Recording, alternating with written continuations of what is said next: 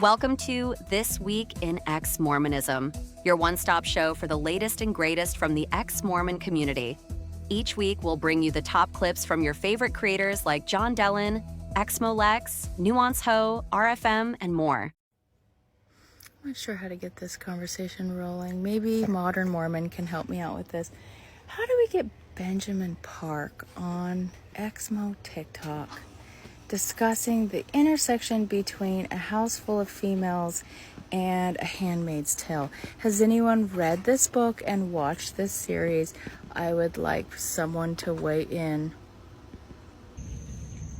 It usually takes invoking my name 3 times to summon me somewhere, but I'll make an exception this time. I'm glad you brought this question to me of Handmaid's Tale and House Full of Females.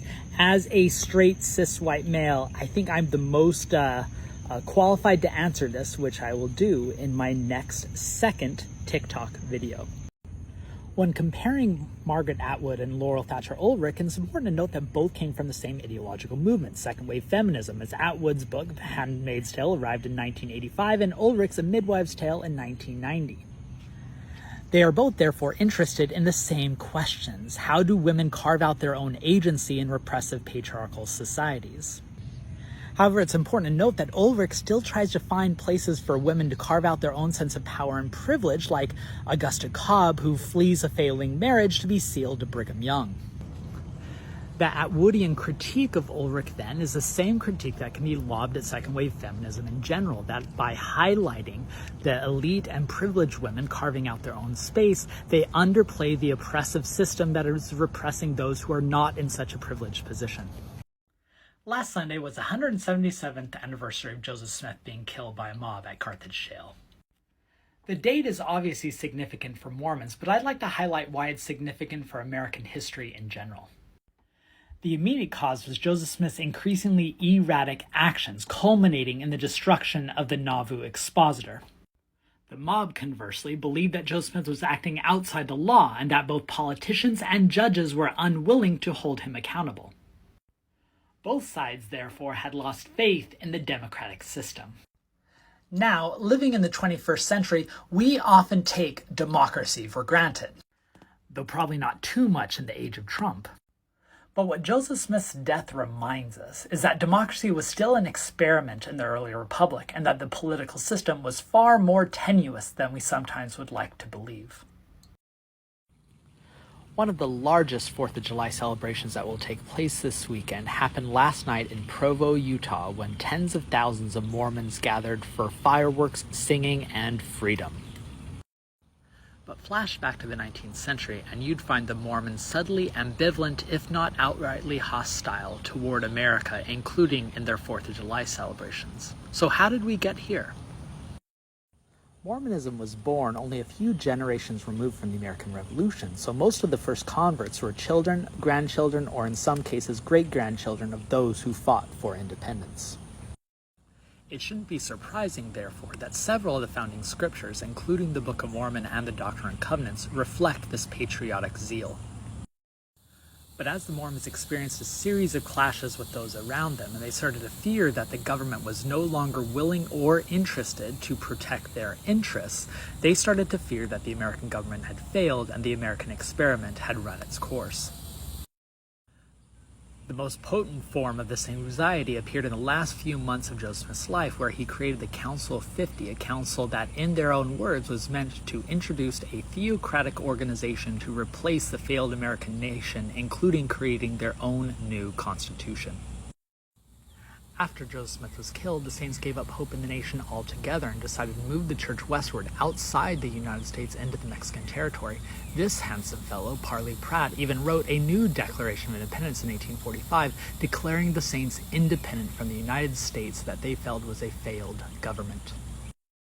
While the Saints were marching westward, however, America entered war with Mexico and tried to conscript a number of Mormon men into fighting for them. In order to get the money, the Mormon men agreed, but as they marched into battle, they carried a flag of the United States that only had 13 stars rather than the contemporary flag in order to reflect their faith in the America's founding, but not the current system. Then, in one of the great ironies, within months of the Saints settling in present-day Utah, the end of the U.S.-Mexico War conscripted that territory into American hands, once again leaving the Saints to petition for their freedom from America. But when America refused to admit Utah as a territory until the Mormons gave up polygamy or their theocratic government, the Saints pushed back. At one point in 1885, at the 4th of July, they celebrated or commemorated by lowering the U.S. flags to half-mast and having a funeral for American principles of religious liberty. This all changed in the 1890s, of course, when Mormons gave up polygamy, embraced the two-party system, and assimilated into American culture. As a result, Utah was finally admitted as an American state, and Mormons have been trying to make up for their lost years of patriotism ever since. The first public notice of the Continental Congress declaring independence from the British Empire appeared in the July 2nd issue of the Pennsylvania Evening News. Here you'll see jotted in at the very end of the notice the editor fitting in the breaking news that the Continental Congress declared the United States free and independent states. But literally just to the right across the column of that notice was a notice of a $3 reward from an African-American enslaved individual named Ishmael who had ran away from his master. So here we have two declarations of independence, one from the Continental Congress that we celebrate with fireworks, and the other by an enslaved individual who is going to be punished. This serves as a reminder of how much freedom and inequality are intertwined in American history, and in order to understand the one, we also need to dissect the other. Recent investigations have discovered over 1,000 bodies of Indigenous children buried at boarding schools across Canada. It's a sobering reminder of the long and lasting legacies of colonialism. But it's important to remember how complicit nearly every institution has been in this attempt at cultural decimation. Today I'd like to highlight how the LDS Church's Indian Student Placement Program, or the ISPP, took nearly 50,000 Indigenous children out of their home and tried to assimilate them into white society. In 1947, a young girl by the name of Helen John traveled with her family to Richfield, Utah to perform migrant labor. She came to the attention of the local stake patriarch by the name of Golden Buchanan, who decided to adopt her into his family so that she could attend white schools. This was part of a much larger cultural moment. In the wake of World War II, many legislatures decided that the persistent poverty on many reservations was due not to centuries of colonialism, but rather to Indigenous cultures themselves. And so they decided to assimilate Indigenous people into white society. They cut off funding to some tribes, dissolved others, and instituted programs whereby Indigenous children would be taken to white schools.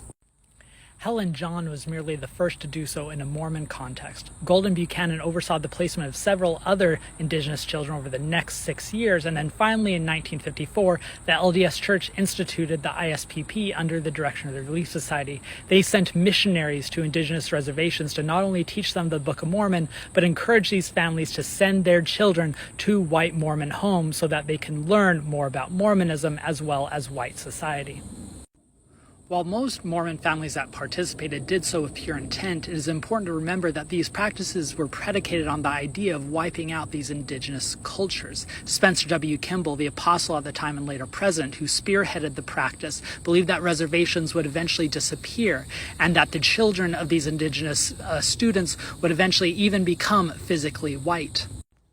Why would Native families agree to this? Well, many didn't have much of a choice. The Navajo reservations in Utah, for instance, did not even have a public high school provided to them, so their choices were to either bus their children 80 miles down the road daily or to send them to something like the ISPP.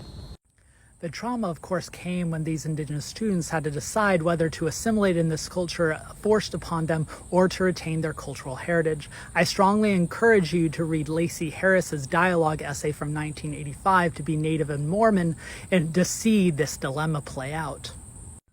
These placement programs eventually fell out of favor as Indigenous tribes successfully argued that resources should be spent building up reservations and retaining Indigenous society, but the legacies still live on. July 24th is known as Pioneer Day, the Utah state holiday that celebrates the Latter-day Saints' arrival into Salt Lake Valley. But the extent to which it is framed as a patriotic commemoration with enough nationalism to rival the 4th of July papers over the complicated moment of Utah's founding, as well as its lasting and interlaced legacies.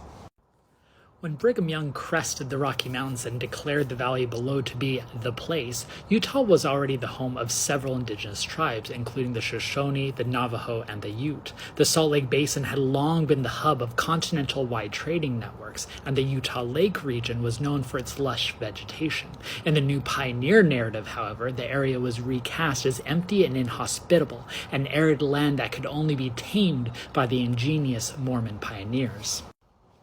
So besides displacing indigenous peoples from their ancestral lands, colonization also seized upon the place itself, relegating the landscape as a character within the Mormon pioneer saga. If you want to read more about this, read Jared Farmer's excellent On Zion's Mount. The patriotic pioneer story also papers over the initial Deseret Territory's imperial, broad, and anti-American aims, in which Brigham Young and his followers envisioned a Mormon empire that spanned much of the Western American territory as a check against American expansion.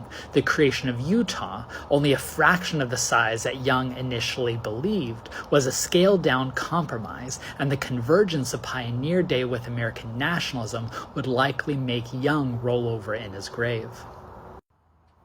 And finally, the rhetoric of individual freedom at the heart of Pioneer Day celebrations overlooks a substantial amount of coerced and unfree labor at the foundation of the state's origins. Among the men who were part of the 1847 Vanguard Company were several enslaved men, and anti-black laws were further ensconced when Utah was admitted as a slave territory in 1852.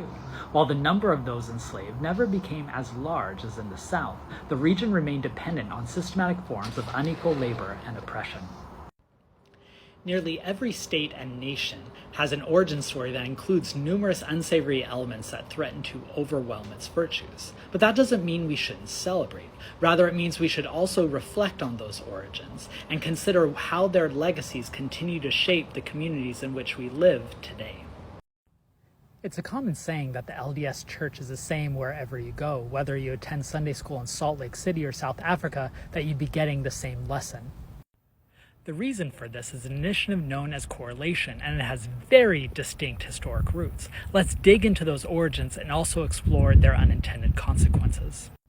At the 1961 General Conference, church leaders announced that they were instituting a new program led by Apostle Harold B. Lee that would standardize doctrine, streamline programs, and structure organizations. Correlation, they believed, would introduce the church to its new developmental stage.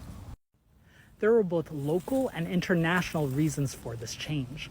Locally, there was growing concern over disagreement among church leadership, as apostolic discord had haunted the church since the founding.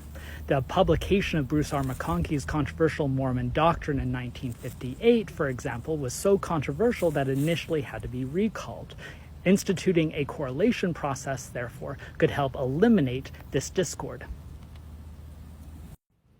Internationally, the church was going so fast outside of America that they needed a way to handle their message that no longer needed to be controlled by individual apostles. Correlation, therefore, was seen as a necessary step to their global presence. It is clear that correlation was an enormous success in achieving both of these goals. Today, church leaders appear more united than ever, and the church message is mostly shared universally across the globe. But there are also a number of unintended consequences that they did not foresee when they introduced the practice. First, correlation evaporated any degree of autonomy that the Relief Society still had. Now, the Relief Society had been losing power for several decades by the 1960s, but the correlation of publications meant the end of the Relief Society's own periodical, which they had been publishing for over a century. Now they were forced to operate under the correlation, which was in turn overseen by the priesthood. Second, the disappearance of institutional platforms for unorthodox voices led to the creation of new periodicals. It's not a coincidence that the decade after the rise of correlation saw the creation of Dialogue, a journal of Mormon thought, Journal of Mormon History, Exponent 2, and Sunstone. This is not likely what church leaders intended, but it was a direct result. Third, and finally, when church leaders grew uncomfortable with these new periodicals, correlation also afforded them a framework with which to dismiss these voices outright. Anything found outside approved sources could be cast as unfaithful alternative voices and therefore a threat to the church. So yes, correlation introduced unity to the institutional message, but it also laid the groundwork for disunity among the general saints that we still experience today. I was recently invited to try my hand at an impossible task, named the 5 best books on Mormonism. You can read the whole thing with my interview and my picks at this website. That's me right there. But in the meantime, I thought I'd give a brief overview here in TikTok form. Now, I should emphasize that there's no such thing as a definitive list, as any pick reflects more on the picker than the pickees. As a historian, I'm drawn to history, and more specifically, American history at that. I'm also one that believes that the field progresses and gets better over time, so my interests tend to go toward more recent works, rather than those that might be classified as classics. However, if you'd like me to sometime do a list on the most influential books on Mormon history, which would be a very different list, let me know. My first pick is Richard Bushman's Rough Stone Rolling, a cultural biography of Joseph Smith. Now, Bushman was not only the first historian to be able to take advantage of many of the sources that had previously been unavailable to Joseph Smith biographers, but he was also an expert at placing Joseph Smith within his historical context. More, this book was a watershed moment for Mormon historiography, setting the stage for the maturation of the field of Mormon studies more broadly.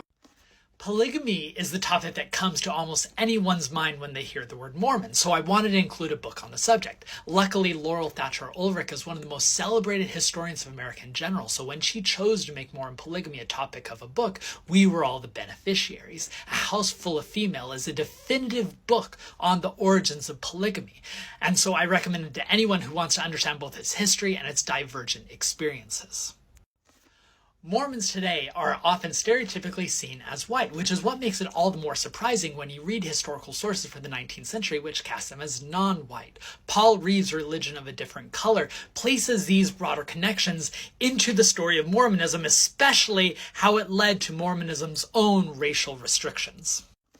How did Mormons go from marginalized in the 19th century to culturally acceptable in the 20th? That transition is at the heart of Kathleen Flake's book, The Politics of American Religious Identity, The Seeding of Senator Reed Smoot, Mormon Apostle. This short and engaging book tells how Mormons evolved from a Mormon kingdom to an American denomination, and the American government from a Protestant empire to a more secular state. And finally, the often overlooked story of modern Mormonism is the tale of its women, especially their divergent experiences. Colleen McDaniel is one of the most established scholars of modern American religion, and she tells this story in her book, Sister Saints, Mormon Women Since the End of Polygamy. And that's it. I imagine many of you have very different picks for your list. I'd love to hear them. And if you'd like me to make other lists, or to go into more detail about this list, please let me know in a comment. Until then, happy reading. Today, the Washington Post published an essay I wrote about why Mormons are so skeptical of the vaccine and why that might pose a threat to the modern church. It is rooted, I argue, in a historical trajectory that goes all the way back to World War II and in many ways still shapes the church today. Following World War II, American Mormons came to closely align with their contemporary evangelical and fundamentalist movements, specifically when it came to how they approached secular knowledge. For instance, they rejected the growing scholarly consensus concerning evolution and biblical higher criticism as threats to traditional religious beliefs. This posture both reaffirmed the authority of LDS leaders as well as reasserted the devotion of Latter-day Saints, as it allowed them to dismiss any claims or opinions or facts that counter traditional messages as secular and therefore something that doesn't have to be engaged. This anti-secular mindset soon crept into social issues too, as they rejected the civil rights movement as based on worldly knowledge, the Equal Rights Amendment as being an assault on the traditional family, and same-sex marriage as being an affront to traditional moral values. Throughout these debates, mainstream Mormons became increasingly and reliably conservative, no longer requiring LDS leaders to step in and reasserting their ideals. The result is a Mormon culture that is dominated by right-wing values, even as the institution claims political neutrality. But the rise of Trump has demonstrated how far this shift has gone. A study earlier this year found that over 40% of American Mormons believed Trump's big lie that the election had been stolen, and only 30% trusted mainstream news sources, demonstrating how far they have come to accept radical right-wing talking points. This despite the fact LDS leaders have tepidly spoken out against Trump and the insurrection that followed. The Mormon response to COVID has proved that this movement has gone beyond institutional control, as even though LDS leaders have urged members to get vaccinated, be masked, and follow social distancing protocols, many have argued against it, showing their allegiance primarily with right-wing ideals, and showing that LDS authorities no longer have full control over its membership. I initially titled the essay, Mormon Leaders Sowed the Wind by Distrusting Secular Authorities. With COVID, they reaped the whirlwind. It was too clumsy and long to be a title for an op-ed and therefore rightly cut, but I think it still captures the dynamic at play. We'll see if things change going forward. Got a package in the mail that I was waiting for and really excited to see. Open it up. Look at this beauty. Paperback edition of Kingdom. The New Yorker quote on the front. Wall Street Journal, an AGR quote on the back. Look at that handsome devil there. Oh, beautiful sight to see. Order yours today. It's a common adage that modern Mormonism is synonymous with conservative politics, at least in America. And for a large part, that's true. A majority of Latter-day Saints affiliate with the Republican Party, and most of the big disputes are over degrees of conservatism. As a result, most people assume that this political and religious alliance has always been present, especially given the Church's disputes with state and federal governments in the 19th century. However, this has not always been the case. Indeed, in the past century, the Mormon vote in America has went through several twists and turns, none of which were predetermined, and all of which were contextually tenuous. Let's walk through some of those biggest transitions. Mormons did not have to consider traditional political allegiances until after 1890, when church leaders dissolved the People's Party and embraced America's two-party system. But they faced a problem. Most rightly assumed that a majority of Latter-day Saints would affiliate with the Democrats, in part because the Republicans had led the anti-polygamy charge. But it was the GOP who were now pushing for Utah statehood. Add the fact that several prominent leaders, most notably Joseph F. Smith, were stalwart Republicans, they now believed that the best path to political acceptance was through embracing the GOP. But the Mormon embrace of the Republican Party proved tepid. Some LDS leaders, like the Senator Reed Smoot, who was a Mormon apostle, were prominent Republicans. Utah remained a Democratic stronghold. Part of this was rooted in the historical animosity toward the party of Lincoln, but part of it was also rooted in the populist and reform-minded politics that both Democrats and most Mormons shared. The next major shift came in the 1930s when Heber J. Grant, a lifelong Democrat, converted the Republican Party over the issue of prohibition, and he added J. Reuben Clark, a vehement opponent of the New Deal, to the first presidency. One observer noted you couldn't even mention FDR's name in their presence without their faces turning red. However, while they publicly opposed Roosevelt and his agenda, and even published endorsements of his opponents, Latter-day Saints continued to vote for the Democrat all 4 times he was on the ballot. The seeds were sown, however, for a long-term change. Mormons continued to back the Democrats, including overwhelming support for Lyndon B. Johnson and his Great Society plan in 1964. But the cultural tumults of the 1960s shifted the political landscape. Led by Apostle Ezra Taft Benson, many Mormons followed the GOP blueprint that used the culture wars to shape a new conservative political coalition. Confirmation of this new trajectory came in the 70s and 80s with the rise of the religious right. Now that conservative religiosity was tethered to the Republican Party, Mormons found a political home for their proclaimed moral values. This allegiance was primarily predicated, however, on traditional notions of gender and the family. So while the current political allegiance between conservatives and Mormons seems quite cemented, history should dictate to us that none of these coalitions are ever permanent, and that change is always possible. I'd like to rant about J. Reuben Clark. Not just gonna rant about him because he wears a bow tie, and the only man that I will tolerate a bow tie from in Mormonism is Dr. Professor Benjamin Park.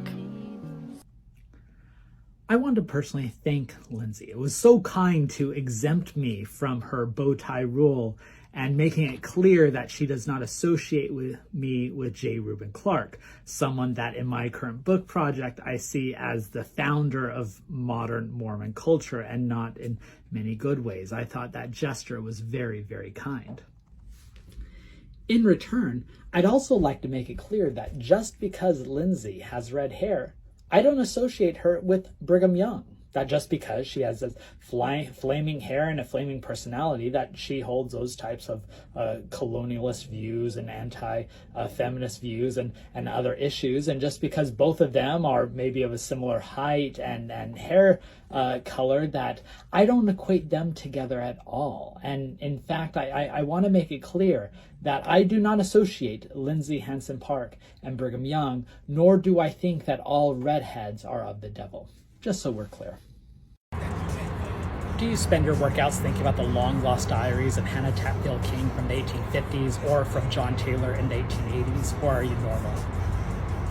Anyways, just a glimpse into the life of an over-specialized Mormon history nerd. The Mormon digital world has been afire over the last week over remarks that Russell M. Nelson made concerning the Book of Mormon and what they may or may not mean about Mormon historicity beliefs. I'd like to walk through why I don't think those comments are so extraordinary in the moment, but why they signify a much broader story.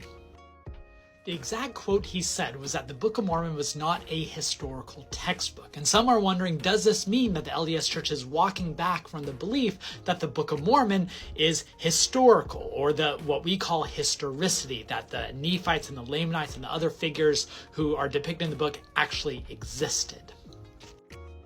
Now, this question of historicity has been crucial to the Latter-day Saint tradition since the church was founded in 1830 with the publication of the Book of Mormon, as people debated whether the account was really of ancient inhabitants of the New World or whether it was a product of Joseph Smith's mind. But Mormons were never that systematic or consistent in saying what they believed. It could be more of a hemispheric model in which the Lamanites and Nephites inhabited the entire North and South America, or as more of a limited geography model where they were just one of many civilizations living. Church leaders did not really care about being systematic until the 20th century. But starting in 1900, church leaders started paying more attention and resources to finding these evidences of Book of Mormon historicity, hiring amateur archaeologists and historians to go out and find these proofs. This culminates in a new Book of Mormon edition in the mid-20th century that featured some of these so-called proofs in its first few pages. But notably, church leaders tried to keep a lot of this at arm's length because they never knew which scholars that they could fully trust. After decades of relying on amateurs, church leaders started relying on more professional scholars in the 1980s as they formed the Foundation of Ancient Research in Mormon Scholars, known as FARMS, who tried to add more credibility to the Book of Mormon. But while the farm apologists had their heyday in the 1980s and 1990s, defending the church against the skeptics who questioned historicity, there's been a slowing down in that field since about 2000. And their inheritors, like the Interpreter crowd and the Book of Mormon Central crowd, are mostly repeating what had previously done before. And I think one reason for that is because church leaders have realized that they cannot put that much trust in the scholarship defending Book of Mormon historicity, and instead are falling back into the traditional position of looking at it as a book of spiritual truths based on a testimony, not concrete evidence. Which brings us back to Nelson. Now, notably, they've walked back the text of the talk as found on the website. So now it's saying the Book of Mormon is just not a textbook rather than a historical textbook, just to avoid confusion. But what I think he's saying here is it's not an attack on historicity, but an attack on secularism, saying we need to emphasize spiritual truths. I know my page has been quiet lately, but I'd like to make it up to you. Today, I'm starting a series of videos that I'm calling the Arrington Camelot, in which I introduce you to this guy, who he is, what he did, and why he matters to us today. This is Leonard Arrington. He was born and raised on a rural farm near Blackfoot, Idaho. Soon he would go on to fight in the war, go to the University of North Carolina for his PhD, and eventually became a professor of economics at Utah State University. While there, he wrote the famous Great Basin Kingdom, a history of Mormon economics in the 19th century. And then in 1972, he was called to be the church historian for the Church of Jesus Christ of Latter-day Saints. Now, the LDS Church had always had a church historian, but the position had always been held by church leaders who used the office to emphasize a devotional history that prioritized spirituality over historical engagement. In fact, in the 20th century, the church historian position had been held by Joseph Fielding Smith for 50 years, or nearly 50 years, from around 1920 till around 1970. But that changed in 1972. The year before that, the church had hired an external consulting group to give them feedback on how to be a more efficient and organized institution. One of the feedback they received was to put professionals in charge of all their different divisions. This included the historical department. So they approached Leonard Arrington, someone who is both respected by academic authorities as well as by church leaders, to head the newly created history division. Arrington quickly went to work. He first tried to hire the best and brightest minds in Mormon history, like Jim Allen, the guy in the brown suit here, who is a professor of history at BYU, and Davis Binton, the guy on the right, who is a professor of history at the University of Utah, as his assistant church historians. And he hired several other researchers like Maureen Beecher, Jill Mulvey, and D. Michael Quinn. And they set out on a very ambitious publication agenda, with their hallmark being a 15-volume sesquicentennial history, 15 books written by different authors to be published in honor of the church's 150th anniversary in 1980. Their openness and engagement was so positive and optimistic that they came to refer to it as Camelot. But despite all that optimism, Arrington's Camelot came to a tragic end within 1 decade. In the next few videos in the series, I'm going to detail their early successes and struggles, their later confrontations. In fact, one moment when Arrington got in a fighting match with church apostles. And then finally, I'll talk about the legacies that last from Arrington's Camelot all the way to the present and what it means about the study of Mormon history. I thought it would be useful to start out this series on Arrington's Camelot to talk about their overall vision and what they hoped to accomplish and why they came to refer to this period as Camelot. A month after Arrington was ordained as church historian, he set out 6 key goals for his department. First, they were going to assist church leaders in learning about the history. Second, they were going to assist scholars who are doing research in Mormonism.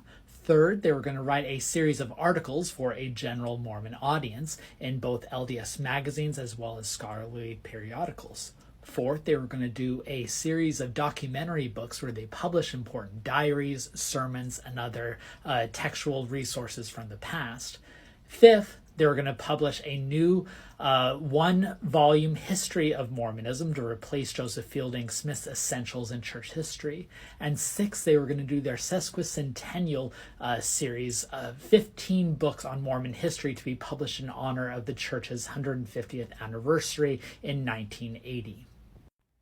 These types of projects were a clear break from what the church historian's office had done in the past. They were aimed to be both responsible to the scholarly world as well as receptive of what was needed by the LDS membership. Arrington was convinced that he'd be able to balance both of these needs.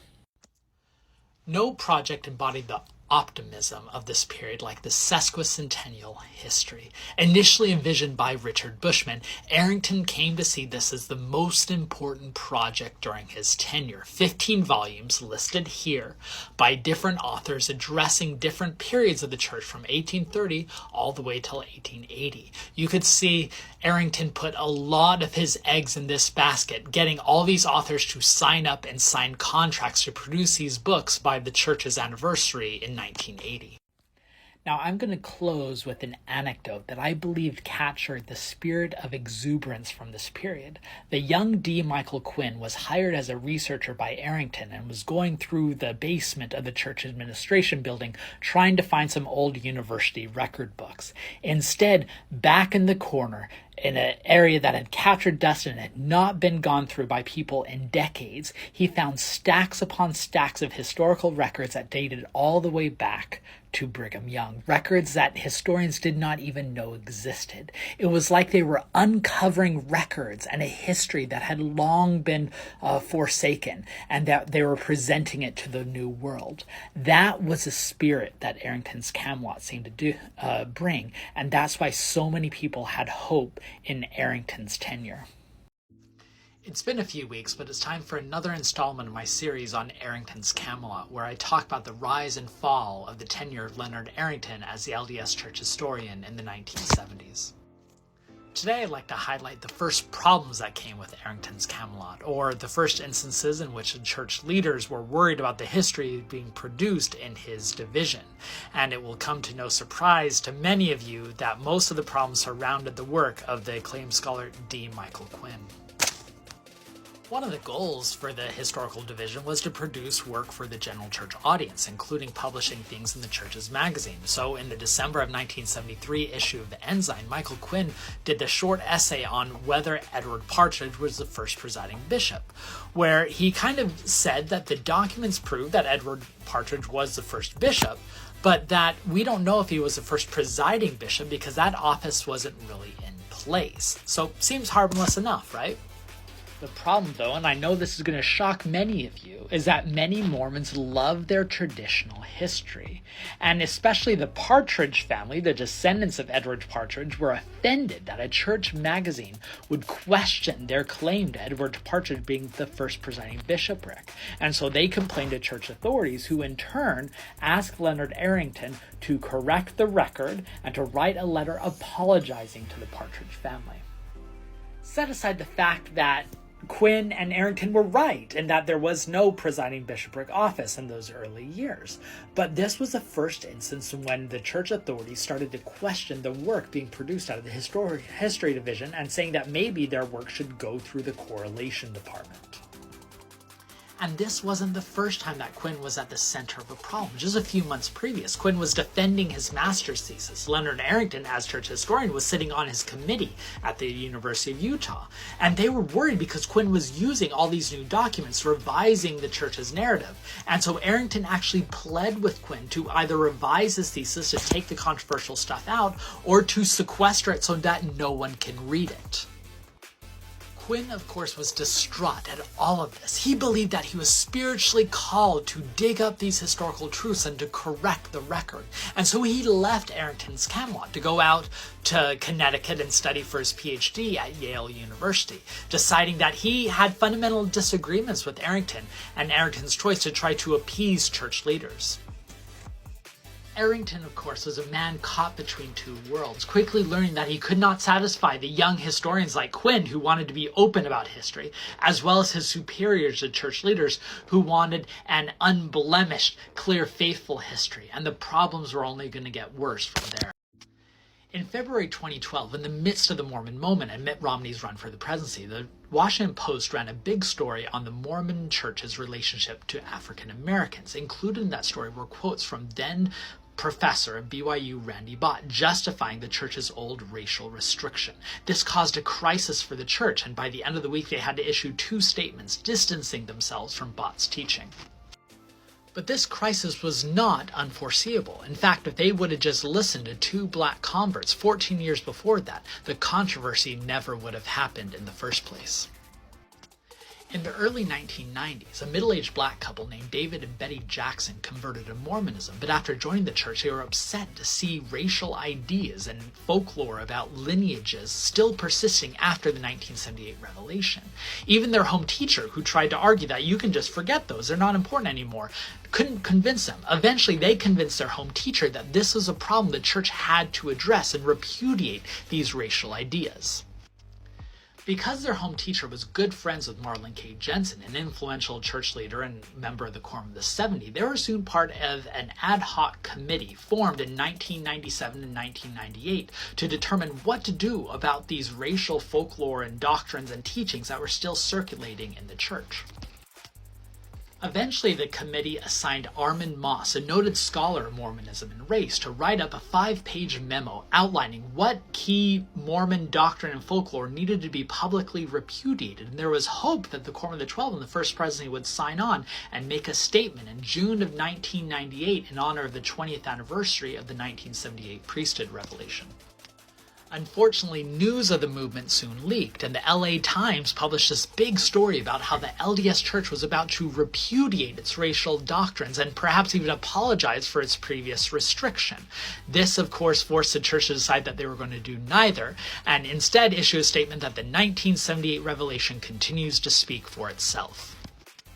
But because they did not repudiate these racist ideas, they still circulated, including from the very popular BYU professor Randy Bott, who taught thousands of students every year in religion classes. And when the Washington Post quoted him recycling the very same racial doctrines that offended the Jacksons, the church was now forced to act.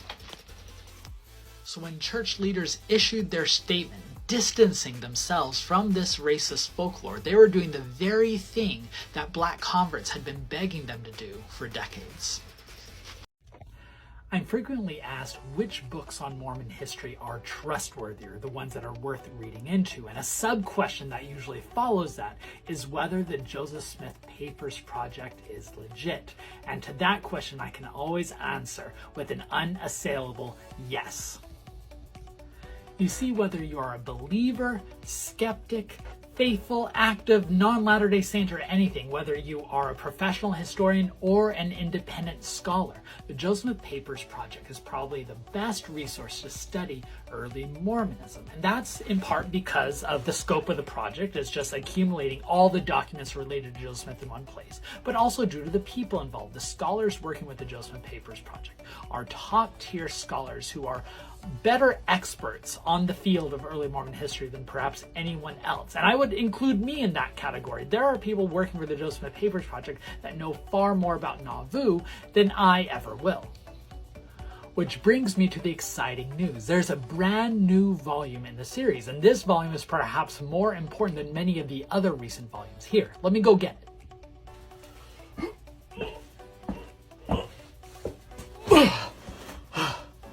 Look at this thing. This thing is like 20 pounds. The Papers Project is divided into several different series: documents, administration, histories, but perhaps the most exciting series is the Revelations and Translations series. And this new one, so I'm not exaggerating when I say this thing is heavy, is Revelations and Translations Volume 5, which is the original Book of Mormon manuscript. So it takes all of the exempt parchments and pieces of paper we have from the original Book of Mormon manuscript and places them side by side.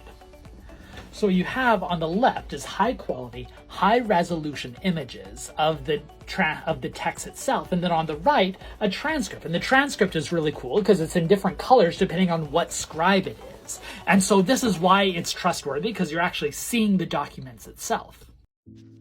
So I often get questions like this one that ask me to compare Fawn Brody's classic No Man Knows My History and Richard Bushman's Ruststone Rolling. What people are often surprised about when I answer is how similar I find the two books.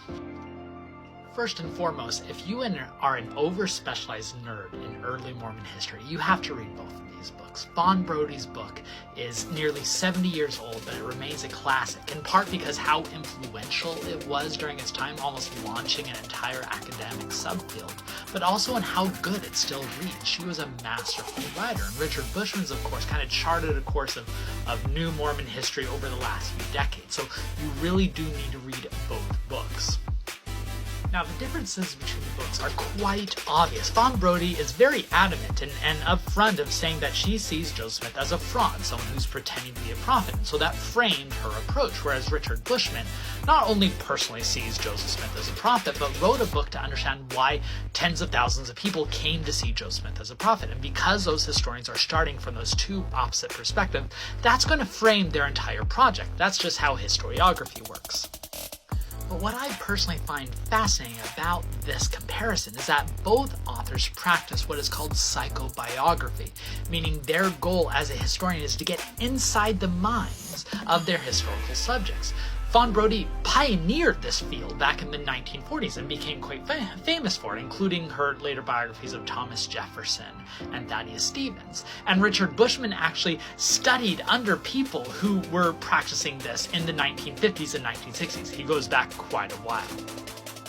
This is what struck me when I reread both books recently, is that both of them follow the same benchmarks in Joseph Smith's life, and they all follow around ideological and mental tensions, whether it be problems with the father, internal strife, marital relations, these things that kind of cause deep discord within one's psyche. That's what drives Joseph Smith's actions. Of course, there are still leagues that differentiate these two books. Probably the biggest strike against Brodie is that she did not have access to the sources that all historians now have access to presently. She had to rely on the history of the church volumes, which are very problematic, as well as, a limited number of external sources that historians now benefit from. So we are standing on the shoulders of these two great works, even if they end up coming to divergent conclusions based on similar types of questions. Just a warning, whenever you ask me a nerdy question like this one, you are giving me an excuse to geek out about historical sources, which I am always want to do. Any of you who are raised LDS are probably familiar with this book series, a 7-volume series titled History of the Church, supposedly written by Joseph Smith. And for generations, these were the most popular books to understand the earliest period of Mormonism. But there's a backstory and some difficulties with these books. You see, while these books are written in the voice of Joseph Smith, they were actually composed by a scribe. Joseph Smith had dictated that a history is going to be written of the church, and so from very early on, he had people whose full commitment was to write these histories. But they only made it so far before Joseph's death, and then most of it was compiled after Joseph's death, both drawing from historical sources, but also memories and conversations. So at the very start, we should recognize that there's a difference between what these books claim to be and what they actually are. Now, while the history appeared in newspaper form early on, they actually weren't compiled into a book series until this guy came along. This is B.H. Roberts, and starting in the late 19th century and early 20th century, he actually worked to compile all these histories together into the volumes that we now know, History of Joseph Smith. He edited, he composed it. He is really the editor of the history of the church. But while lots of historians rested their scholarship on these books as sources, it wasn't until later that scholars realized that they aren't the most faithful to the historical sources and events themselves. And in fact, recently the historian Dan Vogel put together for the Smith Pettit Foundation a wonderful series of the history of Joseph Smith, where he uses all the extant manuscripts to kind of trace back where each section came from, what can be trusted, and so forth. So I really recommend that 7-volume series. But thankfully today there's no need to even go to the History of Church series anymore, because all the original first-person documents from Joseph Smith's lifetime are available on the Joseph Smith Papers website, where you can go see the actual images, high-resolution images of the documents, as well as transcriptions and excellent background info. So it's really beyond time to where we no longer have to rely on those very problematic History of the Church sources, and instead go to the sources that are one step beyond it, closer to the actual moment of creation. I recently did a video about a BYU religion professor a decade ago who got taught teaching very racist doctrines, and how it dug up some lingering issues of Mormonism and race that persisted long after they rescinded the racial restriction in 1978. Well, these are some remarks that come from BYU religion professor Brad Wilcox recently. How come the blacks didn't get the priesthood until 1978? What's up with that, Brother Wilcox? What, Brigham Young was a jerk? Members of the church were prejudiced? Maybe we're asking the wrong question. Maybe instead of saying, why did the blacks have to wait until 1978? Maybe what we should be asking is, why did the whites and other races have to wait until 1829?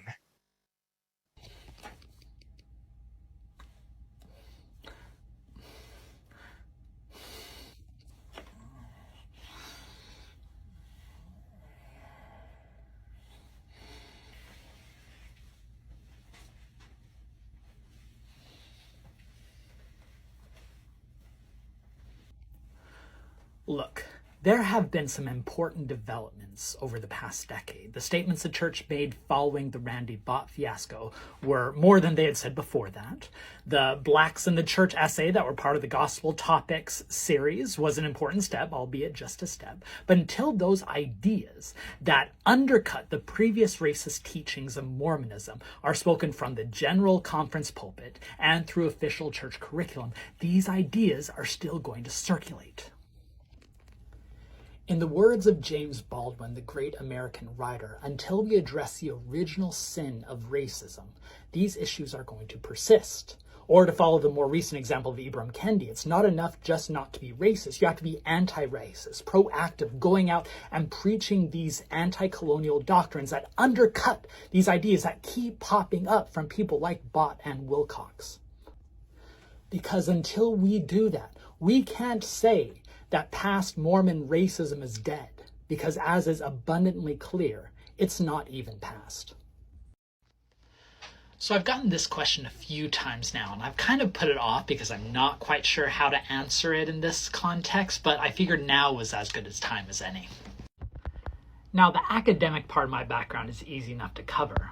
After getting my bachelor's degree at Brigham Young University, I received a master's degree in theology from the University of Edinburgh's School of Divinity. Then I went to the University of Cambridge, where I received a master's degree in political thought and intellectual history, and then a PhD in history. Then, after serving 2 years as a postdoctoral fellow at the University of Missouri's Kinder Institute on Constitutional Democracy, I was hired at the job I am now, where I teach American religious history at Sam Houston State University, an R2 university located a little over an hour north of Houston. Most people know me because of this book, Kingdom of Nauvoo, The Rise and Fall of a Religious Empire on the American Frontier, which was published by W.W. Norton's Live Right imprint 2 years ago. I was very privileged for the book to receive a lot of attention, including a featured review in The New Yorker, Wall Street Journal, and the Best Book Award from the Mormon History Association. The paperback came out last year, and there's some really fun things in the mix that also build off of the book. I'm also the editor of the journal Mormon Studies Review, which is the academic hub of all the subdisciplines related to Mormonism, and I also edited the textbook, A Companion to American Religious History, which was published by the big textbook company Wiley Blackwell.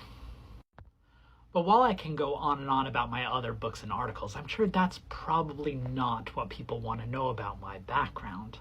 I was raised in the LDS Church. I served a mission in Washington, D.C., and as I mentioned, I went to school at Brigham Young University.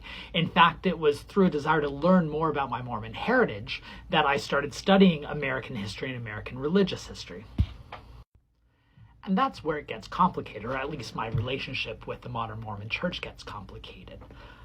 Because while I may not believe all of Mormonism's teachings or even be particularly active within the faith, I still consider myself a part of the LDS community. And that commitment, both through family and relations and society, is something that still draws my interest in and analysis of Mormonism more broadly.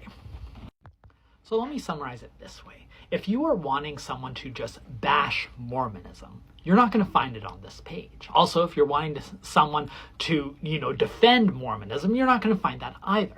Instead, through my scholarship and on this TikTok page, I try to provide more of a scholarly analysis, placing things in a broader context or bringing outside scholarly thinking onto these issues. That's what I aim to do with this page. I hope you'll follow along. All right, everybody, it's time for part 4 of Arrington's Camelot, where I discuss the rise and fall of the tenure of Leonard J. Arrington as the LDS Church historian in the 1970s. The last we left this story was in the early 1970s, when Arrington's division was starting to have problems with church leadership over a number of essays that they had published, including angering the Edward Partridge family when they questioned whether he was the first presiding bishop, as well as when they published a letter from Brigham Young to his son where he admitted his tobacco use. But Arrington noted that the reason why they hadn't had any big problems yet was they had yet to publish a big book. This all changed in 1976 with the publication of this book, James Allen and Glenn Leonard's The Story of the Latter-day Saints, a 1-volume history of the faith that was meant to replace Joseph Fielding Smith's Essentials in Church History. While an objectively devotional book. It incorporated a lot of scholarly insights and remains to this day, I would argue, one of the best social histories ever written about the church. But while the book earned a lot of praise both from the scholarly community as well as a number of people inside the church, it drew ire from three influential apostles, Ezra F. Benson, Boyd K. Packer, and Mark E. Peterson, depicted here in Accord with the 12 Apostles picture. At one point, Benson even commissioned a detailed several-page single-spaced letter from someone that would outline all the major problems with the book, including giving a naturalistic origin to the word of wisdom, not speaking of the prophets in reverent tones, and in general being a more secular history. The crisis culminated in a tense September 1976 meeting in which Leonard Arrington and the opposing apostles made their case to the First Presidency, arguing why their views of history should be correct. Peterson, Packer, and Benson all made strong arguments, at one point raising their voices, and Arrington gave his rejoinders. Now, the meeting ended a bit anticlimactically, with Spencer W. Kimball saying both sides had their point, but Arrington knew that his days were numbered. The results were immediate. Even though Story of the Latter-day Saints sold out of its first printing with over 10,000 copies sold in that first year, the church decided not to run a second edition, would not do so for another 2 decades. And from that point on, all books and articles that the Church History Division published had to go through curricular review, making Leonard Arrington fear that his Camelot was already collapsing. But that collapse I'll detail in another video. Historians haven't always made the best prophets, but we're rarely really surprised about things because we can, trace a historical trajectory that led us to where we are now. But today I want to talk about something that really has surprised a lot of historians, including myself, and that's the resurgence of those within the Mormon traditions who refuse to accept the idea that Joseph Smith practiced polygamy. Now, I want to make it clear from the very start of this video that there is no historical question that Joseph Smith practiced polygamy, especially in Nauvoo. We have contemporary records, we have accounts from those involved, we have documentation from the period itself. Not a lot, we still have to piece things together, but maybe I'll discuss this in another video at some point, but there's no historical question that Joseph Smith practiced polygamy, and he practiced it quite a lot. So the question is, where did these denials come from? A really important point is that polygamy denial has been around as long as polygamy has. Joseph Smith would publicly deny that he was practicing polygamy even as he was expanding the practice in Nauvoo. But the real polygamy denial came a couple decades later with these guys. Along with Louis Bideman on the bottom left, who is Emma Smith's second husband, these are Joseph Smith's children who organized what comes to be known as the RLDS Church in 1860, and one of their foundational premises was that Joseph Smith never practiced polygamy. And one of the great ironies of this story, it is in response to these RLDS missionaries in the 1860s and 1870s that the LDS Church gathered a lot of the documentation proving that Joseph Smith was a polygamist. Not all, but a lot of the documentation came in response to that. Starting in the 1960s and 70s, however, our LDS authorities recognized the historical fact that Joseph Smith practiced polygamy. In response to that, you get a lot of RLDS purists like Richard and Pamela Price publishing a double-down version that Joseph Smith did not practice polygamy. And these books and articles that the Prices produced, like Joseph Smith fought polygamy, are kind of the origins of the modern arguments denying reality.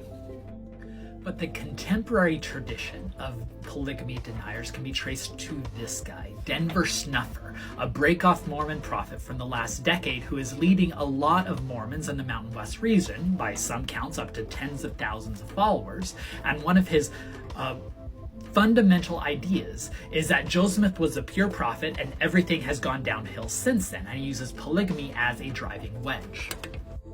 And this idea of polygamy denial has expanded much further beyond just the Snuffer movement, because even though it fits into his narrative of declension, of the church becoming more wicked under Brigham Young and others, it also feeds into a long-standing tradition of LDS believers not wanting to reckon with the reality of polygamy with Joseph Smith, especially since it wasn't until the last decade that the LDS Church fully embraced those facts.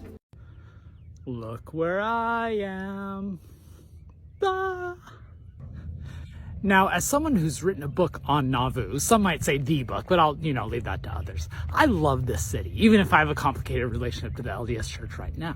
I wish I could give everyone a tour of these fascinating, complicated historic sites, but I can't do that. So instead, I thought I'd do a couple videos highlighting some of my favorite sites here in Nauvoo. And yes, the hat is necessary because it's a freezing 10 degrees here.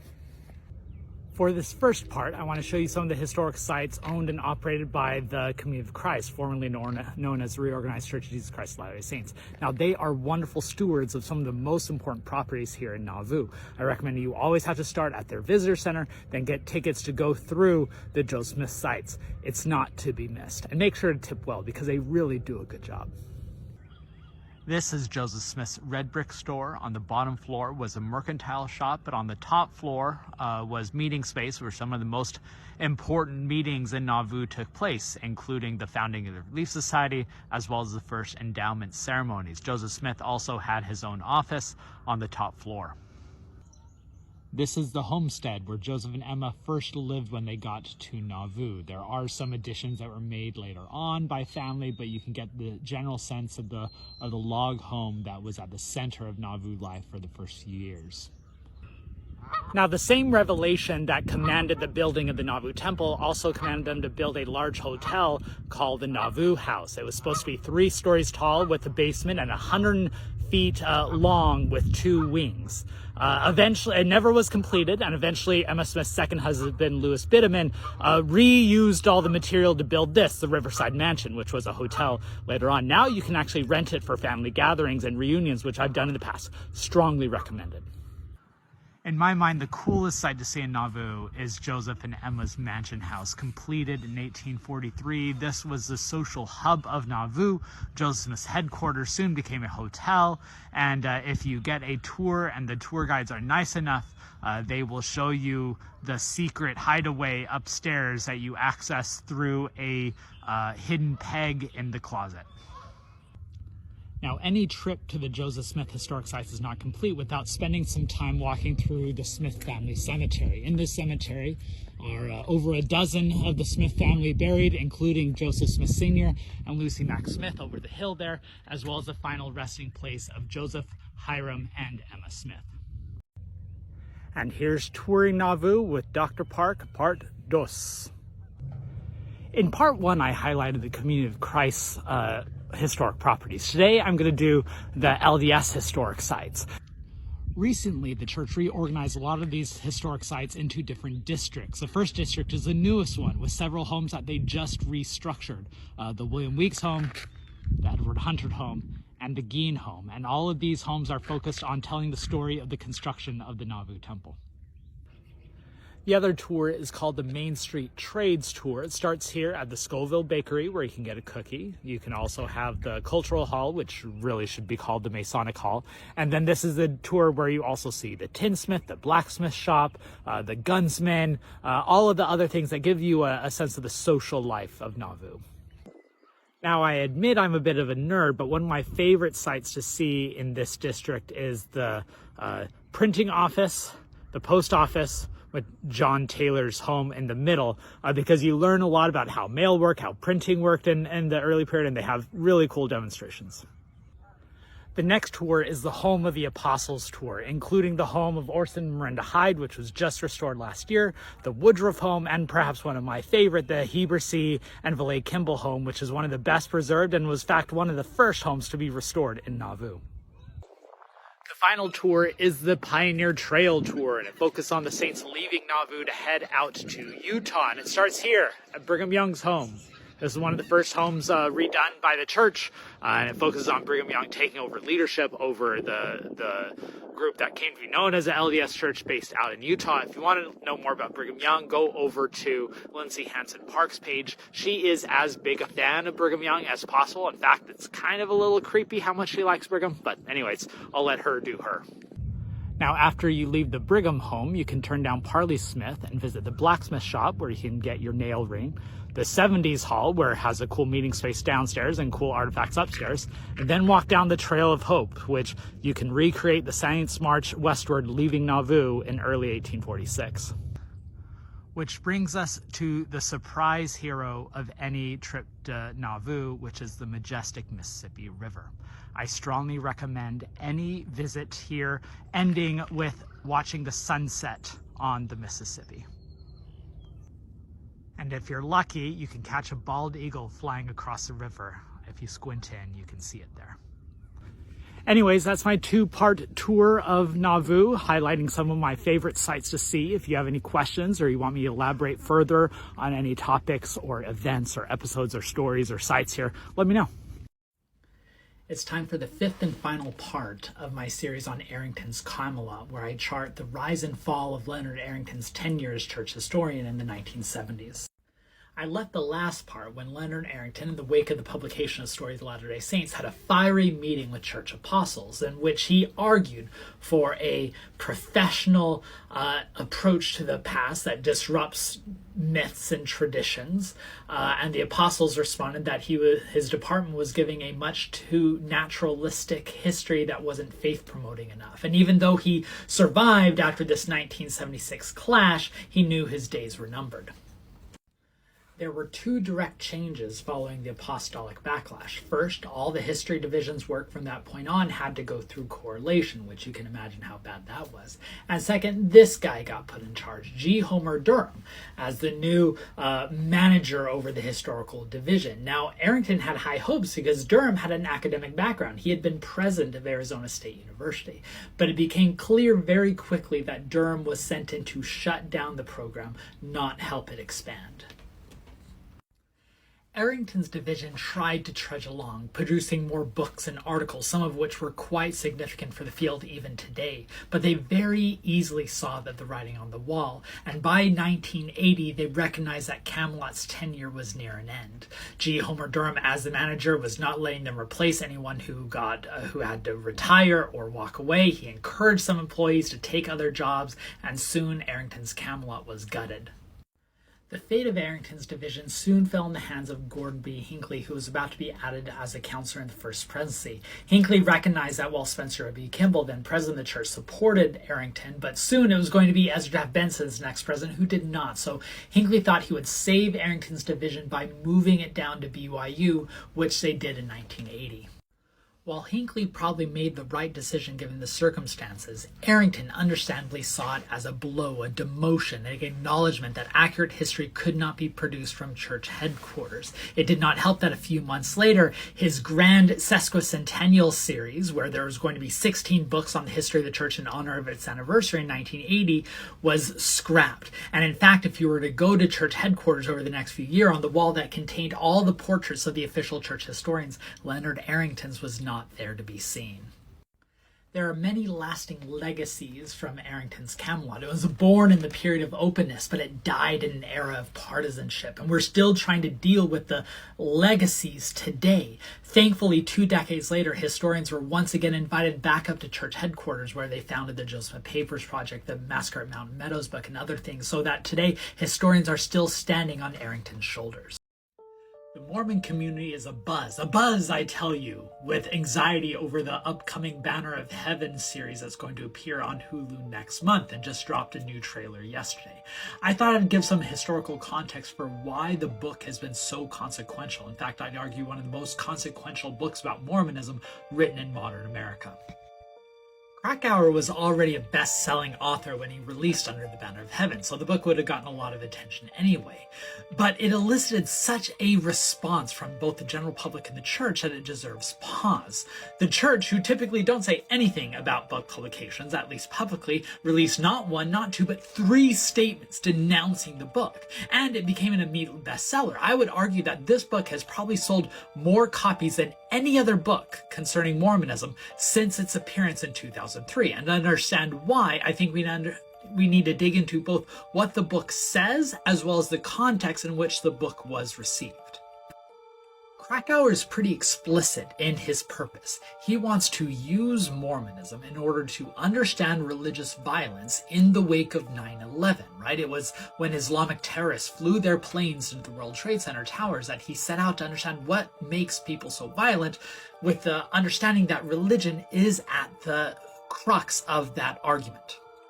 Now, I'm going to set aside the fact that a vast majority of religious studies scholars find Krakauer's argument and approach pretty ridiculous, and they don't really agree with it. But what Krakauer's argument does is it fits into a much larger trajectory of American cultural thought that is quite suspicious about Mormons, thinking that there is something nefarious under the surface, even in the wake of Salt Lake City's successful hosting of the 2002 Olympic Games, when many media critics said that the church came out smelling like roses. Here is evidence that something truly bad is still present.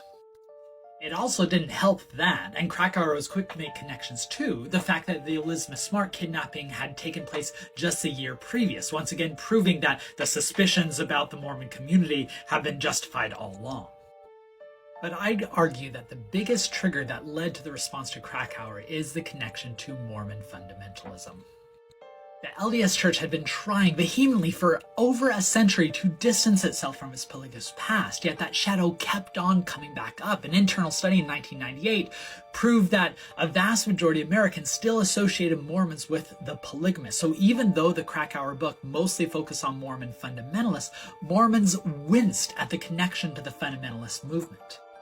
So as we enjoy the brilliant and handsome Andrew Garfield dig into the grisly murders led by Mormon extremists in the 1980s, keep in mind how this fits into the broader trajectory of American cultural fascination with and skepticism of the Mormon. I've gotten asked this question a few times, so I thought it'd be useful to give an update on my current project, what I'm trying to do, and then maybe ask for a bit of help from the rest of you. Shortly after my book Kingdom of Nauvoo came out, my press, W.W. Norton, and specifically their Live Right imprint, approached me about doing a general synthesis of Mormonism in America. There hasn't been one in over a decade, and they felt that I would be a person who could be able to place Mormonism within its American context. So for the last couple of years, I've been working on this history of Mormonism as a lens through which to see fundamental issues of American religious history, specifically faith and intellect, obedience and dissent, and church and state. I'm generally a little over halfway done, and I'm actually hoping to finish by this fall.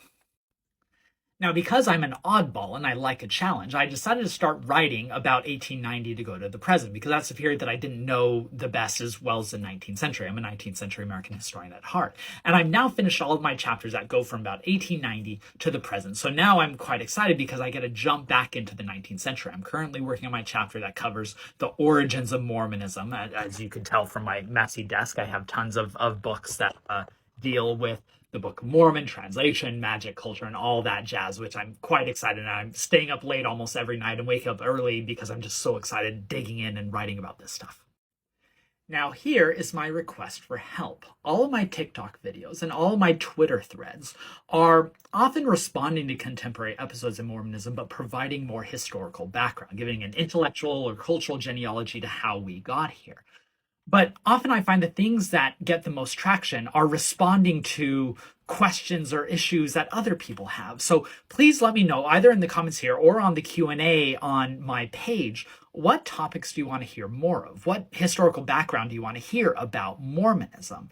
So for instance, I'm thinking about doing a series on Lucy Mack Smith's memoir of Joseph Smith and why it's such a crucial document, but it also has such a complicated history. So please let me know.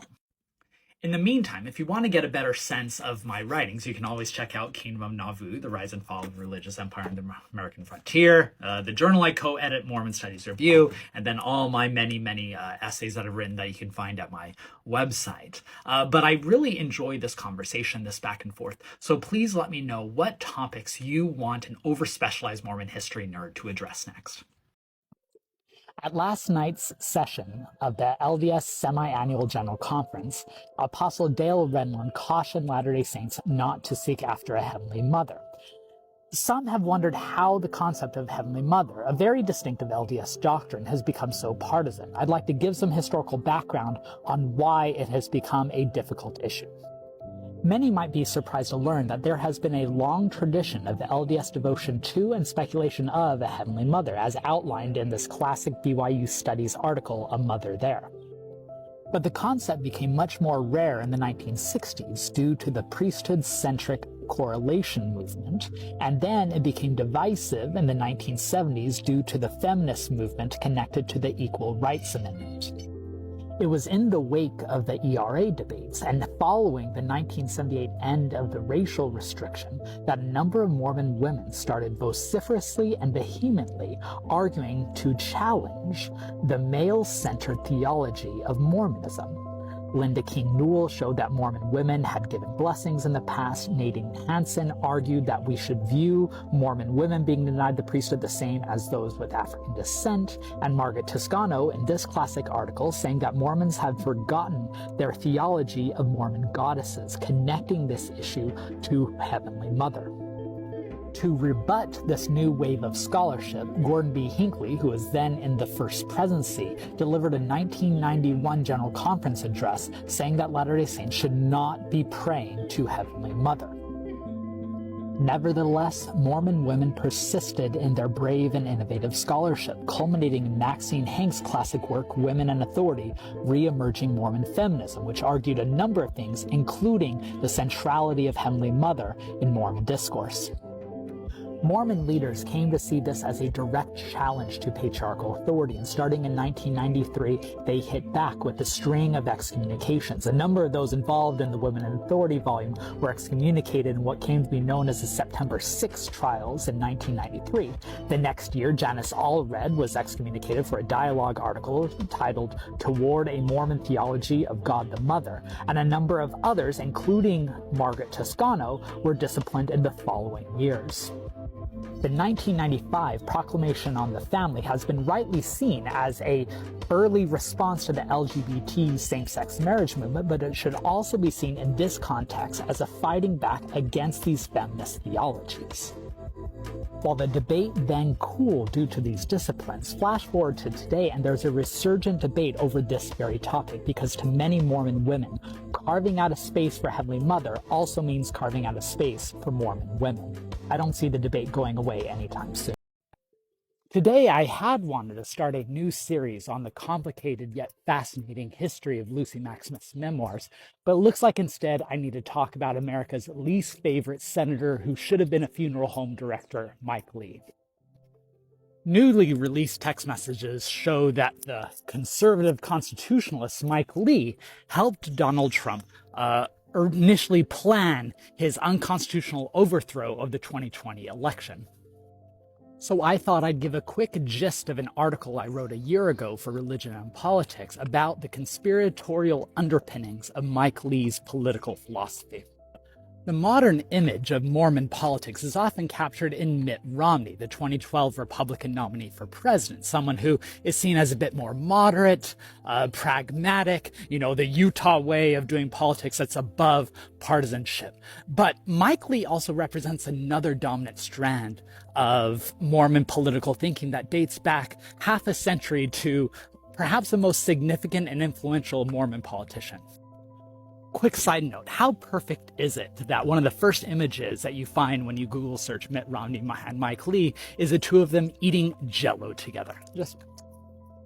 If you go back 70 years, the most prominent Mormon politician was this guy, Ezra Taft Benson, who served as Dwight Eisenhower's Secretary of Agriculture. He was an apostle at the time, and much later, decades later, became church president.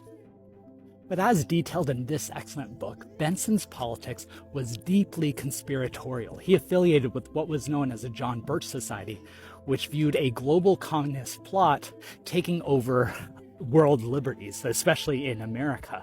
He argued that the civil rights movement was a pawn of this communist plot and a number of other things that were tethered to this conspiratorial world. Things got so bad, in fact, that at one point in the early 1960s, Benson was called on a mission in Europe just to try to keep him from speaking out on these political issues, because the church was becoming affiliated with this conspiratorial worldview. While there are a number of reasons why American Mormons evolved from being mostly moderate politicians who were both in Republican and Democratic parties before World War II to being increasingly Republican afterwards, see my TikTok video on that, Ezra Taft Benson was probably the leading force of change. And I'd argue that Benson's conspiratorial legacies still shape much of the American church today, so much so that when Mormons embraced Trump in 2016, which surprised many onlookers, you can point it directly to this trajectory that started all the way back with Ezra Benson and is now reaching its culmination with the conspiratorial Mike Lee. Today is the 4th of July, which means everywhere you look, you're going to see American flags, patriotic symbols of our pride and independence. But today I'm thinking about Tony de los Reyes' 1851, which I saw at Santa Barbara's Museum of Art earlier this year, and I want to explain why it's so relevant. You see Reyes flip the flag and superimpose it upon a portrait of the stormy ocean. It's meant to represent America in 1851, the year after the expansion of the California, as well as the year of the publication of Herman Melville's Moby Dick. The juxtaposition implies that America's maniacal march for manifest destiny is similar to Captain Ahab's quest to capture the whale. Meaning that patriotism, like the American flag, can justify violent things, like the expansion of slavery and the dispossession of Native Americans.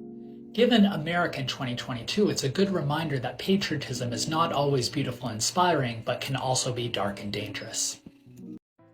There was big news in the Mormon world yesterday when the John Whitmer Historical Association announced the discovery of a potential photograph of Joseph Smith, Mormonism's founder.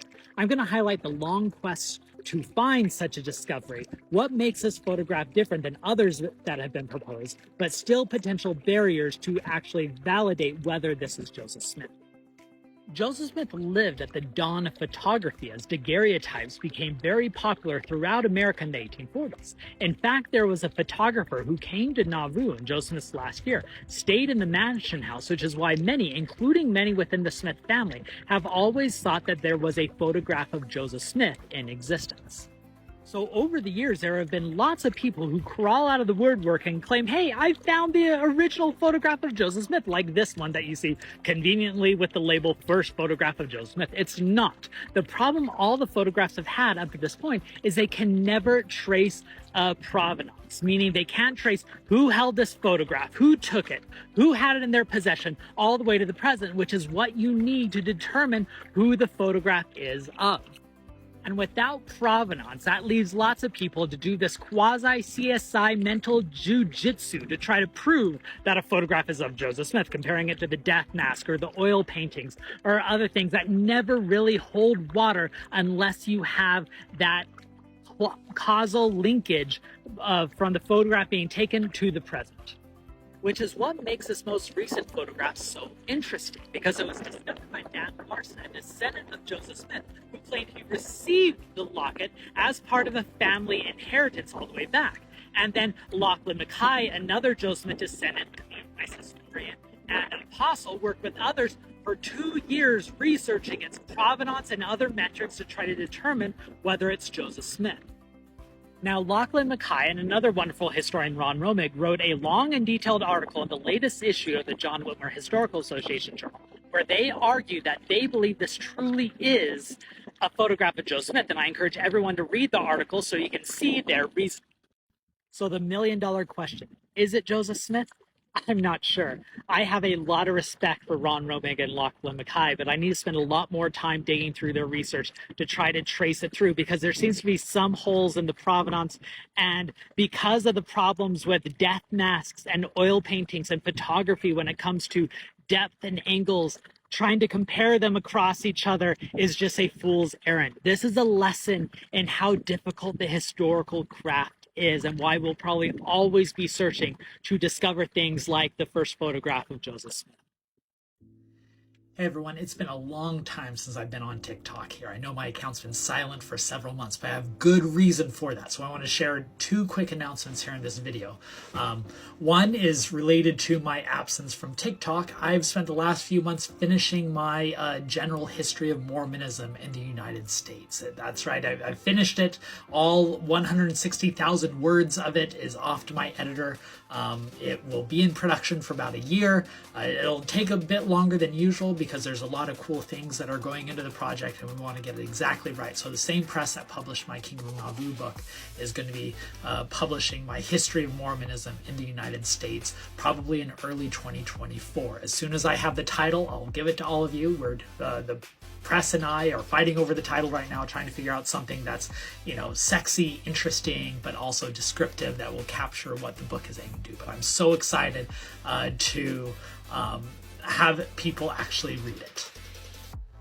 Which is what brings me to my second major announcement, which is I could not fit in nearly everything that I found in my archival reading and research into the book. I mean, there's just 200 years of fascinating anecdotes and figures and people and events and things that surprised me in, these reading rooms of, oh my gosh, these are stories that need to be shared. And I could not fit all of them into one book. So I hope to start doing a lot of series here on TikTok, sharing these fascinating episodes and hopefully introducing you to some individuals and moments and events and contexts that you may not be aware of when it comes to Mormonism in America. And I am going to start with what I found to be one of the most fascinating primary source texts in my research. And this is a well-known text, so it's not going to surprise anyone, but Lucy Mack Smith's memoir of her son Joseph Smith, who came to be the founding prophet of Joseph Smith. I was fascinated both in returning to the text itself, so much in the text, as well as the text creation and narration and how the manuscript came to be, and then the history of the book ever since its publication just blew me away. So starting soon, I'm going to do a multi-part series on this, what I'd argue, this founding narrative of the Mormon faith written by the founding mother of Mormonism that gives us an insight into not only Joseph Smith's history, but issues of gender and class and magic and contestation and Brigham Young and all these fascinating stuff and publication history. So I hope you'll stick with me. Let me know if there are any specific episodes or topics that you want me to dig into. Just send that to the Q&A thing. Otherwise, stay tuned. As promised, here's my highly anticipated series on Lucy Mack Smith's famous memoir, History of Joseph Smith as Told by His Mother, a title, by the way, that has some historical problems. In this video, I'm going to talk about the origins and the creation of the text. And in later videos, I'll talk about the content, its publication, its reception history, and how it came to be quasi-Mormon scripture in the 20th century. Perhaps the most important thing to know about the origins of this manuscript was that Lucy Mack Smith created it in the fall and winter of 1844 into 1845 while she was still in mourning. She was just months removed from losing her sons Joseph and Hiram to a Marv at Carthage jail and losing another son Samuel to an illness that she believed he caught from fleeing the mob. She was also just a few years removed from losing her husband after the Mormon Missouri crisis, so she was crestfallen with her family being slain, she believed, by anti-Mormon persecution. It was in that fall of 1845 that Brigham Young approached her and encouraged her to write a history of her family. So, aided by a school teacher named Martha Correa, she dictated over a series of months hundreds of pages narrating her family's story. And it finishes with the searing indictment of the American Revolution, with her saying that my ancestors fought and bled for the American independence, and now my family is being deprived of those rights. Which actually highlights a question inherent in any memoir that is written or dictated in this case, which is the unreliable history of these memoirs in general. Because here is an elderly woman dictating a story based on memory of events that took place decades ago, cultivated by current circumstances. To give you one sense of this example that, again, is widespread in the genre, she narrates a number of visions that her husband, Joseph Smith Sr., had before Mormonism began. And these visions very closely align to Book of Mormon visions. So how much is the Book of Mormon text structuring her memory of what her husband experienced? These are difficult historical questions. And then there are textual questions. Here's the first page of the fair copy, a more polished draft of the memoir by Martha Correa. How much of that was Martha Correa adding to Lucy Mack Smith's memory? How much of it is drawn from other sources? Did Lucy even sign off on the title of The History of Lucy Smith, Mother of the Prophet? We don't know all of that. Here's a chart that is put together by Sherilyn Hocroft showing all the different sources that go into this memoir. You can pause and look at the intricate nature of just historical investigation here. If you want to dig further, Levina Fielding Anderson's Lucy's books, a critical edition of the text, has a wonderful history. You can go to the Joseph Smith Papers website where they have high-resolution scans of the manuscripts as well as an introduction. And Sherilyn Howcroft has a wonderful chapter on this in the book Foundational Texts of Mormonism. Happy research. The LDS Church surprised many Americans this week when they announced their support for the Respect for Marriage Act, which would federally enshrine a number of protections for same-sex marriage couples. But as I outline in a brand new Washington Post essay, this is just the latest episode in a long story of the LDS Church and LGBTQ rights. You can almost pinpoint the exact moment the LDS Church began its crusade against same-sex marriage. Dallin H. Oaks, a prominent Utah justice, and who many assumed would be Ronald Reagan's next pick for the Supreme Court, was appointed an LDS apostle in 1984, and almost immediately wrote a memo arguing that the LDS Church had a vested interest in opposing same-sex marriage legislation, which charted the Church's course for the next few decades. The Church then invested a lot of time and resources in opposing same-sex marriage legislation across America, starting in Hawaii in the early 1990s. In fact, it was in the midst of those debates that they produced the Family, a Proclamation of the World, a quasi-canonical document that still shapes the Church's views of gender today. The culmination of these efforts was in 2008 when the Church was primarily responsible for California passing its Proposition 8 measure, an anti-gay marriage amendment to the state that was soon rescinded just a couple years later. But that was the last victory because soon public opinion changed drastically and the Church recognized the writing on the wall. Church leaders then pivoted to two simultaneous yet conjoined initiatives. First, in the civic sphere, they ceded the legal territory to granting LGBTQ rights in gay marriage in return for the ability to carve out religious exemptions. Once again led by Dallin Oaks, they framed this in the concept of religious liberty, granting these religions the rights to regulate their own members, even while granting the liberty of those outside the faith to do as they please. Yet at the same time as granting these legal concessions, church leaders doubled down on their anti-LGBTQ policies within the church. The same year that they helped pass Utah's Fairness for All Act, they also introduced a number of policies, including the barring of children of LGBTQ couples from baptism, as well as categorizing same-gender marriage as apostasy, necessitating disciplinary punishment. Now, both of those policies ended up being rescinded a few years later, but the retrenchment impulse remained. So that is why we can live in an era now where church leaders can simultaneously express their support for the Respect for Marriage Act while simultaneously doubling down and calling for members to exhort more musket fire in defense of traditional doctrines. By embracing this religious freedom framing of the issue, they are granting the legal concessions while retaining the rights to regulate their own members, especially marginalized LGBTQ members. Time for another installment in my series on the memoir of Lucy Mack Smith, the mother of the Mormon prophet Joseph Smith. Before we get to the book reception, which I promise is fascinating, we actually need to understand what the text actually did, because Lucy Mack Smith had a clear argument, a clear agenda in narrating this history, an argument that can sometimes get lost as we look at it much later on, but an argument that was quite crucial in how the book was received. Perhaps the most important thing to know is that this book is first and foremost a family history.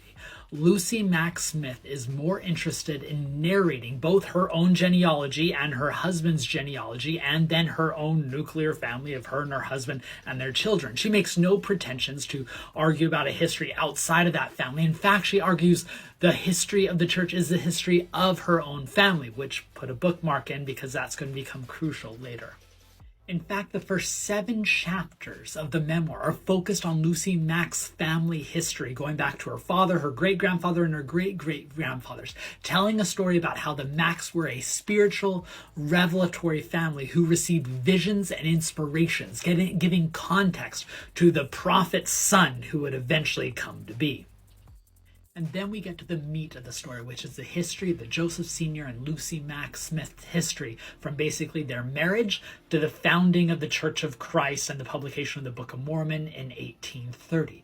That period takes up over half of the overall manuscript, because to her, that is the crucial part of the founding of Mormonism, this family's development. And while this portion is framed around the pride she has in her family being the founding family of God's restored gospel, she also gives some keen insights into class and gender and race and even magic, including a passage I'm about to show you. Now you'll want to pause this video to read this passage where she's basically saying, look, I confess we practice magic, but don't you think that this kept us from going around to go about our other Christian, upstanding, good industrial duties? Which is why I love this memoir, because it is a poignant, vulnerable, and passionate account of a woman trying to prove that her family was God's chosen vessel through whom this new church would be restored. And you might be wondering, how accurate is it? Well, historians have gone back and shown that the historical details in the memoir are remarkably accurate, especially given the context. So if the memoir was historically accurate, what led Brigham Young to order every copy of it to be burned? That's the topic for the next video. Today I participated in a seminar which was hosted by the Center for Religion and American Culture. The seminar was titled Religion and Mormon Studies, and the goal was to discuss the development and the state of the field of Mormon studies. And one of the questions was talking about some of the recent interventions or some of the important books that kind of demonstrate how studying Mormonism can reveal American religious history writ large. And I highlighted 5 books, and I thought I'd highlight these 5 books for you as well. Now note that I'm not calling these the best books of Mormon studies. Instead, these are just the books that I believe embody the idea of using Mormonism to understand broader issues in American religious history. First, I want to start with Adam Jortner's book, No Place for Saints, Mobs and Mormons in Jacksonian America, which tells a history of Mormonism through 1833. So it talks about Joe Smith and magic culture, the Book of Mormon, the founding of the church, and most importantly, the expulsion of the Mormons out of Missouri. It talks about how mobs and rhetoric can result in violence, and it kind of challenges our general narratives of American religious history to show that there were boundaries, that if you trespass, violence would follow. Of course, there has to be a book on polygamy. Sally Gordon's The Mormon Question, Polygamy and Constitutional Conflict in 19th Century America, talks about the political and legal disputes about polygamy from the 1840s all the way up to 1890. And it demonstrates the parameters of religious liberty, again, a central feature in American history. And it even shows that the Reynolds decision in 1877, which ruled polygamy was illegal, in a way framed how Americans have understood the boundaries of religious liberty ever since. And another classic, here's Kathleen Flake's The Politics of American Religious Identity, which dissects the controversy over Reed Smoot, a Mormon apostle who was elected to the United States Senate in the early 20th century, and talks about how Mormonism evolved to be a much more American denomination. Now the American government evolved to be less like a denomination. And then we have Katie Mormon's book, Exceptionally Queer, which is a sweeping history of Mormonism from the founding to the present, which demonstrates that even a marginalized faith like Mormonism exemplifies the white heteronormative nature of American imperialism that has been the heart of the American experience ever since the nation's founding. And finally, there's Caroline Klein's book, Mormon Women at the Crossroads, which is a global history about how Mormons have carved out a place for themselves in a patriarchal church. Now, a lot of these books are recent. The Flake and Gordon book are 2 decades old, but the others were released in the last year, which I think shows the maturity of the field of Mormon studies. I strongly recommend them. Happy reading. Yesterday was the publication day for my new book, DNA Mormon, Perspectives on the Legacy of Historian D. Michael Quinn. It was published by Signature Books. It's now available for order, and depending on where you order it, you might even get it in time for Christmas. It's affordable, it's small, it's perfect for stocking stuffers. But I want to tell you why D. Michael Quinn is worthy of this attention and why this book might be interesting to you. D. Michael Quinn was not only a monumental historian, but also a consequential historical figure in his own right. He was part of the new Mormon history movement in the 1970s and 1980s, which aimed to place Mormon history within its historical context, tearing down spiritual, faith-promoting narratives that had been dominant for so long. Many of his important works on the Mormon hierarchy, on early Mormonism and magic, on Mormon fundamentalism are still standards today. But what this volume aims to do is show that it was his personal life as well that can reveal a lot about modern Mormonism. So DNA Mormonism is broken up into basically 4 parts. There's a general introductory essay written by the wonderful historian Neil Young, not that Neil Young, but Neil Young, a wonderful historian of modern American religion, gender, and politics, who places Quinn within the broader narrative of post-World War II American history. Then we have a section on Quinn as a historical figure. We have chapters that look at Quinn within the Mormon historiography movement, looking at Quinn within the context of LGBTQ studies, because he was raised as a closeted gay man who marries a woman, has children, and later comes out later on and writes some pioneering work on queer Mormon studies. We have a chapter on D. Michael Quinn as a dissenter, because among other things, he was forced to resign from BYU due to his scholarship, as well as eventually excommunicated from the church. And then we have D. Michael Quinn as a Chicano, because his father was a Mexican immigrant, yet he had a very complicated relationship with his past. The next section is on Quinn's historiography, on his interventions within a number of fields and where those fields have gone from there. These topics include on the hierarchy, on magic culture, on fundamentalism, as well as on LGBTQ studies. And you can get a great sense of the scholarly work on Mormonism from these chapters. And then the final section is Quinn as a legacy, in which a new generation of scholars, brilliant young students, offered chapters on topics of their own interest, but that build on D. Michael Quinn's work, showing that the field is in great hands going forward. It was truly a great honor to be part of this project. There are few figures more consequential to modern Mormonism than D. Michael Quinn, who is seen as an idol to many. I strongly recommend it. I hope you order it. I hope you read it. I hope you enjoy it. And I hope you let me know what you think. It's been a few weeks, but I promise I haven't forgotten. So let's do another installment in my series on the fascinating history of Lucy Mack Smith's memoir. Today, I want to talk about why this dude, Brigham Young, came to see the volume as a threat before he had even read a word of it. Now, I'd mentioned in a previous installment how narrating her memoir was a way for Lucy Mack Smith to reminisce on the importance of her family to the Mormon tradition.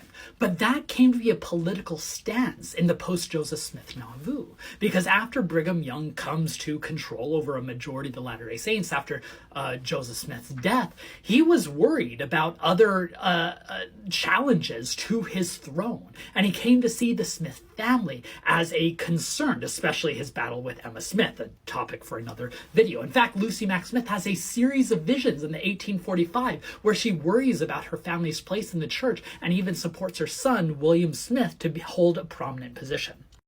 This is William Smith, by the way, Joseph Smith's younger brother, and a mercurial figure who is hated by many people who knew him. In fact, he got in a fist fight with Joseph Smith in the Kirtland Temple, and he challenged Brigham Young's authority after Brigham Young took control, to the point where Brigham Young eventually excommunicates him. So Brigham Young saw Lucy Mack Smith as a threat, even though he ends up reconciling with her. So Brigham Young saw the Smith family as a challenge to his supremacy in the post-Joseph Smith era.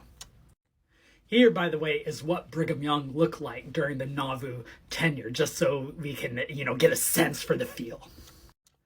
The other figure who plays a central role in the story is Orson Pratt. Here's an image of Orson Pratt from this period, but it doesn't really capture our image of Orson. So there's the Orson we know and love, the older Orson with the crazy beard. Well, Orson Pratt was president of the British Mission in the early 1850s when he came in possession of a draft of Lucy Mack Smith's memoir, and he decided to publish it. So the first edition of Lucy Mack's history comes through Orson Pratt. The problem, of course, is that Brigham Young and Orson Pratt had been in an on-again, off-again dispute for over a decade over a number of theological matters. Adam-God doctrine, the nature of God, all these other things. So Brigham Young hated whenever Orson Pratt did things on his own, when he went rogue. And so when Orson Pratt published this text without the explicit permission of Brigham Young was not a fan of the work. So there you have it. Even before Brigham Young read a word of Lucy Mack's memoir, it was already deemed a threat because it came from the Smith family and it was published by Orson Pratt. He worried that this was going to challenge his authority. It was rooted in a deep anxiety. In the next video, I'll then talk about what happens to this story after its publication, at least for the next few decades. In thinking about what I can do with this account, I thought one fun activity would be to highlight new books that I've read to kind of give you a sense of some of the new scholarship coming out. And to kick this off, I thought I'd start with a wonderful book that I just finished this morning, a biography of J. Edgar Hoover written by the Yale historian Beverly Gage. Now, I think it's safe to say that Hoover has a particular reputation in American history, and it's pretty well deserved, as I'll discuss later. He did some pretty atrocious things as director of the FBI, especially later on in his 50-year directorship. This book isn't going to challenge that. This isn't a book trying to redeem Hoover, but it does try to understand him. And more, it tries to understand American history through Hoover's experience and times. It's a much grander story of 20th century America, Washington, D.C., and government. I wanted to highlight just a few things of many that I could highlight. Just a few things that make this book quite remarkable. Now, here is a very young Hoover, and she does a lot to trace out Hoover's earliest experiences, his family history, and things that Hoover later on tried to paper over or have people forget, and that's pretty fascinating. She also shows how much the conservative movement has changed since Hoover time. Hoover took advantage of this professionalization ethos in government early on, a reliance on experts, on data, on gathering truth and information, things that typically aren't assigned to the conservative movement later on, and especially now. So you get a much more nuanced picture of a figure who doesn't really fit into the conservative party of 2023. You also had the fascinating personal life of Hoover, the long debate over whether Hoover was homosexual. Here he is with his partner Clyde Tolson, who had been his second in command for 40 years. And Gage is very careful with this, trying to trace out that he very much lived kind of in a partnership that doesn't fit the particular categories that we might want to thrust on him. But digging into his psyche and his relationship to the Lavender Scare and other issues of queer studies during the 20th century, it's fascinating.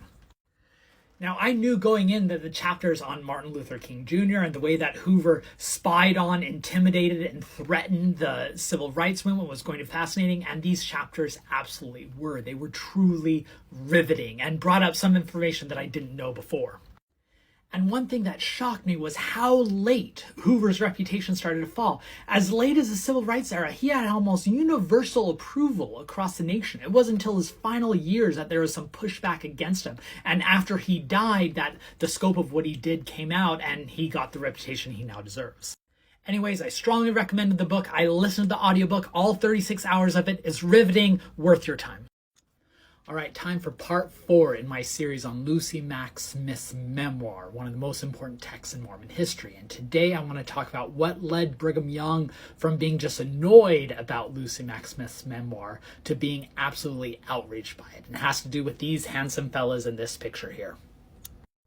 I mentioned in the last video that Brigham Young was predisposed not to like the memoir, both because he was skeptical of too much importance being given to the Smith family, as well as upset with Orson Pratt, the apostle who published the memoir without his permission. But that annoyance in the 1850s turned to absolute disgust in the 1860s, so much so that he ordered all members of the church who owned a copy of Lucy Mack Smith's book to turn it in so that those copies may be burned.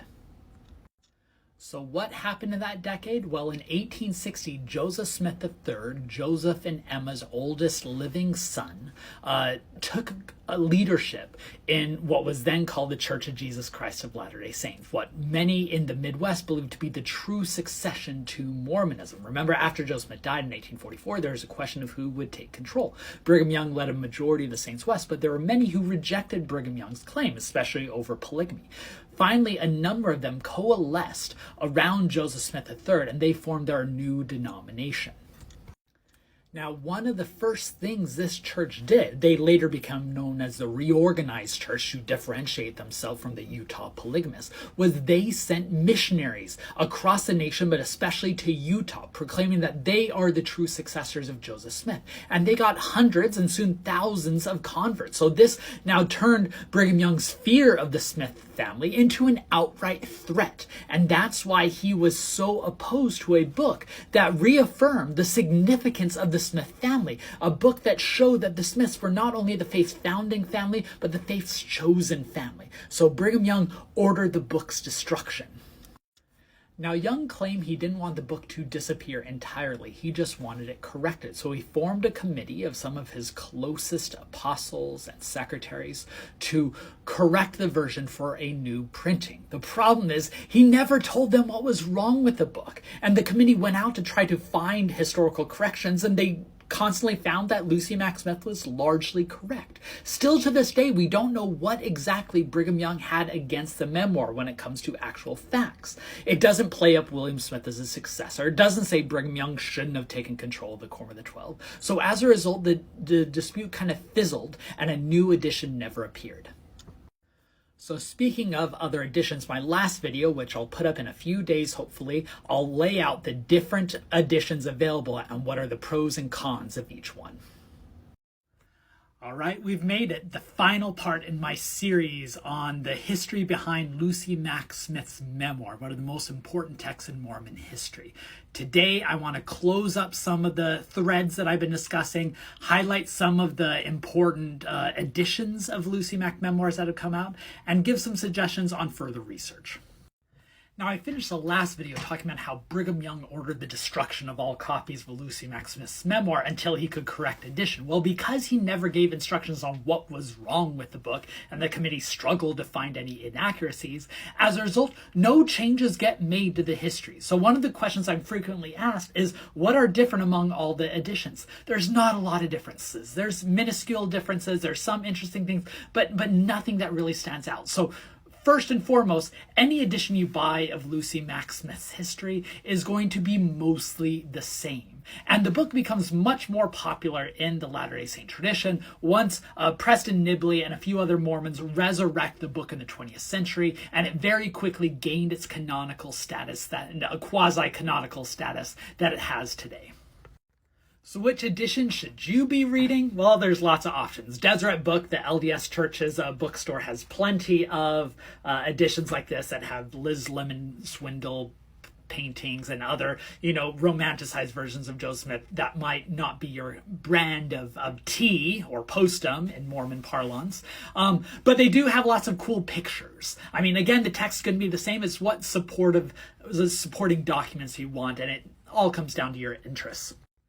If you want to actually do historical research in it, the Joseph Smith Papers website, one of the best academic initiatives in Mormon history, has all editions of Lucy Mack Smith's memoir, the original drafts, the fair draft, the more polished draft, all available in high-resolution scans on their website with transcripts along with it, so that is the researcher's dream.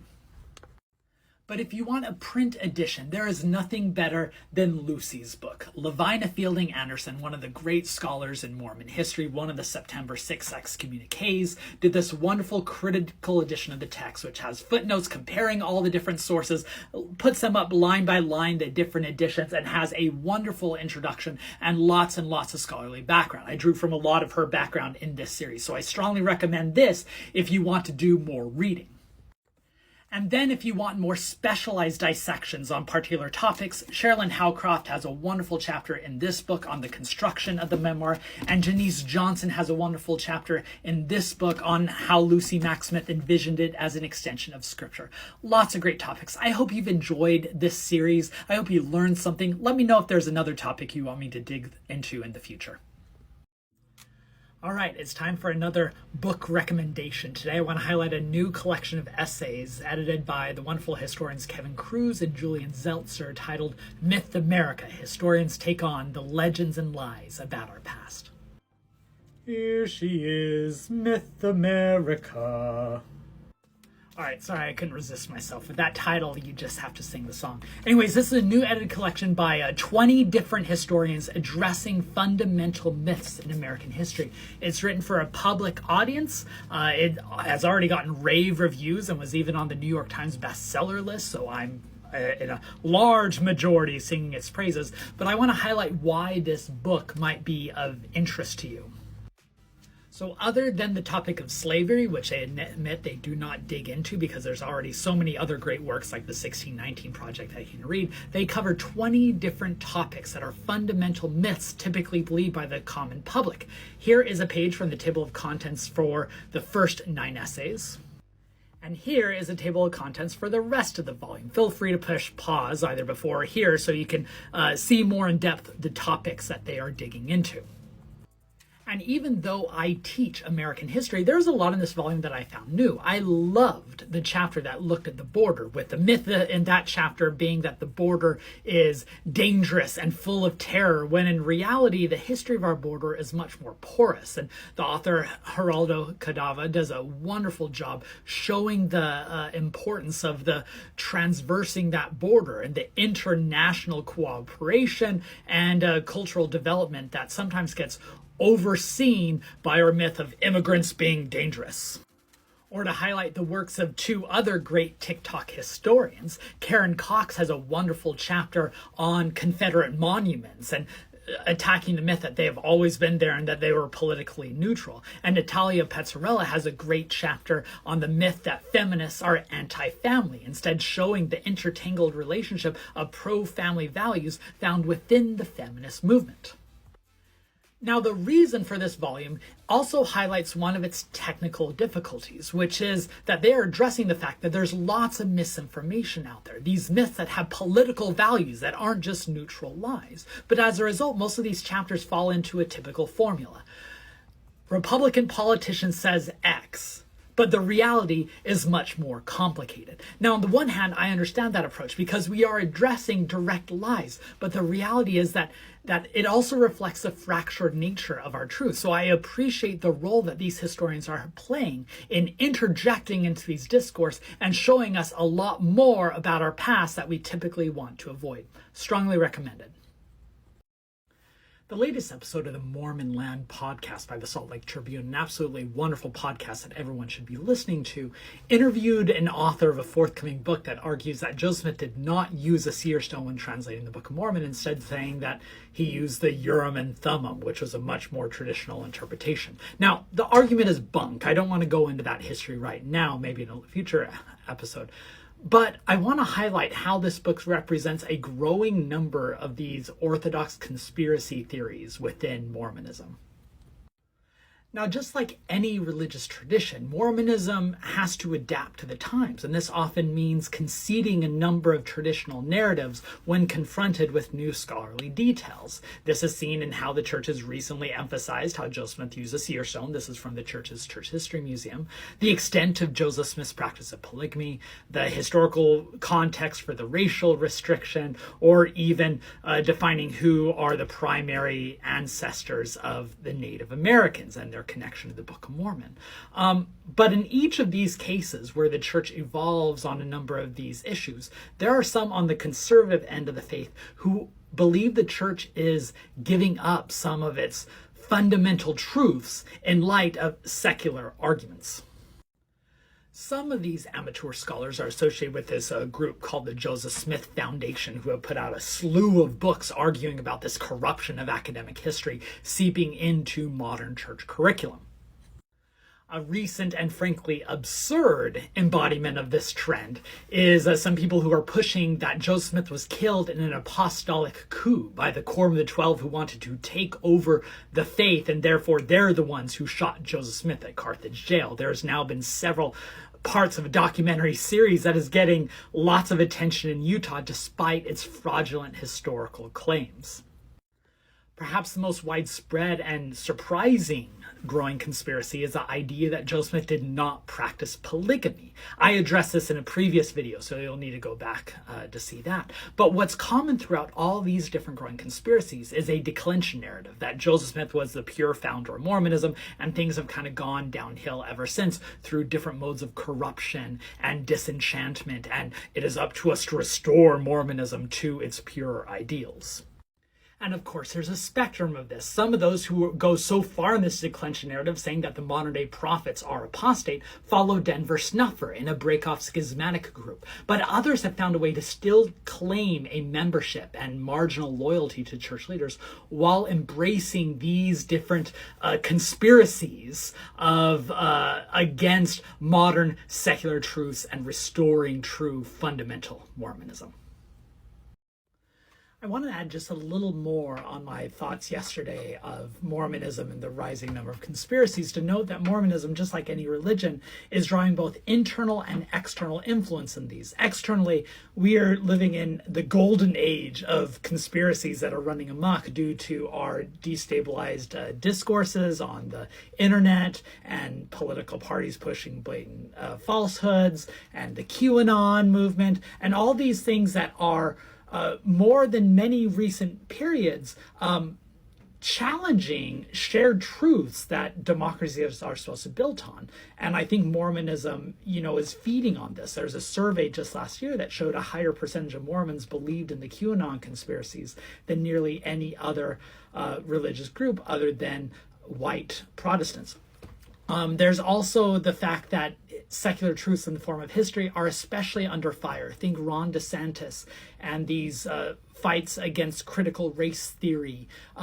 So Mormons are far from alone in rejecting these modern historical or scholarly truths that seem to challenge traditional narratives, or at least founding myths. But also internally, Mormonism has a long history of conspiracies. I mean, the Book of Mormon itself talks about Gadianton robbers and secret combinations and draws this lesson from the Book of Mormon peoples that entire societies can be thrown asunder by these secretive clandestine groups, which Mormons throughout the following 2 centuries have used. I mean, Ezra Benson is perhaps most famous, and Cleon Skousen and these other conspiracy mongers in the mid-20th century who merged these Mormon doctrines of conspiracy theories and secret combinations with John Birch anti-communist conspiracies that in many ways frames much of modern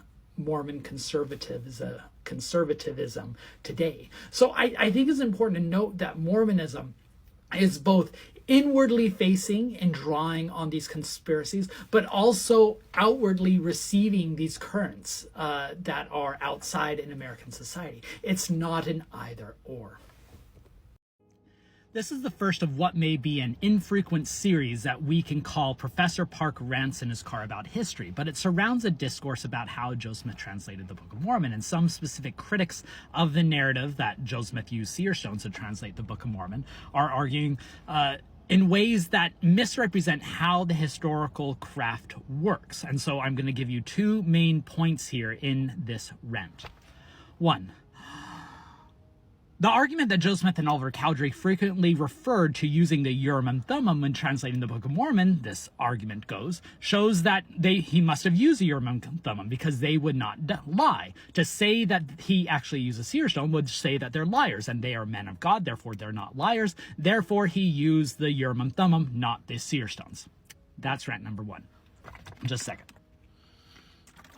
All right, I'm ready. Rant number 2, the use of the term Urim and Thummim here. Many people are claiming that the Urim and Thummim and the seer stones refer to two explicitly different things, where the historical record is not really that clear on that. In fact, the term Urim and Thummim does not appear until several years after the Book of Mormon is translated. They're looking for a term that can connect the Book of Mormon translation process more to the Bible, and William Phelps, the secretary, says, hey, there's this Bible phrase on the Urim and Thummim, why don't we use that? But even there, that term can refer to multiple things. We have many of the early saints referring to both the spectacles, the terms that appear with the gold plates and the hill Cumorah, as the Urim and Thummim, as well as the seer stone as a Urim and Thummim. When Wilford Woodruff is given the privilege of seeing Joe Smith's seer stone in Nauvoo, he refers to it as a Urim and Thummim. When Joe Smith gives a discourse in Nauvoo talking about how everyone, when they get to the celestial kingdom, they'll get a seer stone where they can see the past, present, and future, he refers to it as everyone having a Urim and Thummim. When David Whitmer later narrates how the Book of Mormon came to be, he says that Joe Smith had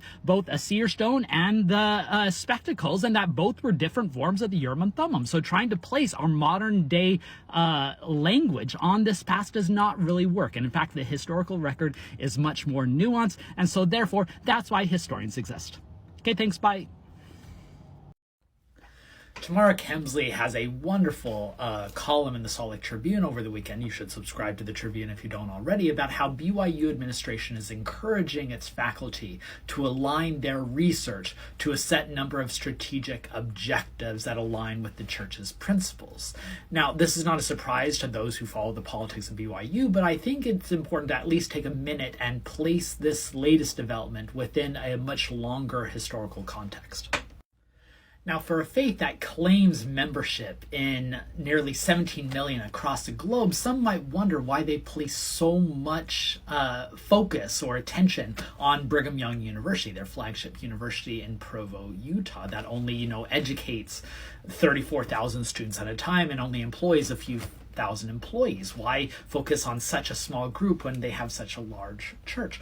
Well, the reality is BYU has always been a battleground for the church on cultural issues. It's where a lot of their ideas hit the road, and where they want to train their next generation of members, and where they believe their most talented, intellectually and engaged scholars within the faith live. And so it has always been a combustible mix of church and university administration wanting faculty to teach members and to teach member students in the right way, as well as to back up the church, support them on a number of doctrinal issues, similar to how the Catholic Church expects Jesuits to perform a ideological function in the faith.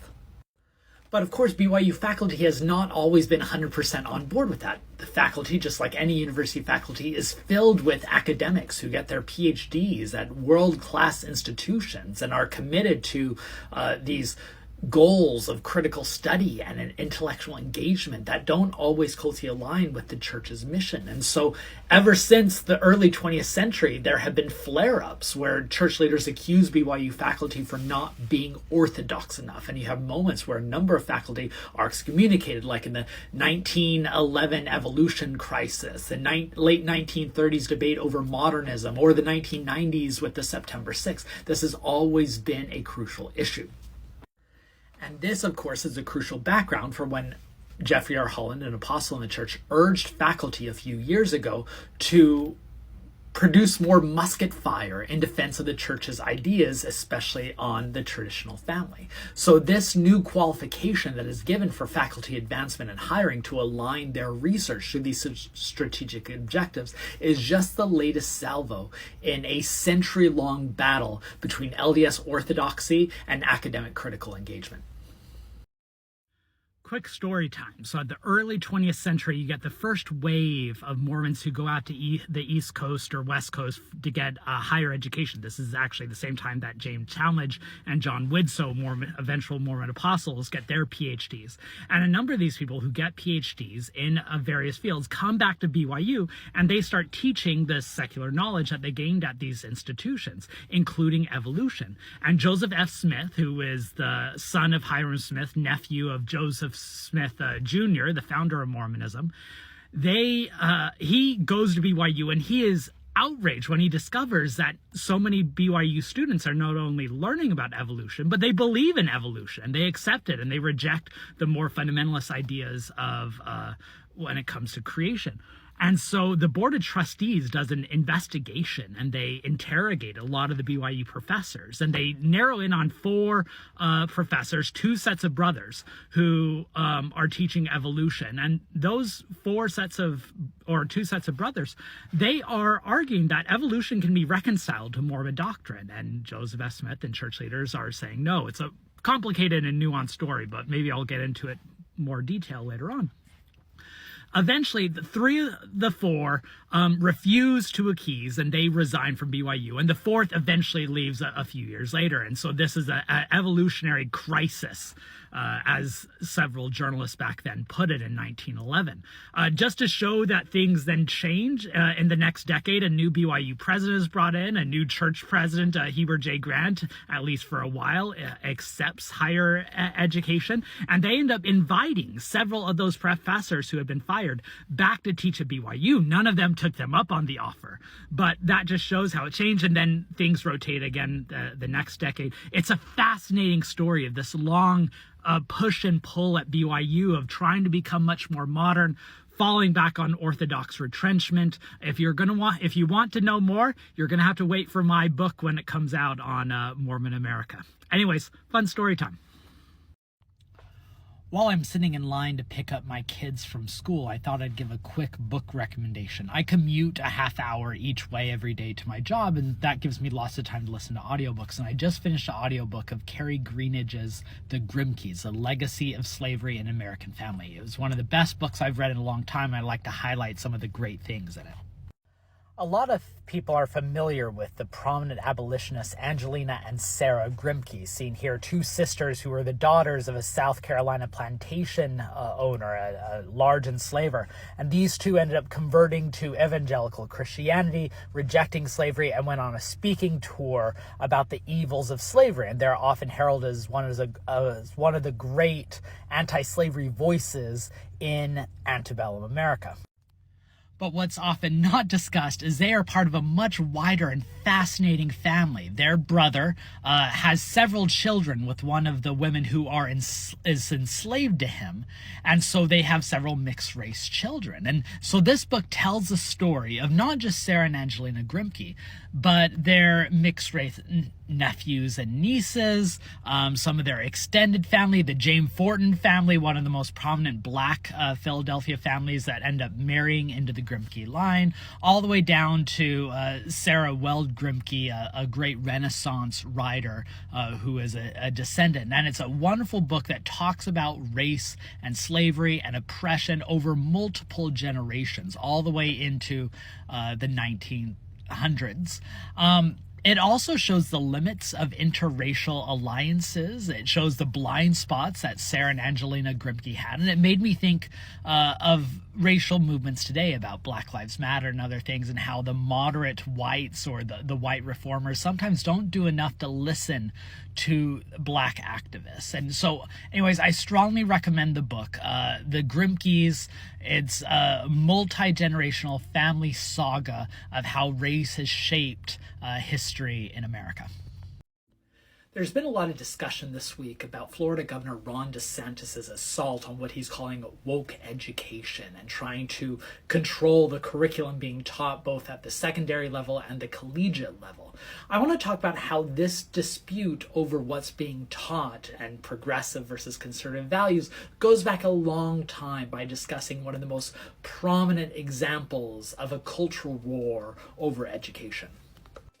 In the early 1900s, many universities and secondary schools were taking part in what we call the modernist advances of education in fields like science and psychology and history, adopting a more academic approach, which included teaching things like evolution, which the growing numbers of evangelical fundamentalists saw as dangerous, as seen as this cartoon, if you want to pause and look at it, that highlighted that if we follow this road of evolution and other secular sciences too far, we're going to lead to atheism.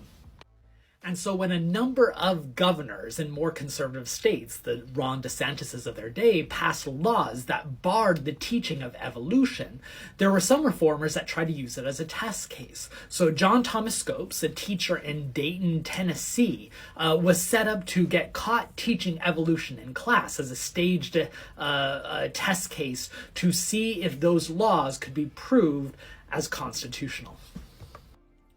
The trial became a national spectacle. Representing the state and opposing Scopes was William Jennings Bryan, a prominent evangelical leader who had ran for the presidency 3 times and had served as Secretary of the State, and saw evolution as a dangerous critique of biblical values. Although I will quickly add that one of his biggest problems was that it led to social Darwinism, which would lead a lot of the poorer classes downtrodden under the majority, but that often gets favored over. And representing Scopes was Clarence Darrow, this other guy who is a very prominent lawyer in the nation, and national news coverage this with bated breath.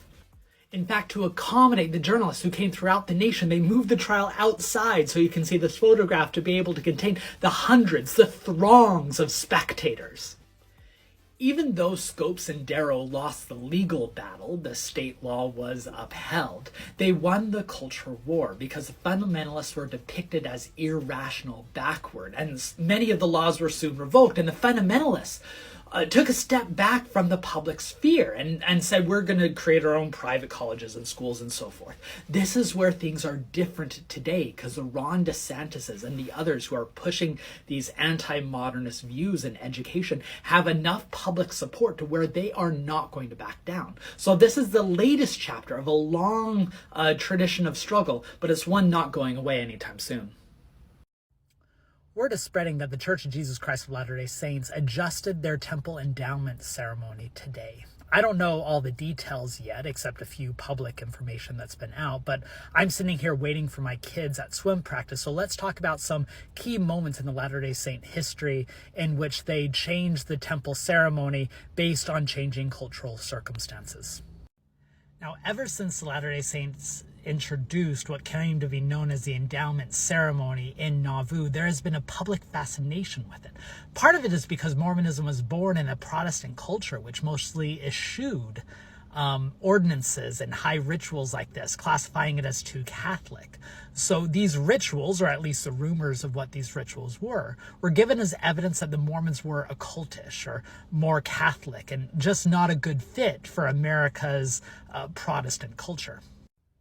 But the disgust toward the temple ordinances turned to outrage when they heard that Latter-day Saints in the Utah temples were pledging to avenge the blood of Joseph and Hyrum Smith, in many ways to avenge the United States. Could the Mormons be true American citizens when part of their ceremony seemed to be pledging to inflict violence on the American nation? This became a big issue when Reed Smoot, a Mormon apostle, was elected to represent Utah in the U.S. Senate. Here you see a political cartoon in which Reed Smoot is hiding behind the temple, saying, "You can't ask me these questions because they're sacred." And this brings up big issues of secrecy and what is allowed to stay behind a veil of sacredness and what needs to be public knowledge. It's during this time that the LDS Church removes the vengeance oaths out of the temple. But still, much of the temple remained secret to the general public until 1911, when a New York journalist broke into the Salt Lake Temple, took lots of pictures, and published them, so giving the public a first-hand witness of what the inside of the temple looked like. And this seemed to be a big threat to the church's insistence on secrecy. In response to that, Latter-day Saint intellectual and apostle James Talmage published the book The House of the Lord, which soon became a very notable book in the Mormon tradition, which outlined what went on the temple for one of the first times in the tradition, and published some of the church's own photographs to recognize that there has to be some public discussion on the temple. Then in the 1980s, after a string of national news about some Mormon polygamists, these break-off cults who were inflicting violence, like the Laffertys as depicted in Under the Banner of Heaven, the church removed some of the violent rhetoric that was still part of the temple rituals. And the most recent rounds of changes, as capturing the changes of the handbook also released today, seem to soften the covenants and make public the things which seem to be a surprise, which once again shows how the temple changes according to the decades. I love it when comments give me the chance to expand on videos that I didn't have much time to actually discuss. So the 1911 expose photographs of the Salt Lake Temple included photographs of the Quorum of the 12 offices and the First Presidency Council room on the upstairs floors of the temple. And you could see in the photographs, as seen here, some spittoons that were on the floor, which was, of course, scandalous. But it's both a historical reminder of how long the word of wisdom took to become understood as a doctrine in the faith. That's a much larger story that maybe I'll discuss later, as also an example of why these photographs were seen as scandalous. As maybe I'll do a video in the future about how the word of wisdom became a divine command, but it actually wasn't until a couple decades later, and it was more tied into Heber J. Grant's temperance movement obsession, as well as the church trying to find a sense of identity in the wake of giving up polygamy, and word of wisdom steps in as this kind of group identifier.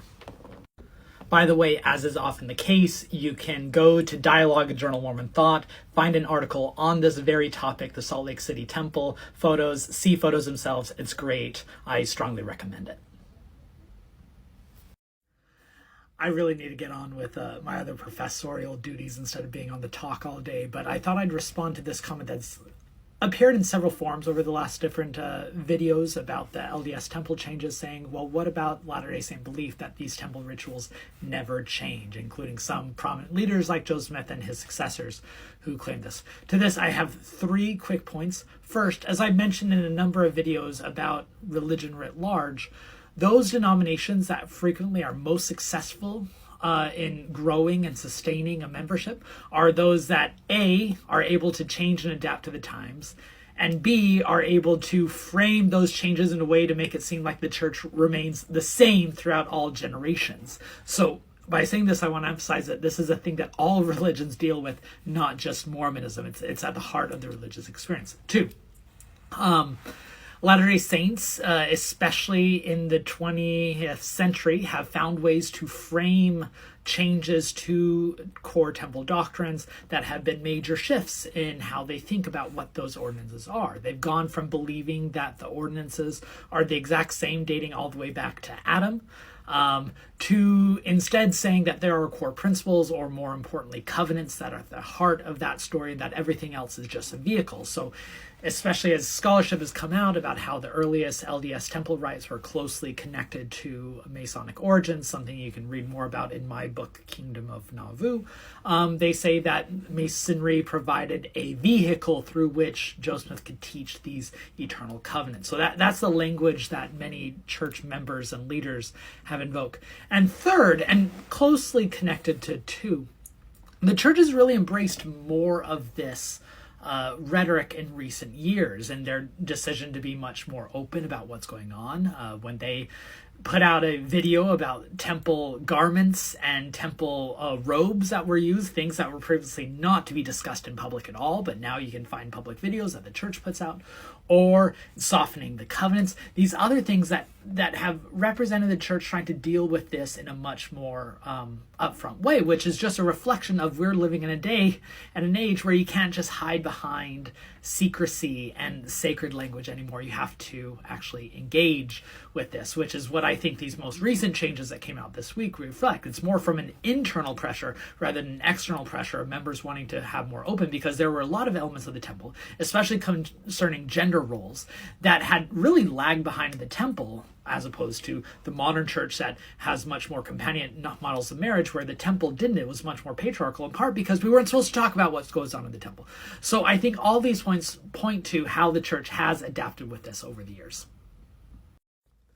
As a scholar of religion in general and Mormonism in particular, it's often tempting to talk about the Mormon Church in ways to where it might come up short according to progressive standards or contribute to the conservative side of culture wars. So I thought it's important sometimes to highlight some areas where I think the Mormon community is actually doing some good.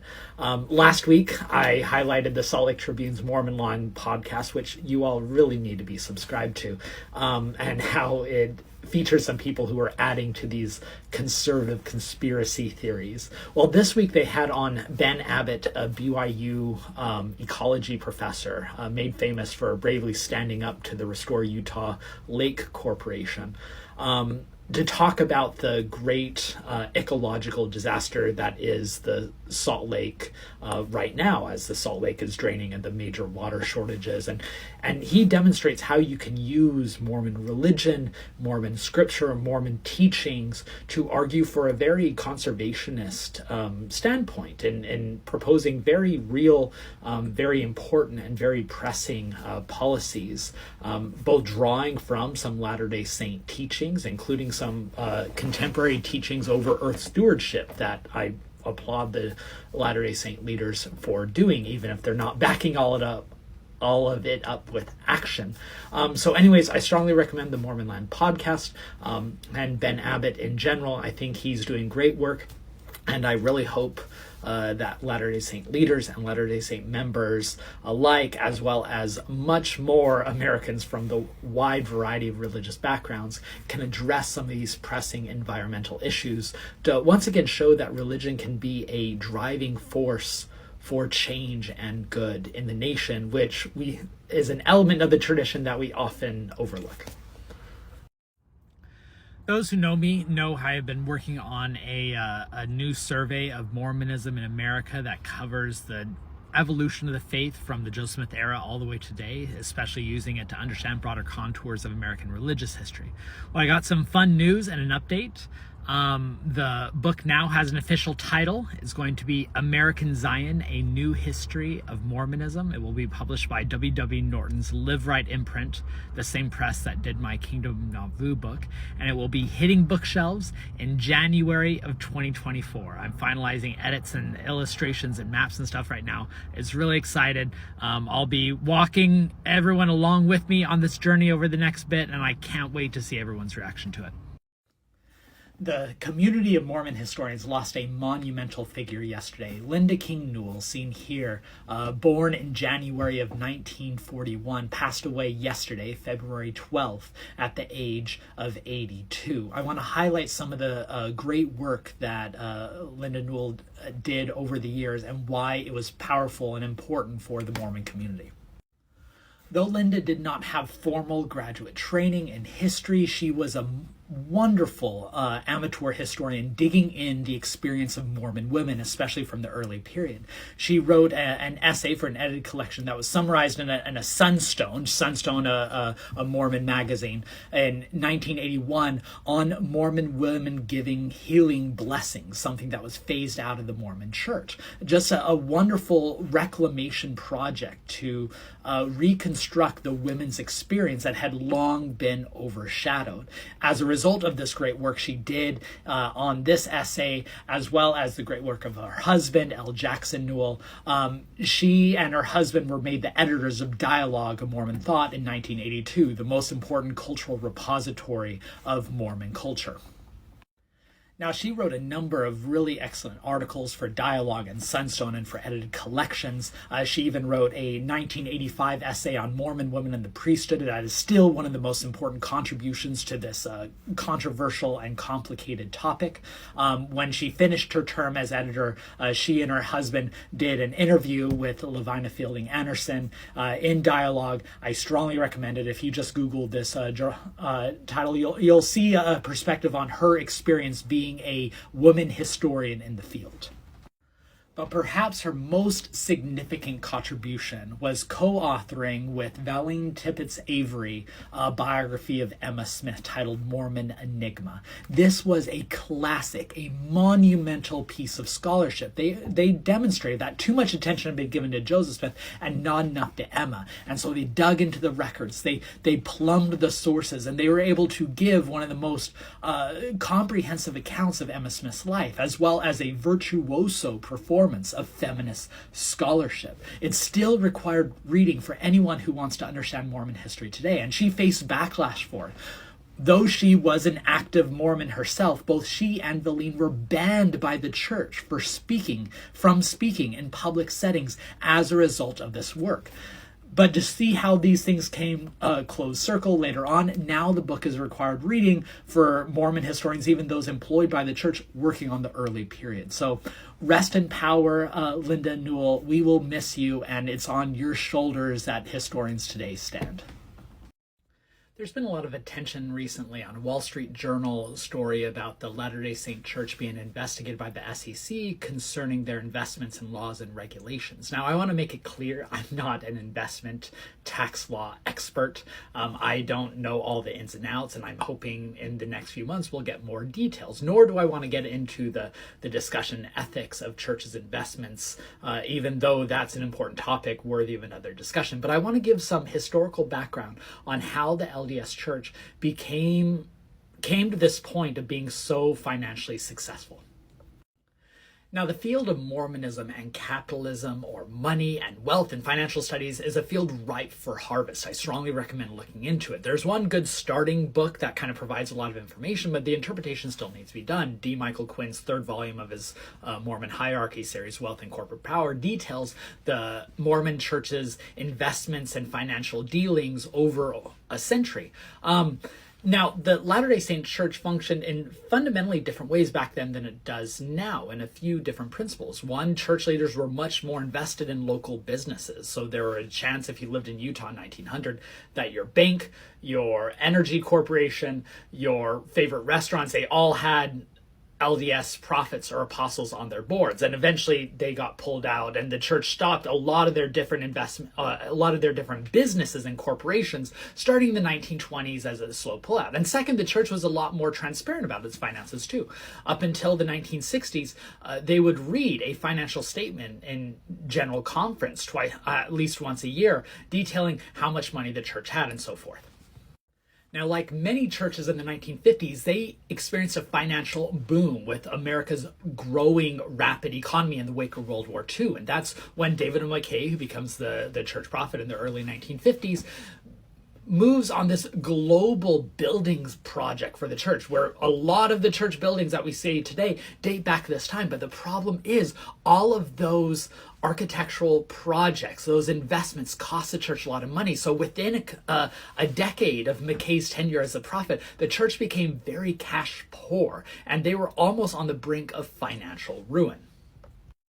In walks this man. Now, if N. Elder Tanner looks like a financial manager, that's because he was, but he was also an LDS apostle, and David McKay added him to the first presidency. And in many ways, Tanner transformed the Mormon financial system. He says maybe we should invest our money rather than just save it. Maybe we shouldn't expend more than we're taking in. And as a result, the church becomes much more rich. They also become much less transparent. So the modern Mormon financial system that we take for granted was in reality the creation of this man in the 1970s. Now, I get this question a few times, and it's a fair one. I think it's one worth addressing because it shows a lot about what I'm trying to do here, and it demonstrates kind of a discord sometimes between what some people expect and what scholars actually do.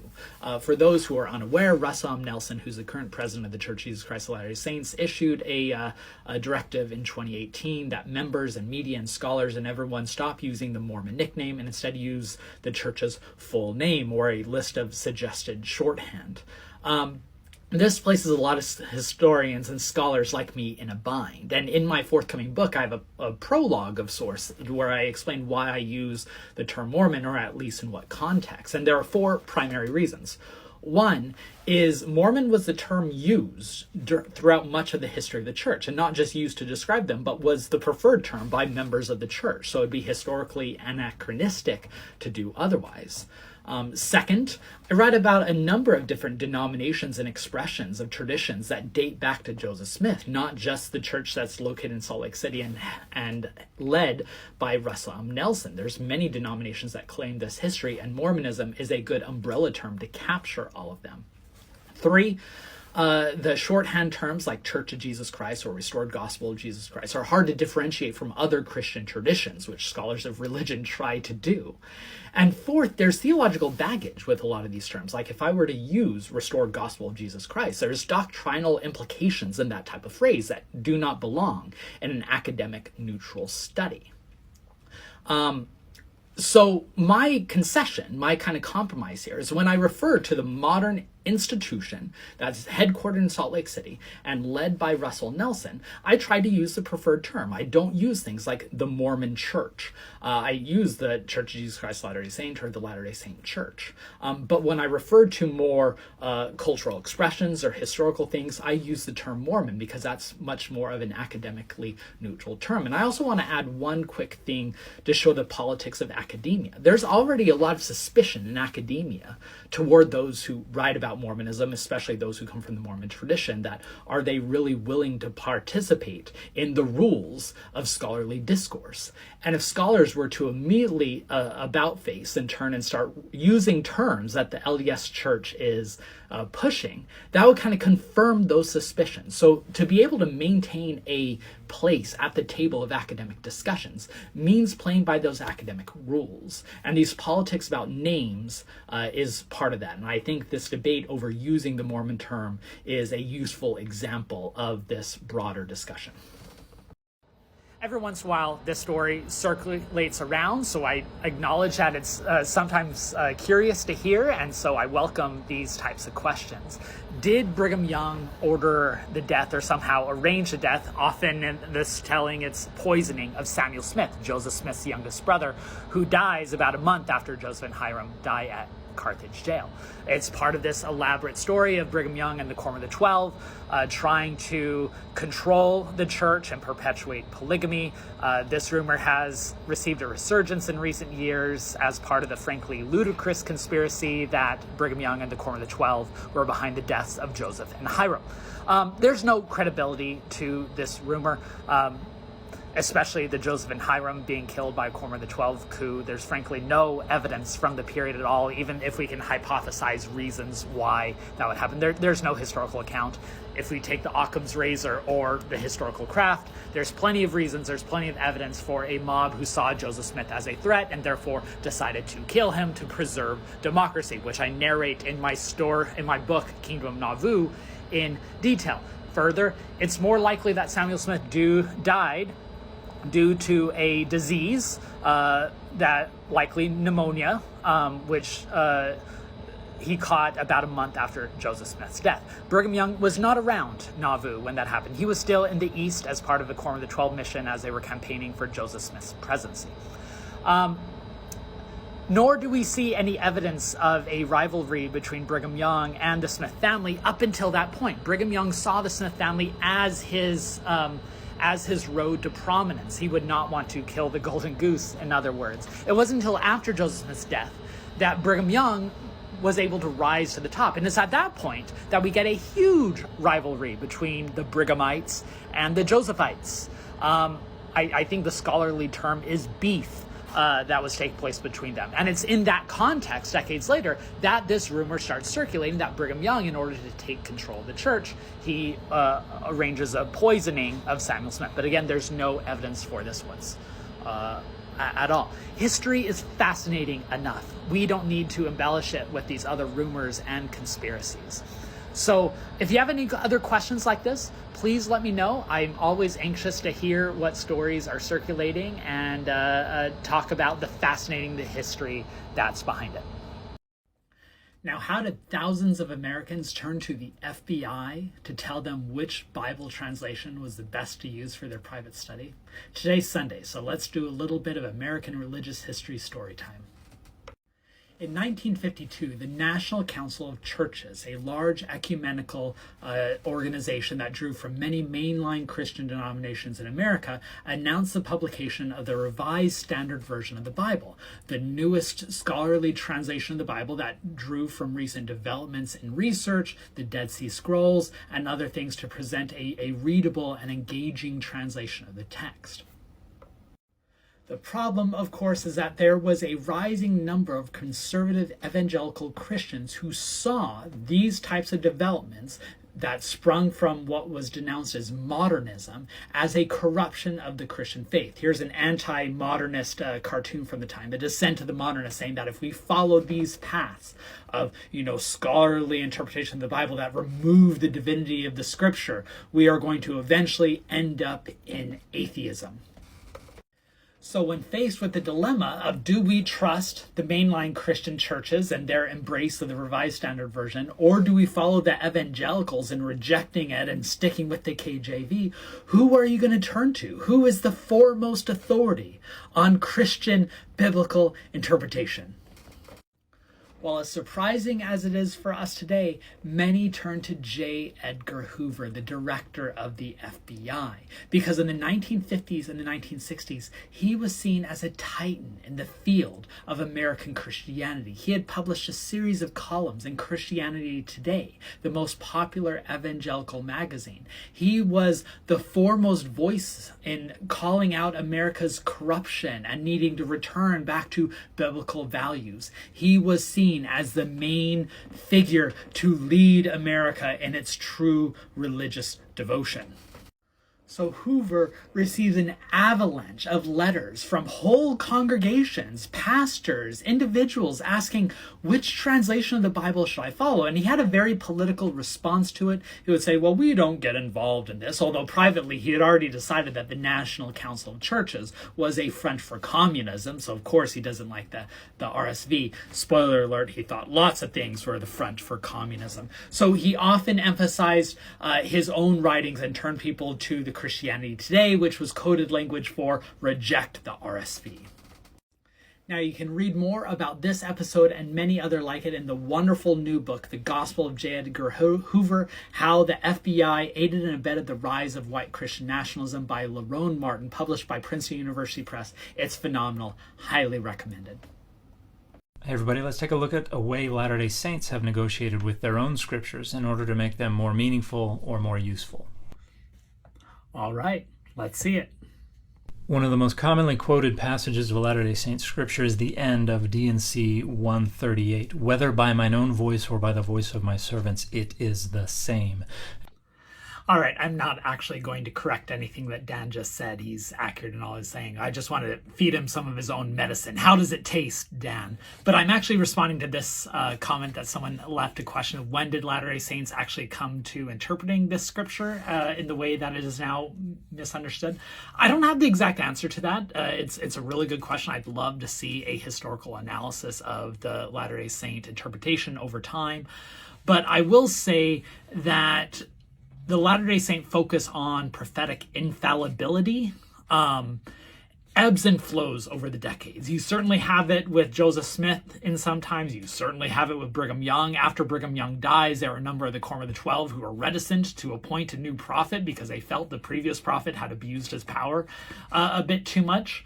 The same thing after John Taylor dies. But when it comes to actual kind of prophet worship, or that's a bit of a derogatory term, but recognizing prophets as infallible, that what they're saying is the same as God, you get that ebbing and flowing over different decades. You see it a lot with David O. McKay in the 1950s.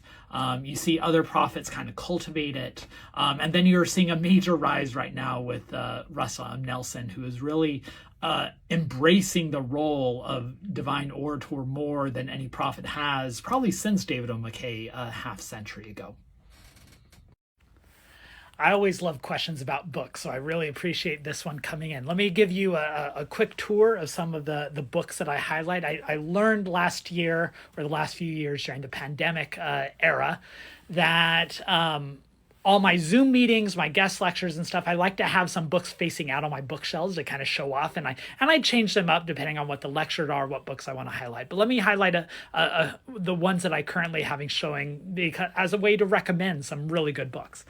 First of all, of course, I hope all of you have Kingdom of Nauvoo by yours truly, as well as the edited volume DNA Mormon on Perspective on Life, the Legacy of D. Michael Quinn, and that you are subscribed to Mormon Studies Review.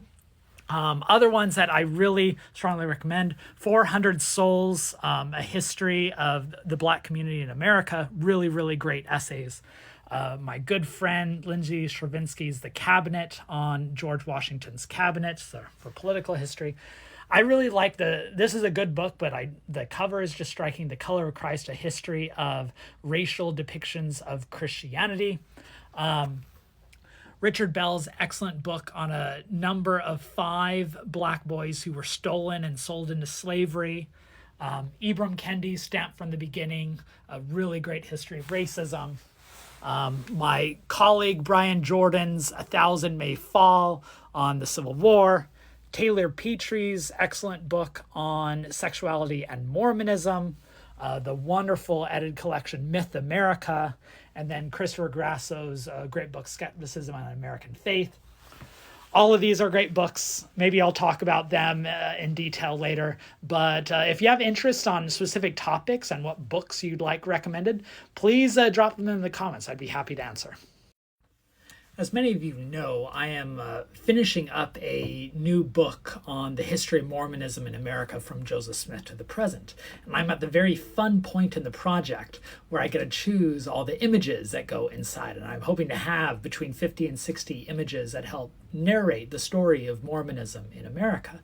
But I'm quickly realizing that I've previously been privileged as a historian of the 19th and 18th centuries, because most of the images relevant to that time period are held in university archives, special collections, and the price to reproduce those images is quite minuscule, $25, $50 or so. And so I've been able to do that a lot in the past. But now that I'm covering the modern period, I'm having to deal with newspapers and magazines and the AP, and realizing that the cost for those things, likely because they're not subsidized by universities or governments, are a lot more expensive. So for instance, this classic image, the Newsweek cover from 2011 announcing the Mormon moment, the cultural fascination with the religion, one of the most fundamental moments in the church's history, it would cost me $1,000 to feature this. So all of you get to see it here on TikTok because it's certainly not appearing in my book. Although I want to quickly highlight just how fun that the same cover that's featuring Mitt Romney, the most, traditional conservative figure that you can imagine. Also on the bottom, exclusive, hotel sex poll. This is a fabulous question. So let's talk about Joseph Smith's decision to run for the presidency in 1844. So for the first few years after the Mormons settled in Nauvoo, Illinois, they did pretty well at working the political system in their favor. Both political parties, the Democrats and the Whigs, were tripping over each other, trying to help out the Mormons in return for the Mormon vote. But by August of 1843, that process had broken down. If anyone's interested, ask me and tee me up, and I will tell you about the great election of August 1843 and how that broke the Mormon politicking system. Because by a few months later, neither party in Illinois was willing to work with the Mormons. And so they were turning to federal help. And in November and December of 1843, they sent letters to the 5 leading candidates for the American presidency who were expected to run in 1844, asking, if you are elected, what will you do to help the Mormons? Implying that if you gave the right answer, we will throw the Mormon support for you. And Illinois was a swing state, so it's justifiably a possibility that the Mormons might have played a role. Of the 5 they wrote, only 3 wrote back, and none of the 3 supported the Mormon cause. If you want to hear who those 3 were and what they argued, go ahead and ask. I can do another video. So in January of 1844, Joseph Smith and the Mormons gather around. They decide, what should we do? Who are we going to support for president? Because none of the presidential contenders seem to be willing to work with the Mormons. And that's when someone said, well, why don't we just nominate Joseph Smith? And so they came up with a presidential platform. I'd be happy to talk about the presidential platform more in depth, what he was arguing for, because he's got some really fascinating positions that don't really square with where the Mormon political tradition goes after that. And they sent lots of electioneering missionaries out. And sadly, Joseph Smith was killed before the election ever took place. So now to the question, was this a genuine run for the presidency? There's been lots of debate by historians over the years. Surely he saw that he had a very small chance. I love the way that Spencer McBride, a historian with the Joseph Smith Papers Project, put it. He said that the Mormons believed it would take a miracle for Joseph Smith to win, but they believed in miracles. But the way I put it is that whether he genuinely thought he had a chance to win or not, they took it seriously. They tried to set up nominating conventions in every state. They were going to have a national nominating convention. They went through all the processes to actually elect Joseph Smith. So it was more than just a protest candidate. He really believed that they could shake up the political system. So Joseph Smith becomes the first presidential nominee to be killed during the election season. If you want to read more about this, mention Spencer McBride. He has a wonderful book, Joseph Smith for President. If you want the broader culture, of course, my book, Kingdom of Nauvoo. It's a fascinating story, Joseph Smith's run for the president. I hope this sheds some light on it. All right, so quick story time. By 1843, the Mormons had been in Nauvoo for 4 years, and they had successfully navigated party politics because both the Whigs and the Democrats had done a lot to support the Mormons in return for the Mormons' votes. The Mormons were really good at what's called block voting, which meant voting according to what their leaders told them to. And they had a large enough presence in Nauvoo to swing a number of county and almost statewide races. Now, up until this point, both the Democrats and Whigs were fighting for the Mormons, but the Mormons had mostly supported the Democrats. This seemed potential to change in 1843. Because in 1843, Joseph Smith was arrested on old Missouri charges and was about to be extradited back to Missouri, where he was going to stand trial based on treason charges that stemmed from the Mormon-Missouri conflict in 1838. Joseph Smith and the Mormons believed that as soon as Joseph Smith set foot back in Missouri, he would be killed by a mob, not without reason.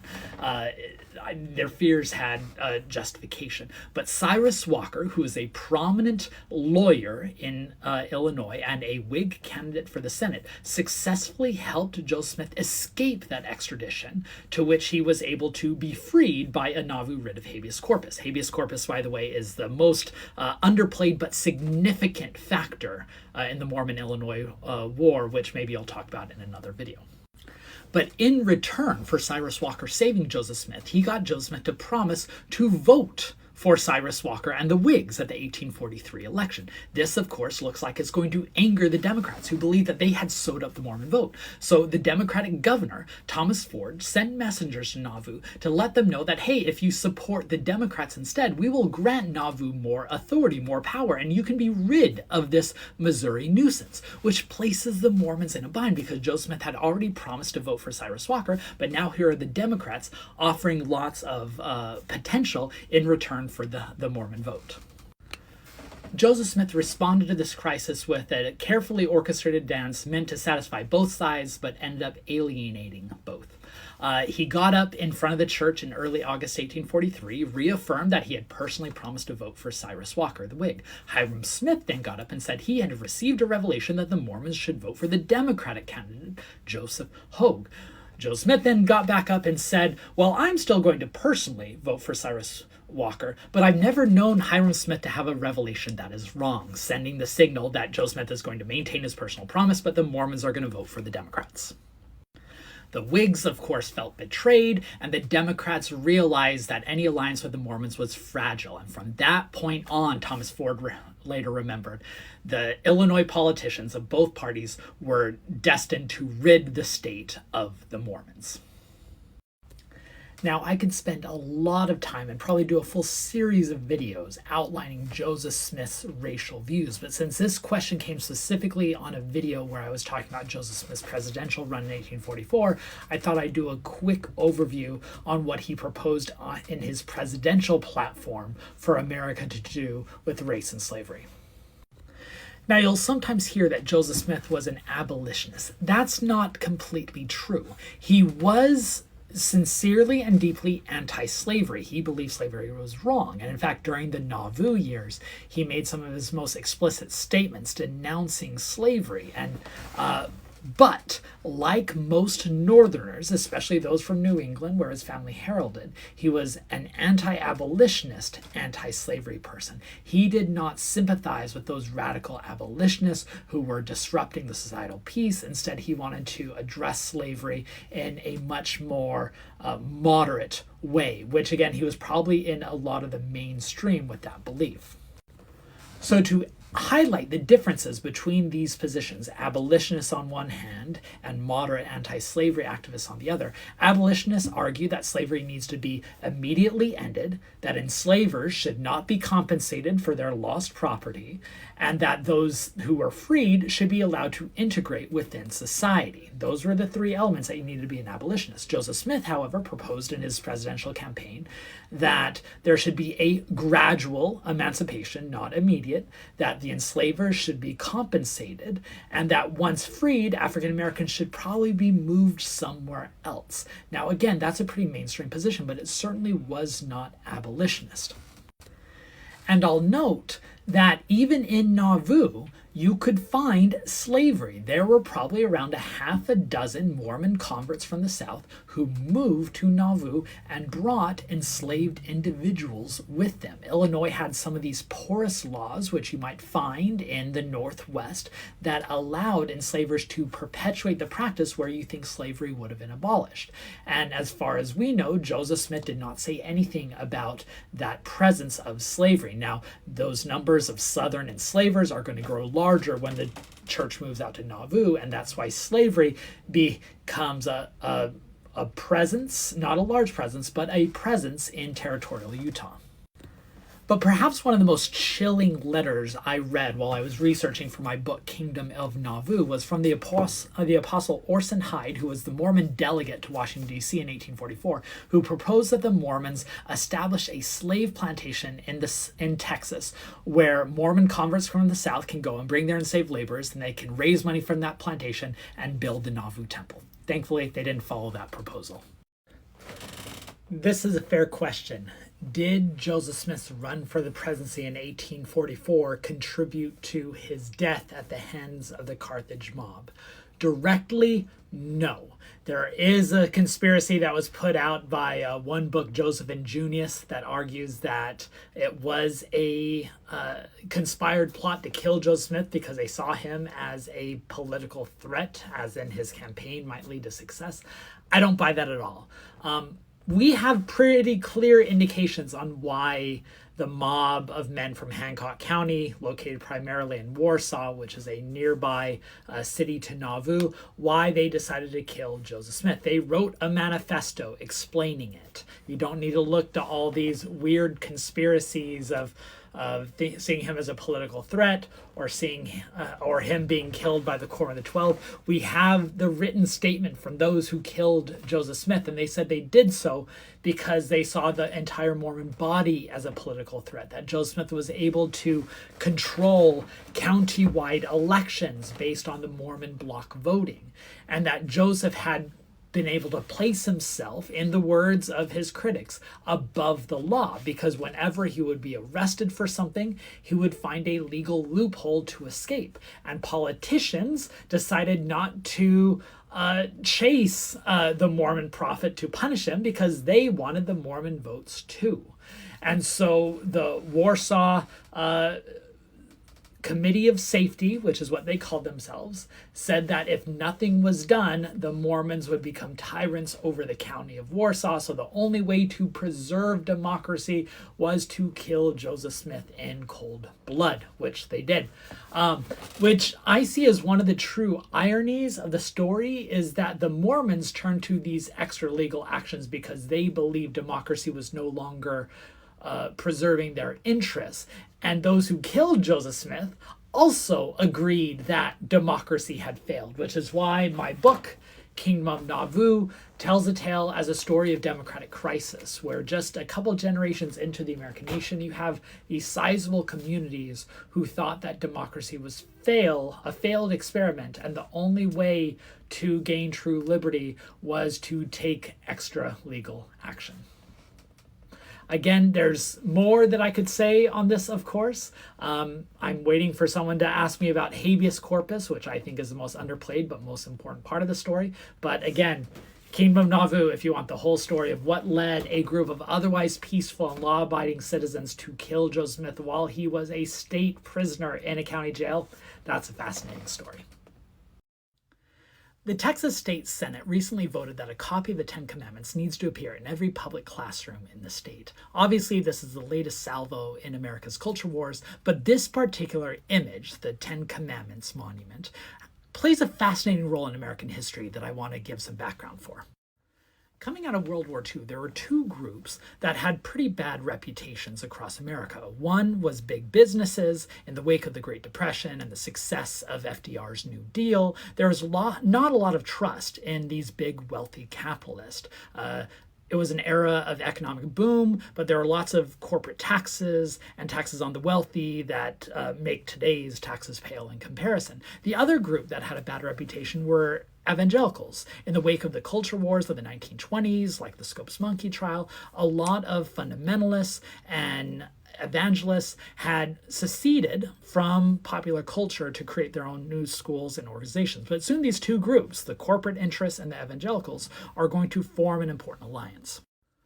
So these two groups soon work with each other to build each other's reputation in what scholars call Christian libertarianism, using religious rhetoric to push big corporate interests. Perhaps the best embodiment from this era in the 1950s is Cecil B. DeMille's famous Ten Commandments, starring Charlton Heston, which the film actually began with back then, a 5-minute spiel from Cecil B. DeMille, the director, saying America has a choice between the tyranny, like you see in the Pharaohs, or the freedom that is offered by Moses and big corporations.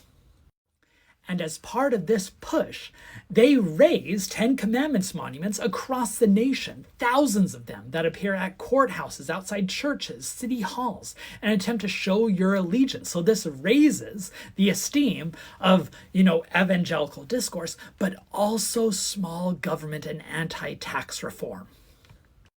Now, on the one hand, a lot of these monuments end up being taken down. First, out of religious rivalry, because what text do we even use for the Ten Commandments? The one from the King James Version, which preferred by Protestants, the one that is the biblical translations preferred by the Catholics or the Jewish communities. We're so pluralistic, we can't even come to a shared scriptural language. And then, of course, there's a legal issue. Why the Texas law probably isn't going to hold up is we live in a nation where we can't hold one religious view over others. But the overall message succeeds, and Christian libertarianism becomes a core part of the religious right. If you want to read more about this, Kevin Cruz's wonderful One Nation Under God tells a story. But when you see these debates over the Ten Commandments, note that there's a particular historical context for why that became a potent symbol and how it reflects America's complicated relationship to religion and capitalism. All right, it took me a lot longer than I wanted to come back to this question, but I want to answer why it wasn't polygamy, it wasn't Joseph Smith's run for the presidency, it wasn't even the Council of 50 that led to those around Nauvoo to decide that they had to kill Joseph Smith. It was this legal term, habeas corpus, that I document more in my book, Kingdom of Nauvoo.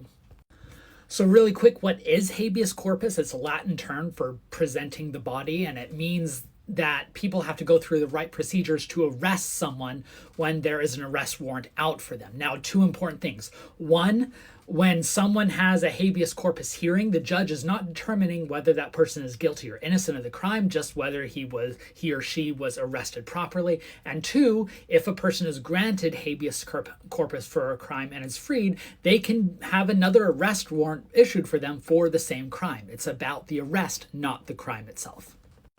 So what does this have to do with Joseph Smith and Nauvoo? Well, at 3 different times, Missouri tries to extradite Joseph Smith back to Missouri for trial, and he tries to find ways to avoid that extradition. The first time he sues for extradition, and Stephen A. Douglas, the famous Democratic politician, when he was a circuit judge, he grants Joseph Smith habeas corpus, saying that the Missouri officials did not go through the proper proceedings. But then in the next 2 instances, instead of going to the proper legal authority, Joseph Smith seemed to learn that, wait, habeas corpus is a cool way for me to gain freedom, and so he found ways to not have to go to the state for it, but to go to the local level. And so even though the city of Nauvoo did not have the authority to try habeas corpus hearings on arrest warrants that are issued above or outside of Nauvoo, they grant themselves that power through some city council resolutions. And this, of course, raises the ire of those outside of Nauvoo, and Mormons become exceptionally brash in how they do this. Eventually, they pass some resolutions that say any arrest warrant issued outside of Nauvoo, even above a higher authority, has to be vetted by the Nauvoo court through a habeas corpus hearing. Now, obviously, those outside of Nauvoo are going to cry foul at this because they think that they have placed Joseph Smith, and this is the terminology they use, it placed Joseph Smith above the law so that he could never be actually tried outside of a Nauvoo court. And so that's why a mob felt that they had to kill Joseph Smith while he was held as a state prisoner in a county jail, because they believe they have seen on 3 separate occasions in which Joseph Smith seemed destined to finally face accountability for previous crimes, only to be freed through this legal loophole. And that's the primary reason why the Hancock County mob gave for killing Joseph Smith. So to add even more craziness to the story of habeas corpus in Nauvoo, the most important figure to the story that you've never heard about is a guy by the name of Jeremiah Smith, no relationship to Joseph Smith and the founding family of Mormonism.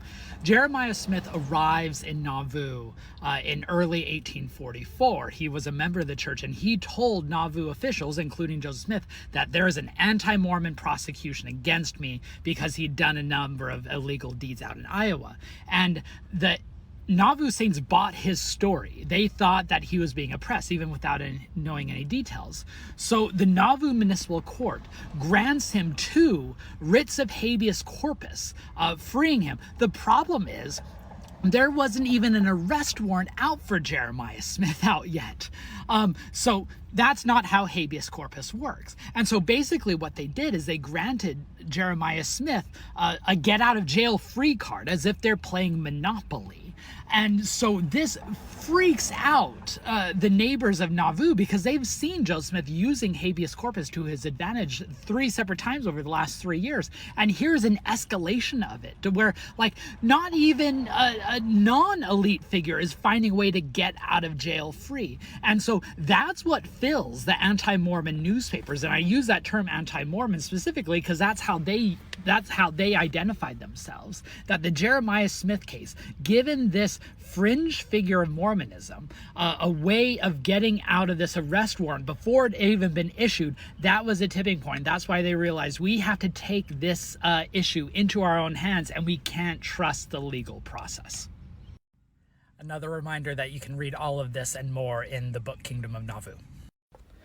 Now, what if I told you that there was a growing far right-wing extremist conspiracy movement that believed that there is a global cabal dedicated to overturning our freedoms and is nearly taking over the Republican Party? You might think that I'm thinking about QAnon or the Truthers or the MAGA supporters, but I'm also talking about another conspiracy theory movement that took place starting in the mid-20th century that has truly shaped modern American politics. Now, the political science scholar Matthew Delick has just published the book Birchers, How the John Birch Society Radicalized the American Right. It's really good. I just listened to the audiobook and I wanted to highlight some of its great lessons for us today. It talks about how starting in the 1950s, there were these big business libertarian folk who truly believed that there is a global conspiracy led by the communists to overturn freedom. Robert Welch, who was the founder, he believed that even Dwight D. Eisenhower was involved in this conspiracy. And on the one hand, they were denounced by a lot of the establishment types in America as being too fringe, but they also had a large following. And during the 1960s, they became pretty prominent players on the political scene. And even though they petered out by the end of the 1960s, a lot of the lessons from the Birchers, or a lot of the legacies, still influence American society today. So to a great degree, when you look at QAnon or the election denialism or these other fringe right-wing beliefs that are becoming much more mainstream in American society, the Birchers provided the template for it. So learning that history and learning how we dealt with these types of conspiracy theories in the past should give us some context for dealing with them in the present. And so I strongly recommend the book Matthew Delick's The Birchers. And those of you who follow me for the Mormon content, of course you know the John Birch Society made a lot of headway in the Mormon world. Here's a photograph of Ezra Taft Benson sitting at a big gala with Robert Welch, the founder of the Birch Society. And if you want to learn more about this, you have to wait for my book, American Zion, coming out in January. So this question regards, what was Joseph Smith being charged with when Missouri tried to extradite him back to the state while he was living in Nauvoo for trial? I'm going to highlight these 3 different cases and why a misunderstanding, consciously or not, led to the dispute in the first place. By the way, if you haven't listened to my video on habeas corpus in general, you should go back and listen to that first. Otherwise, this wouldn't make much sense. So when Joseph Smith was living in Missouri in 1838, there was what we call the Mormon-Missouri War, where the two sides, the state and the saints, nearly came to blows, and there were casualties on both sides. And eventually Joseph Smith was arrested and tried for treason, and he was held in jail over the winter of 1838 and 1839. It seemed like they had no real intent to actually try him, though. They were merely holding him as a hostage until all the other Mormons vacated the state of Missouri, and as soon as all the Mormons were out of Missouri and into Illinois, they allowed Joseph Smith to escape. So things could have ended there, but once Missouri saw the Mormons thriving in Illinois, it seems like they had remorse for deciding to let Joseph Smith off. So they sent officials back to arrest Joseph Smith because he was still charged with treason. That case had never been dismissed. So they wanted to bring him back to Missouri, but the Mormons, probably rightfully so, assumed that the minute that Joseph Smith returned back to Missouri, he would be killed. And so they petitioned Stephen A. Douglas, who was a Democratic politician and circuit judge, and Douglas granted him a writ of habeas corpus based on a technicality that the arrest warrant was not properly issued. So that was the first extradition attempt, and it took place in 1841. The second extradition attempt in 1842 had to do with the attempted assassination of Lilburn Boggs, who was the governor of Missouri at the time of the Mormon-Missouri War. Orrin Porter Rockwell, Joseph Smith's bodyguard, was accused of killing Boggs, and when this arrest warrant came out for Joseph Smith as an accomplice, he went into hiding for nearly 6 months, but eventually was released once again on habeas corpus by a state court due to the fact that he had not been in Missouri at the time of the crime. And finally, the third extradition attempt, which took place in 1843, which was once again in connection to Joseph Smith's previous charges in Missouri. But Joseph Smith, misunderstanding the law, thought that when he was granted a habeas corpus writ a few years earlier, he thought that wiped that charge off. That's not. That was a misunderstanding of how the law worked, but that's what set up the other major crisis. And if you go back and see the 1843 campaign that changed Nauvoo's fate, you can hear more about that episode. And again, you can learn all of this and much more in my book, Kingdom of Nauvoo. It's great reading, I promise. One of the most tragic episodes in both Mormon and American history is the Mountain Meadows Massacre, which took place in September 1857 when a group of Mormons in southern Utah slaughtered 120 men, women, and children who were migrating through on their way to California. That tragic massacre had been covered up in Mormon history for over a century. Juanita Brooks, who was a very influential and important historian in the 20th century, was one of the first to kind of reckon with it.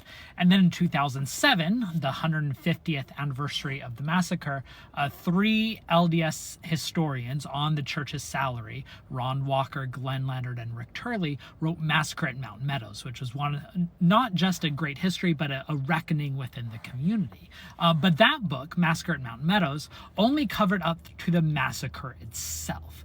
They realized that the aftermath and the cover-up of the crime was a whole other story. And so finally, over 15 years later, we finally got the sequel, Vengeance is Mine, the Mountain Meadows Massacre and its aftermath, written by one of those 3 authors, Rick Turley, as well as Barbara Jones Brown, who was a content editor on the first volume and now is a co-author on the second volume.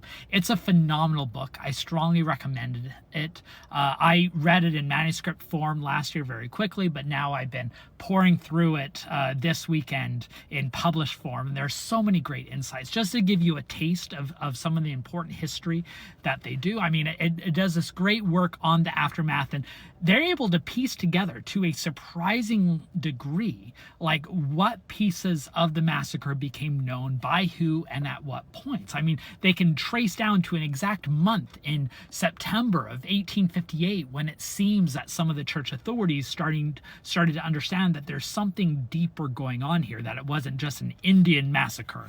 as had been portrayed. So I really appreciated this meticulous research. But one of the fascinating things that you can get from this was the first trial of John D. Lee. John D. Lee was arguably the central character of the massacre. He's not put on trial until 1875, which is, 18 years after the massacre. And that first trial, there are a lot of reasons why it took that long to the trial. But when they got to the trial, the state actually didn't want to convict him. Instead, they wanted to highlight how ineffectual the legal system was in Utah. And so they were agitating for more changes from Washington. And they felt the best way to do that was to have a hung jury. So when they first tried John D. Lee, they did not try to actually convict him.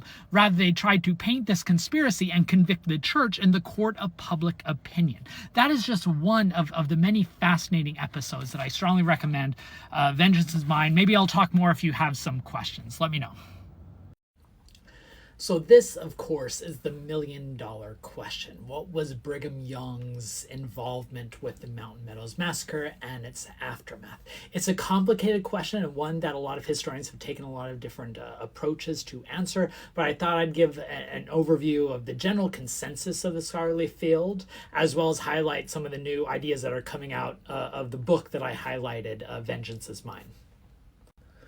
First, the big question: did Brigham Young order the Mountain Meadows Massacre, which was the slaughter of 120 innocent men, women, and children by Mormon settlers in southern Utah in September of 1857?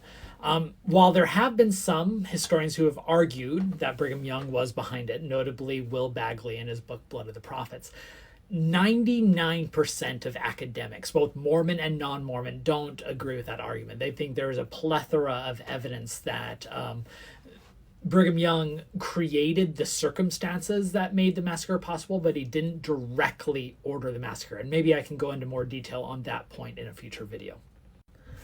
But Brigham certainly is guilty, both before and after the massacre, of other elements. First, before the massacre, he stokes the flame that made the massacre possible in the first place. He leads what we call the Mormon Reformation in 1856 to 57, where they're urging the saints to act more zealous in their faith.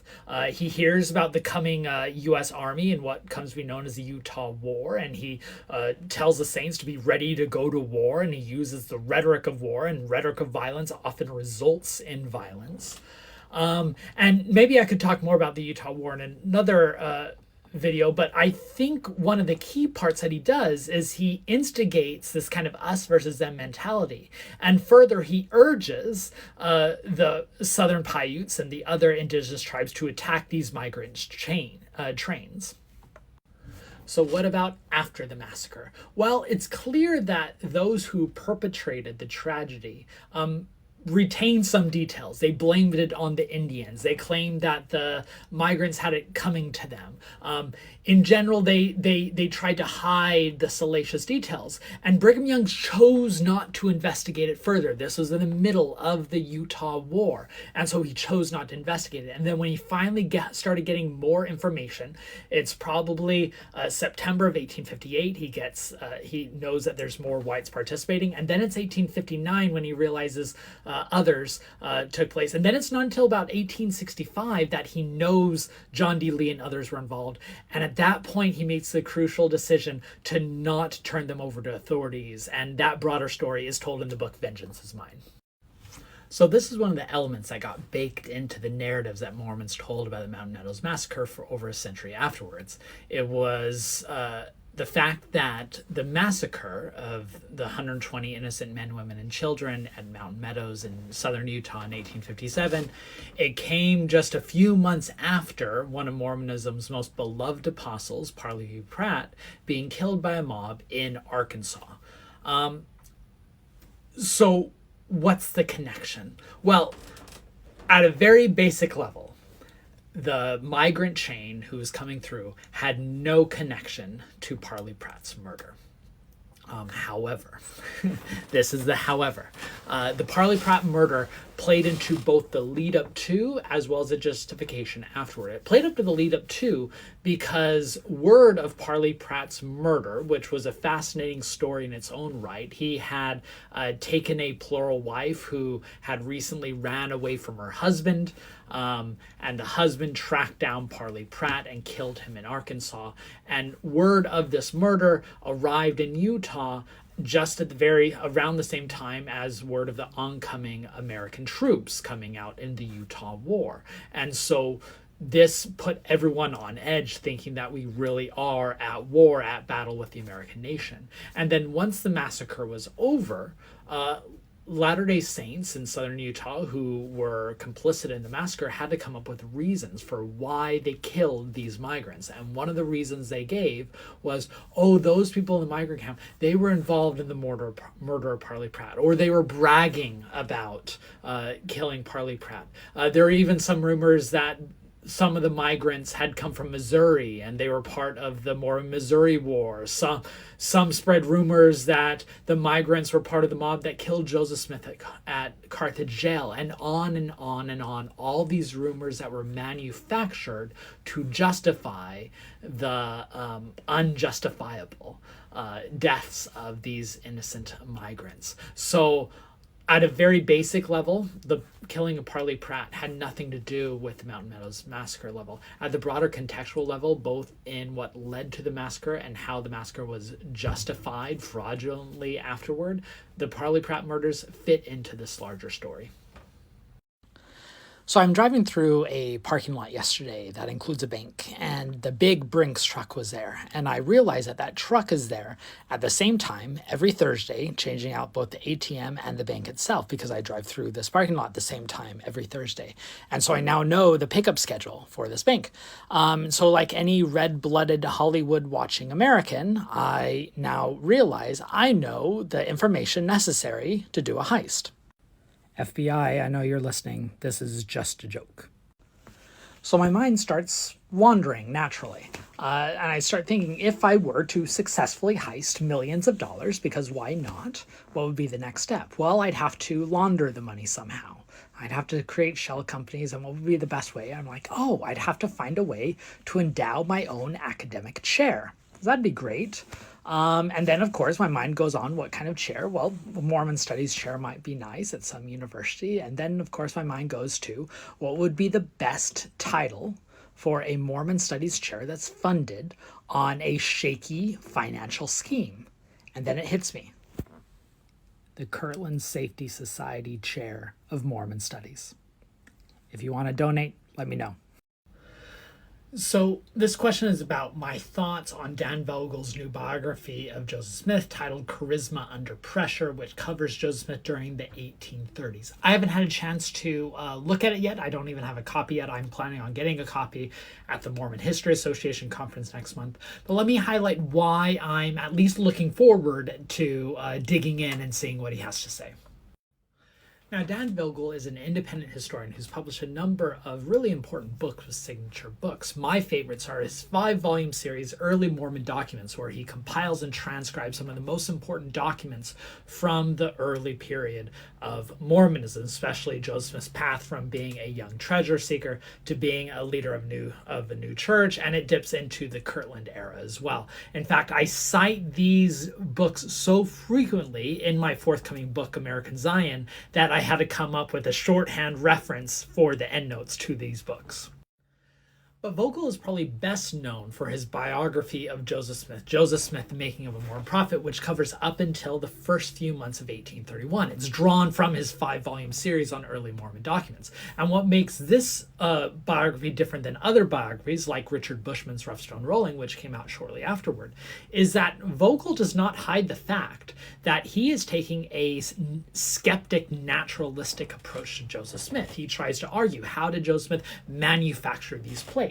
And perhaps more than any other historian who takes a naturalistic perspective on Smith, Vogel goes the whole distance trying to explain the origins of the Book of Mormon. In fact, 700 pages of this book is him trying to show that the Book of Mormon is an expression of Joseph Smith's own family life. So those 700 pages can be a bit of a slog, but the first 130 pages of this book is one of the key readings on Joseph Smith that I strongly recommend. So this new biography, also with Signature Books, is the sequel to that. It's going to be one of a trilogy, I imagine. I'm hoping he'll write a final thing. It covers Joseph Smith in the 1830s. I imagine it'll take a skeptical outlook, but I also imagine that it will be deeply versed in the sources, and it will be a very consciously antithetical approach to Joseph Smith from a faithful perspective, but I'm expecting to learn a lot. And there's a lot there to learn because I think this book is like 1,000 pages, so there's a lot there. Also notable, the book completes the trilogy of Joseph Smith biographies that have been published by Signature Books. Glorious in Persecution, which is by Martha Bradley Evans, covers the Nauvoo years, and Richard von Wagner's Natural Born Seer covers Joseph Smith's earlier years, and Dan Vogel covers the middle. So now you can have a 3-part, 3,000-page biography of Joseph Smith if you want, because who can't get enough about Joseph Smith? So I'm a huge fan of Richard Bushman's Rough Stone Rolling, the biography that was published by Knopf in 2005 by Richard Bushman. Richard Bushman is arguably one of the foremost Latter-day Saint historians of recent memory. He was a tenured professor at a number of prestigious universities like Boston and Delaware and Columbia, where he was the Gouverneur Morris Chair of Early American History, and then later became the Howard W. Hunter Chair of Mormon Studies at Claremont Graduate University. He was a social and cultural historian of agrarian America, so he does an excellent job in Rough Stone Rolling, placing Joseph Smith's family within the context of what it meant to be Yankee farmers. And the book is quite monumental. Most scholars accept it as the best biography of Joseph Smith. Many accept it as one of the best biographies of a religious figure out there. Where it might grate some people, and not me, I think it's great at what it produces, but where it might grate against one people is that it takes a particular interpretive approach that frames the work. Any historical work is going to be driven by what type of questions you ask. And Richard Bushman's question for writing Rough Stone Rolling was, what led tens of thousands of people to believe that Joseph Smith is a prophet? And so as a result, he's going to write a book that of Joseph Smith through the lens of believers in the 19th century. Some people mistakenly then critique the book as, oh, this book is just written from the perspective of a believer, which it is, because Richard Bushman is a faithful Mormon. But it's not so much written from the perspective of a contemporary, of someone today who's faithful to Mormonism, as it is trying to reproduce the mindset of believers. It gives a sense of what we call epistemic humility or epistemic sympathy, showing sympathy to those who believed. That way we can actually understand their world, and there's lots of benefits for that. But of course, it's not going to be framed in the same way as, say, Dan Vogel, who I talked about in the recent video, who takes a expressly naturalistic view. And to maybe give one more explanation of why you see the differences between these two things. When my book Kingdom of Nauvoo came out, lots of people said, why is the Joseph Smith in Kingdom of Nauvoo so much different than the Joseph Smith in Richard Bushman's Rough Stone Rolling? Well, I always answer that Richard Bushman wrote a book to understand why people would come to see Joseph Smith as a prophet. I wrote a book that to help us understand why people in Illinois came to see Joseph Smith as a threat. And so those framing questions are going to structure the works you write. So highly recommended. Academics love the book Rough Stone Rolling, but note that the thematic approach is going to structure his work. There's been a lot of news recently about the Church of Jesus Christ of Latter-day Saint Church's massive wealth, as well as national news about some failing banks. And so while I'm sitting outside of my kids' swim practice, I thought it might be best to do a short video on one of the Mormon Church's most notorious banking moments, the Kirtland Safety Society. first, a little bit of context. In the 1830s, the American president was Andrew Jackson, and Jackson was an outspoken critic of the national banking system, which he believed was going to benefit the privileged, and he was all about local control. So he signed the death warrant for the America's National Bank when he refused to renew its charter in early 1833, which inevitably basically signed its death warrant. And what this did was this caused a lot of panic across the nation, as local communities had relied on the banknotes that were provided by a national bank and now had to turn to local institutions, state banks, private banks, community banks, or less shaky financial institutions for support. Now, in 1836, about the same time as this national worry is taking place, the Latter-day Saint Church is deeply in debt. They had just completed the Kirtland Temple, which cost tens of thousands of dollars for a church that couldn't afford it. And so they were desperate to find ways to raise money. First, Joseph went on a ill-fated treasure hunting scheme in Salem, Massachusetts, but then they decided they'll follow the national trend, which is creating their own bank. So they raised money and they petitioned to create the Kirtland Safety Society banking institution. The problem, however, is lots of states, including Ohio, were by this point distrustful of these new local banking institutions that they thought were poised for ruin. So the Ohio state denied every single bank charter that was applied in 1836 to 1837, including Kirtland's. But instead of giving up their dreams, the saints who had already bought a printing plates and notes, they rebranded not as a banking society, but an anti-banking society. You can see the little stamp they added after Safety Society anti-bank, which was common during the day, but it was unregulated and very unstable. Now, due to a host of reasons, the anti-banking society probably wouldn't have succeeded in the best circumstances, but it was destined for failure in the spring of 1837 when there was a national banking crisis after a number of policies that Andrew Jackson initiated to where most banks of the nations forfeited, leaving even anti-banks as susceptible for foreclosure. So within a year of the Kirtland Safety Society being launched, it was bankrupted, and this led to a major crisis within the Latter-day Saint community. All right, so quick story time. A few months after the Kirtland Temple's dedication in 1836, Joseph Smith and the Saints are realizing that they are in major financial difficulty, that they've taken out a lot of debt for the temple. They don't have a way to pay it, and they're looking for any way to get out of those circumstances. And then someone arrives in Kirtland and tells Joseph Smith that he has insider information that there's this home in Salem, Massachusetts, and in the basement there is buried Spanish treasure. And all they would have to do is go out there and find a way to rent or buy that house, get access to the basement, and then voila, all their financial problems would be saved. And so Joseph Smith and several others go out to Massachusetts. They spend a few weeks. It's not clear if they're ever actually able to rent or buy the house, but they do come home convinced that there wasn't any treasure. And that's what leads them to take more drastic actions like creating the Kirtland Safety Society.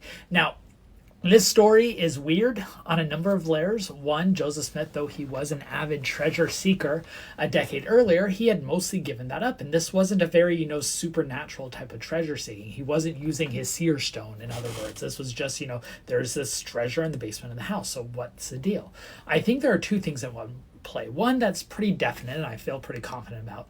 And two, is a bit more speculative. One, they're desperate for anything.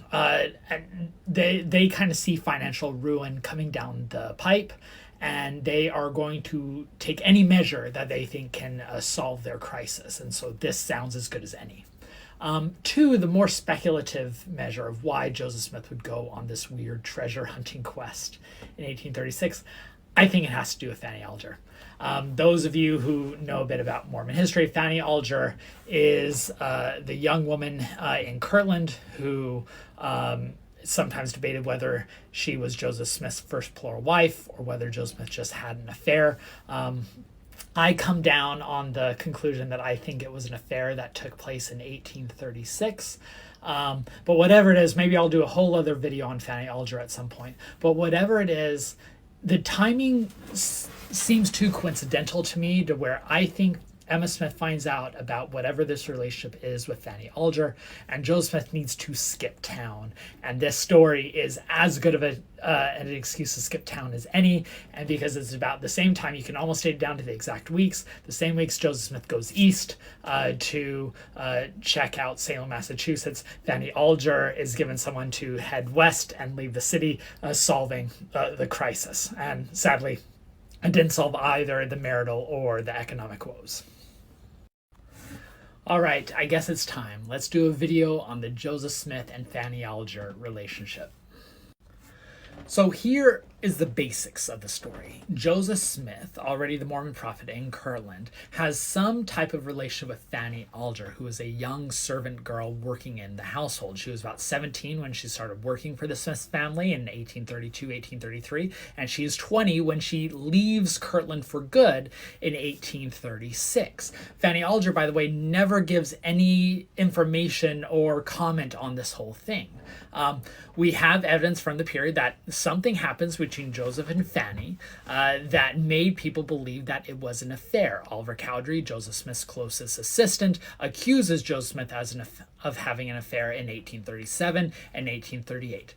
Everything else piecing together from the story comes from much later sources, and I mean decades and decades later, from people who did not have firsthand knowledge. So those are the basics. There's some kind of relationship. Fanny Alger is living with the Smiths for these 3 years or so. She's gone, and then Joseph Smith is accused of adultery. Now, some sources much more sympathetic to Joseph Smith claim that this was the first plural wife, that Joseph Smith had been thinking about polygamy for a while, that the Book of Mormon has a reference to polygamy being outlawed except in cases where they're going to raise up righteous seed, that Joseph Smith is translating the Bible, that he's trying to mimic the biblical patriarchs and all these other elements. Why not polygamy? So you get these much later sources, including from Moses Hancock, who was not even born when Fanny Alger starts living with the Smiths. Start saying in the 1880s, other people start giving these sources, but these are decades later, trying to, in my mind, reverse manufacture the polygamy doctrine of Nauvoo back to Kirtland. And among those who are arguing that Fanny Alger was a plural wife was Fanny Alger's own family, even though she herself remained silent. So as a historian trying to parse out these different sources, I have a hard time trusting a lot of these later reminiscences that are framed by decades of theological innovation and the later polygamy practice. Going back to the earliest sources, I come down to two conclusions. One, that most people surrounding the episode saw it as an affair. And I just can't get over that. That seems to be, it would be a hard time to disagree with that interpretation based on the provenance of those sources. And two, I think it happens in 1836 because I don't think Joseph Smith could have kept this a secret for a long term. I think it bubbled up, was exposed, Fanny Alger was kicked out, Joseph Smith was accused, and everything ricocheted like that. So I think that the evidence mostly points to Joseph Smith having an affair with Fanny Alger, likely in 1836, but again, we may never know due to the scarcity of historical sources. Now, if I were smart, I would have broken up my discussion on the Joseph Smith and Fanny Alger relationship into a multiple part series, saving the big revealed conclusion at the end. I'm not smart. Historians make horrible prophets. But retroactively, I want to kind of go back and do a bit more now. So in this video, I want to talk about the actual evidence on Joseph Smith and Fanny Alger, and then I'll do other videos on discussions on the state of polygamy in 1830s, the questions of affair, and other historical questions. Now, the earliest documentation we have that something went on was in the fall of 1837. Oliver Cowdery accuses Joseph Smith of adultery. And this accusation does not go away quickly. It continues on several more months, all the way until the spring of 1838, where there's a confrontation between Oliver Cowdery and Joseph Smith in Missouri. And Oliver Cowdery accuses him of having a dirty, nasty, filthy affair with Fanny Alger.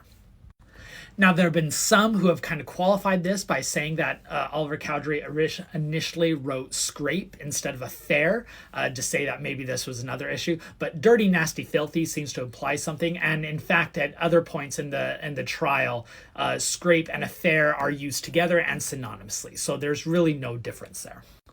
Now, while Cowdery claims that Smith confessed to this affair, Joseph maintains his innocence in this meeting, saying it was all made up. And eventually Oliver Cowdery is excommunicated, and Fanny Alger has left the city by this time. The Saints have been kicked out of Ohio as well, and they kind of move on to Nauvoo, and not much more is said about it. And then there's mostly silence on the topic for decades, until the 1860s, when there's a debate between the Latter-day Saints in Utah and the RLDS missionaries arguing over whether Joseph Smith practiced polygamy. And by that point, Mormons in Utah are gathering the names of the women who had been sealed to Joseph Smith. And it becomes very apparent through the records that they produce in the 1860s that Fanny Alger was known, and that many Mormons believed that she was a plural wife. Eliza R. Snow, who is helping Joseph F. Smith, who's going around gathering these names, says that Fanny Alger was a plural wife of Joseph Smith. Now, as I'll discuss later, I don't think that means that polygamy is involved, but I do think it means that Fanny Alger was known, and that it was taken for granted that there was some kind of relationship between those two by people who lived in Kirtland. And then in the 1870s and 1880s, and even the 1890s, we get more and more references, and we get more of these stories popping up. Emma catching Joseph Smith and Fanny Alger in a barn. Fanny Alger being pregnant, her being forced out. All of these things come out from different perspectives who have different agendas. And so a lot of these details can't really be trusted. And in the next video, I'll talk about one of the most problematic but important sources by Levi Hancock. This is my third video in my series on the relationship between Joseph Smith, the Mormon prophet, and Fanny Alger during the 1830s. I've already discussed the general overview of the case as well as a general overview of the sources. Now I'm going to give you an individual case study on why the sources are so complicated. So a lot of accounts of Joseph Smith and Fanny Alger follow a general narrative, which is around 1833. Joseph Smith has been thinking about polygamy for a few years. He encounters a man by the name of Levi Hancock. Levi Hancock asking Joseph Smith to be married to another woman. Joseph Smith says, yes, I will marry you to this other woman, but only if you also set me up with this Fanny Alger, who is somehow related to Levi Hancock, and that they therefore become a plural marriage. And that's how plural marriage is introduced. Levi Hancock seals Joseph Smith to Fanny Alger as a second wife. Then, soon afterward, Emma Smith catches Joseph Smith and Fanny Alger in the act. Fanny Alger becomes pregnant, and when they can no longer hide the pregnancy, Fanny Alger is escorted out of the city in 1836. And that's the general narrative. The issue is a lot of these details come from a single account, and that was a memoir written by Levi Hancock's son Mosiah Hancock many decades after the episode. So what can we take from this account? Well, we know Levi Hancock was a real person. He did really live in Kirtland, and he really did have this connection to Fanny Alger. However, there's a few problems with the narrative. One, Mosiah Hancock, who's writing this account, wasn't even born at the time that this occurred. He was born in 1834, which would have been a year after the alleged relationship between Joseph and Fanny Alger, according to this timeline.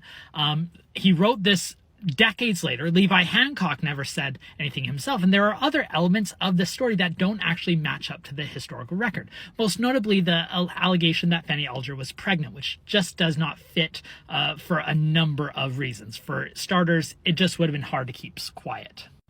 Further, Hancock is talking about polygamy in Kirtland in terms and frameworks that only would make sense in Nauvoo, and therefore we know he's reading that theology back onto Kirtland. And further, Hancock, like many first generation Mormon converts in the 19th century, is trying to tell a story to emphasize the importance of his family. His dad was the first one that sealed Joseph Smith to his first plural wife. You see this from a lot of accounts trying to emphasize my parents or I was part of this first generation that did important stuff. So what we do is we take elements from this reminiscence that can be supported from contemporary sources. The fact that there was something going on between Fanny and Joseph Smith, the fact that Fanny left in a hurry in 1836, and the others we have to qualify, which are some of the elements that I'm going to talk about in the next video on complicating the narrative of polygamy in Kirtland. You know what time it is. Let's dig into the next part on my series on the alleged relationship between Joseph Smith, the Mormon prophet, and Fanny Alger during the 1830s. I've already done videos on a general overview of the case, the issue with the sources, some examples. Now let's dig into questions about whether polygamy was in place in Kirtland. And I'm going to be overviewing 5 main arguments some people give for saying why polygamy was extant in Kirtland and why Fanny Alger was a plural wife. Now, an overall reason that some people give is that polygamy was in place in Nauvoo, which is where Joseph Smith and the Mormons go after Ohio and Missouri. Therefore, it should have been in place earlier. This idea that Joseph Smith was consistent in his religious vision or practice. But that can't really be supported. Joseph Smith evolved on a lot of teaching. So just because polygamy was there in the 1840s doesn't mean it was there in the 1830s. But wait, some might say. People said that Joseph Smith received portions of Doctrine and Covenants 132, the revelation on polygamy in Nauvoo, as early as 1831. Well, that account, coming from Orson Pratt, comes from decades later. In fact, yes, D&C 132 talks about biblical patriarchs, and that some have said, okay, this must come out of the Joseph Smith translation of the Bible, but there's no contemporary evidence that gives that. D&C 132 seems primarily a Nauvoo document, and you can read more about that in my book, Kingdom Nauvoo. Okay, but what about the primitivist streak? That Joseph Smith believed that he was like a biblical prophet. Biblical prophets in the Old Testament had polygamous wives, therefore Joseph Smith might have tried to do that in Kirtland. Well, primitivists, trying to get the primitive meaning of the Bible, are selective in interpretation, just like many interpreters of the Bible. So just because they're reading some things out of the Bible doesn't mean that they are also reading polygamy out of it. So we don't have any biblical interpretations from the Mormons in the 1830s that point to polygamy. But what about the alleged revelation that Joseph Smith has in 1831 saying that Mormon men should marry polygamously among Lamanite women? Well, yes, we do have evidence that Joseph Smith seemed to teach his followers that they should marry Native American women in 1831, but the saying that that was the introduction of polygamy, that statement comes from William Phelps decades later. All we have from the period is this kind of interracial marriage that was a form of racial civilization that would have fit many Protestants who, by the way, did not practice polygamy.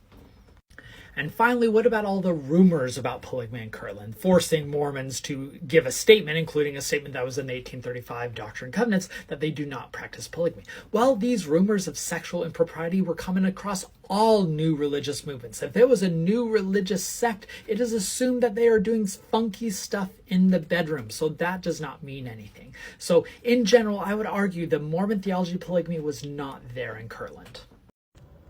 I'm going to take a break from my series on Joseph Smith and Fanny Alger to answer this question.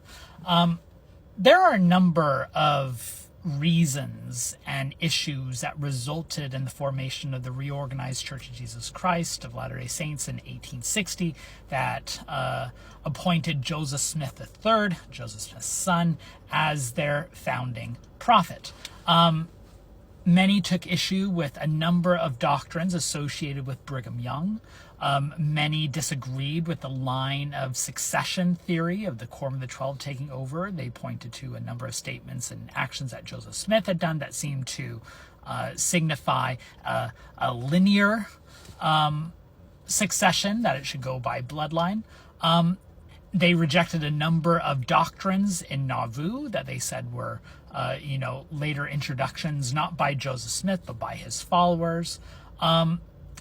A lot of the founding members of the RLDS Church were people who wanted to restore Mormonism to its more pure form in their mind. So there were a number of issues that led to the formation of the RLDS Church. Originally, they were just the Church of Jesus Christ of Latter-day Saints. Later on, they added the reorganized to differentiate themselves from the Latter-day Saints. But the key issue on which they differentiated themselves from the Utah-based Latter-day Saint Church, other than having a Smith as a prophet, was polygamy. And so that was a core doctrine for them, the argument that Joseph Smith did not practice polygamy in Nauvoo. Emma Smith, who of course was well known of Joseph Smith's prodigious, we'll call it prodigious, practice of polygamy in Nauvoo, denied that Joseph Smith practiced polygamy. Now, there's a lot of reasons why she probably did that. But that was a core, it was not the only key issue that resulted in this schism. There were many schisms. Maybe I'll do a series on the 1844 succession crisis. But there are many reasons for this particular strain of Mormonism, but polygamy ended up being one of the key factors. And yes, all of Joseph Smith's children went along with the reorganized tradition, as well as Emma Smith, and they maintained that linear succession well into the 20th century. In fact, it wasn't until the 1990s that the reorganized tradition appointed a prophet who wasn't a Smith. And eventually they adopted a new name, Community of Christ, that they felt better reflected their tradition's mission. But maybe that's a series for another time. In the final part in my series on Joseph Smith and Fanny Alger, I want to outline what I think is one of the most important elements when considering whether Fanny Alger was a plural wife. And that's my conclusion that polygamy didn't truly start until Nauvoo. When I was working on my book, Kingdom of Nauvoo, I really dug into Joseph Smith's teachings and writings from the early few years in Nauvoo, and something very quickly stood out to me. Starting in the summer of 1840, Joseph Smith is teaching a number of doctrines, both publicly and privately, that are building on his previous theological foundations and taking it in new directions, talking about keys and eternal linkages and family unions and rituals that can transcend death. And it became very clear that Joseph Smith is introducing a new theology that had not been around before 1840. And like a series of puzzle pieces, you can piece together these pieces of evidence from the summer of 1840 to April 5th of 1841, the night before the public cornerstone dedication of the Nauvoo Temple, when Joseph Smith is sealed to his first plural wife, Louisa Beeman. As a quick side note, that sealing took place under the cover of darkness in the forest with Louisa Beeman dressed as a man. So now that I've come to the conclusion that Nauvoo starts in Nauvoo, what do I do about Fanny Alger? Well, in my book, I gave 3 tentative possibilities. 1, there was a version of polygamy in Kirtland, but it was based not on the theology of eternal keys and families like in Nauvoo, but just based on biblical mimicry. Biblical prophets were polygamists, so should Joseph Smith. 2, that it was an affair between Joseph Smith and Fanny Alger. And 3, that there was no relationship between Joseph Smith and Fanny Alger, because at that point I wasn't sure on all the contemporary evidence and if we could even determine something went on, but that it was a later creation by fraudulent reminiscences. So when I started my new book, American Zion, A New History of Mormonism, which will be coming out in January, it gave me a chance to dig into the sources more, both the contemporary sources, the reminiscences, and all the scholarly literature. I quickly realized that the biblical mimesis version, that Joseph Smith was just copying biblical patriarchs as a different form of polygamy than in Nauvoo, I don't see much evidence for that in Kirtland, because I don't see them interpreting polygamy as part of their primitivist strain. I also dismiss the idea that there is nothing between Joseph Smith and Fanny Alger, because there's too much evidence that said that something took place, which is what led me to the conclusion that I think it was an affair. Now, that's not a 100% conclusion. There are historians that conclude differently. They might take many of these different possibilities, and that's fine. History is up for debate. But when I look at the evidence and I take the totality of it, I come to conclude that it wasn't polygamy, it was an affair. All right, let's jump into part 2 in my series on Emma Smith's reputation within the Latter-day Saint tradition. In part 1, I talked about what led to the big fight between Emma and Brigham Young. Now I'm going to talk about what led to the recovery of her image in the 20th century. Now, as I mentioned in part 1, one of the reasons that Brigham Young came to hate Emma Smith and publicly and vociferously denounce her was her support of her sons in founding the reorganized Church of Jesus Christ of Latter-day Saints in 1860. I've talked about them a little bit in previous years. And so, of course, that denominational rivalry is going to fuel that hatred for quite a while. And it's not until the 20th century that these two different traditions, the Latter-day Saint tradition based in Salt Lake City, Utah, and the reorganized tradition that eventually is based in Independence, Missouri, end up taking such widely different trajectories that they're not so much at war with one another anymore. The reorganized tradition moves more toward a mainstream Christian denomination. Latter-day Saints remain, much more their unique space. So once there is not as much a denominational rivalry, especially starting after the 1960s, there's not as much reason for the Latter-day Saints Church to distance themselves from the founding Mormon family. And Emma Smith, therefore, no longer needs to be an enemy.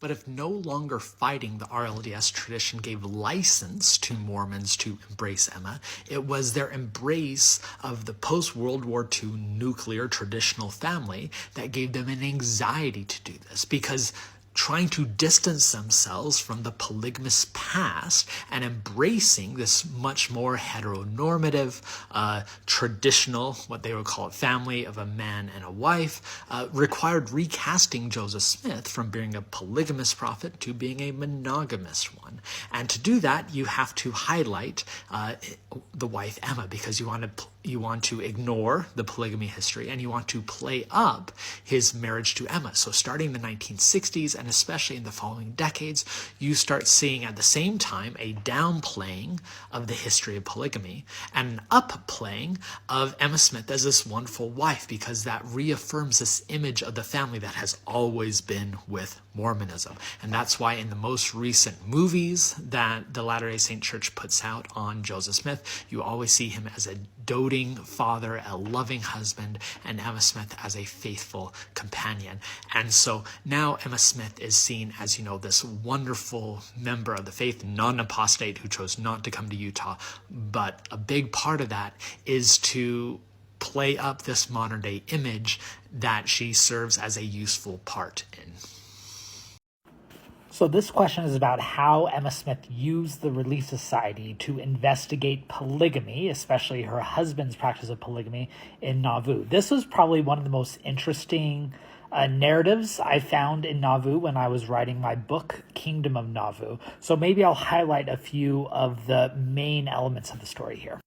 So when Joseph Smith starts teaching and practicing polygamy in the late 1840, early 1841, he does not let Emma Smith know. In fact, he's probably sealed to over 20 women before Emma Smith finds out. More on that later. He seems to be driven by two main priorities. One, he believes that polygamy is a central part of his prophetic practice, whether you want to define that in religious terms, that he saw this as a prophetic mission, or in humanistic terms. Both of these work. And then the second priority, he did not want Emma to know because he knew that would result in the dissolution of his marriage as well as the destruction of his church. He was probably still reeling from the being found out about Fanny Alger and Kirtland. But while Joseph is trying to keep this secret, rumors are spreading. And so by the spring of 1842, especially when John C. Bennett gets caught practicing plural marriage, there's a series of investigations led by Emma Smith and the Relief Society Council and Hiram Smith and the High Council, trying to root out what they saw as sexual improprieties. And you have these very tense standoffs between Joseph and Emma, not directly addressing Joseph's polygamy, but all but. It's a very indirect fight in a public sphere, and you can read all about that in the Relief Society Minute Book. And so it seems Joseph Smith decides to tell Emma Smith at least some elements of polygamy in May of 1843. And Emma Smith seems to partly acquiesce, and she agrees for Joseph Smith to be sealed to two sets of sisters, the Partridge sisters and the Lawrence sisters, two sets of sisters who lived in the Smith household, and Emma felt comfortable with him. However, she soon found out two things that rocked her world even further. One, Joseph had already been sealed to those sisters before, and two, that there was a physical component, and this was not just a spiritual union. So they have another big fight. Then, of course, in July of that year, Joseph Smith dictates a revelation, now known as D&C 132, meant to convince Emma Smith of polygamy. It does the absolute opposite. It causes another fight. Emma Smith even threatens divorce, and they later come to some kind of union when Joseph promises not to take any plural wives that fall, and they seem to have a few months of peace. But then in March of 1844, there seems to be another major breach because Emma Smith goes on the warpath. She holds a series of 4 public Relief Society meetings where she denounces polygamy and does all but directly confront Joseph Smith in Nauvoo. And that's why in one of Joseph Smith's final meetings, he denounces the Relief Society, and then Brigham Young dissolves it after he dies. You want more tea? I got more tea. Let's talk about the other Smith family member who had a very dramatic relationship to polygamy, and that's Hyrum Smith, Joseph's brother. So Hyrum Smith was Joseph's oldest brother. He was one of the earliest believers in Mormonism and one of its most devout followers. By Nauvoo, he held a number of important positions, including the assistant president of the church, the church-wide patriarch, as well as the head of the High Council. He was also very traditional in both belief and morality. He was one of the earliest members to really push for the word of wisdom doctrine, encouraging saints to observe it at a time when many saints didn't. And he was especially conservative when it came to issues of sexuality.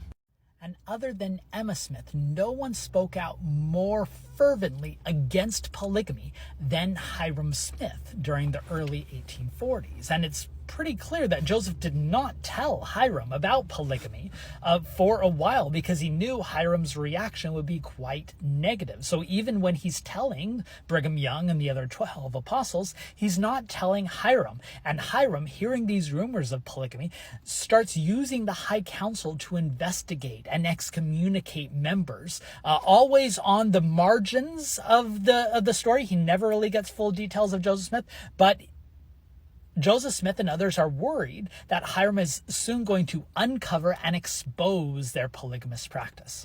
And then there's a fateful moment in May of 1843 when Hyrum is converted to polygamy. Now that's a whole story of how he becomes converted, but in short, polygamy is presented to him as a way that he can be sealed to both his deceased wife, Jerusha Smith, as well as his current wife, Mary Fielding Smith. And however he converts, he soon becomes a fervent supporter of it, so much so that he starts sharing it with more people than Joseph did, and that's where the problems begin.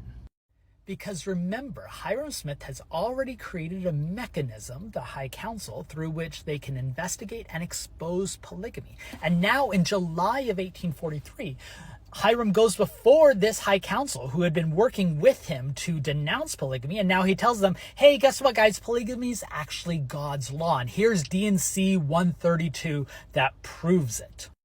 But while Hyrum had been converted to the polygamy doctrine, those men who worked with him in the High Council, many did not. And it is that core group of men in the High Council and their wives who form the hub of dissent and resistance in Mormonism. They saw both Joseph Smith as a fallen prophet as well as Hyrum Smith as a traitor. And that core group of dissenters that Hyrum had worked with are the ones who are going to publish the Nauvoo Expositor the next year.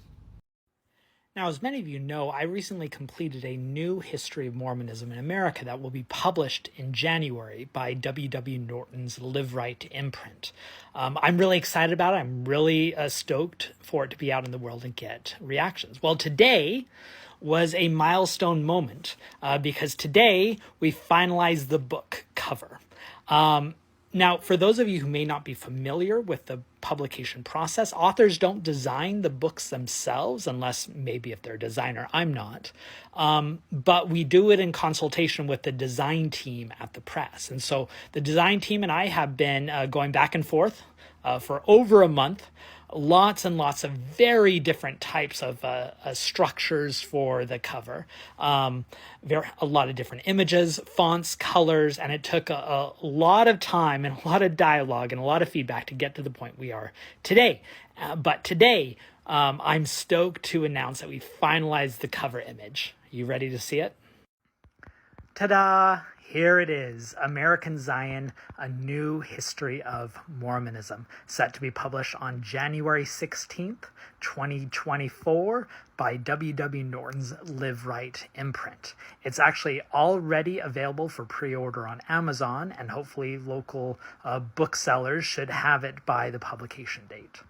So there you have it. I hope to have more information on the book that I'll share soon. I'm quite proud of it. I'm very excited for people to read it, and so I can hear their responses. I truly think the story of Mormonism is a fundamental story for understanding American religion, and I hope you enjoy it too. What's your favorite piece of weird Mormon art? I'll go first.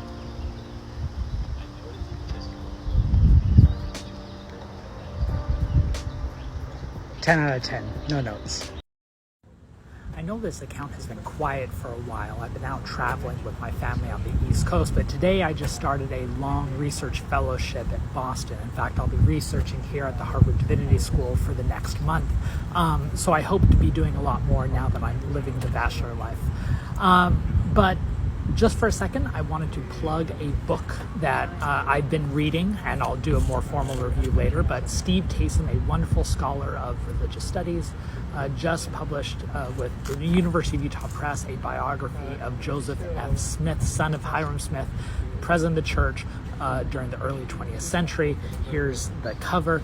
Joseph Smith, one of the most influential figures in framing Mormonism at a very crucial time. Taysom's a wonderful scholar. I recommend reading it. I'll have more thoughts later, but you know me, I like my book recommendations. Let's get back into the madness of polygamy in Nauvoo. But before I can do a video on how and why Hiram Smith converted to polygamy, we need to talk about someone else. This is Sarah Ann Whitney. Now, this photograph was taken a couple decades later in Utah, but I want to talk about the young Sarah Ann Whitney, who was 17 years old in the summer of 1842 when she was sealed to Joseph Smith, who at that time was 36 years old. Quite a difference. And she was one of a handful of teenage brides sealed to Joseph Smith. She was the daughter of Newell Kay and Elizabeth Ann Whitney. Many of the teenage women sealed to Joseph Smith were the daughters of prominent members like Sarah Ann. Now, how do we know that they were sealed? Well, we actually have records from the time, including the text of the sealing ordinance that Newell Kay, her father, performed when she was sealed to Joseph Smith. One of the most important documents we have to understanding polygamy from the time, and also, by the way, evidence that polygamy existed in Nauvoo, for those of you who still doubt it. Now, this sealing revelation from July of 1842, I argue, is just as important as, if not more important than, the July 1843 revelation that becomes D&C 132, because it talks about the dynastic nature of sealing families together. That helps us understand what those participants were thinking. Now, I need to note at this point that it's hard to say that Sarah Ann Whitney had any agency in this. Her parents probably pushed the sealing, and of course Joseph is pushing for it as well. And so it is hard to reconcile that with the notion of agency that later gets attached to even Mormon polygamy of marriage in general. Now, a few weeks after the sealing, Joseph Smith has to go into hiding due to the Missouri extradition fiasco. And he writes a letter to the Whitneys inviting all of them, Newell, Elizabeth, and Sarah Ann, to come visit them. And he tells them to do it in private, including just saying, if you know Emma Smith is visiting me in hiding, you should not come. And then he also at the bottom of the letter says, burn this letter when you receive it, in case you're wondering why we don't have more records about polygamy from Nauvoo. Now, flash forward to March of 1843. Sarah Ann turns 18 years old. She is now of marriage age, and there are lots of suitors who want to marry her. What are they going to do? Well, the Smiths and the Whitneys come to an arrangement. Sarah Ann is married off to Joseph Kingsbury, who had been married to her sister, but she had died the previous year. And in return, Sarah Ann is given a blessing in Joseph Smith's own hand, promising a number of benefits to the family. And Joseph Kingsbury is promised that he will be sealed to his deceased wife, who had died the previous year. The first known record we have of a deceased sealing. So what does this crazy story have to do with Hiram Smith? That's for the next video. I just want to highlight a story that went up at Wall Street Journal this week from the wonderful financial reporter Jonathan Weil on the LDS Church's financial reserves, and specifically how they're using them for an increasing number and increasingly expensive temples. I was interviewed extensively for it a few times, including once for over an hour on the importance of temples. It was a fun conversation, but a few main takeaways that I think is worth highlighting. First, we see the extent that church leaders are willing to go to continue to hide financial reserves, which they feel should not be discussed in public. The Wall Street Journal unearthed some previous tax forms where on the list of amount of assets, they put 1 million as opposed to 38 billion in terms of these specific types of financial assets. And when called out on it, church leaders said, well, that was not meant to be factual because they don't feel like that type of information should be debated. Now, so not really new information, but further evidence of an ongoing.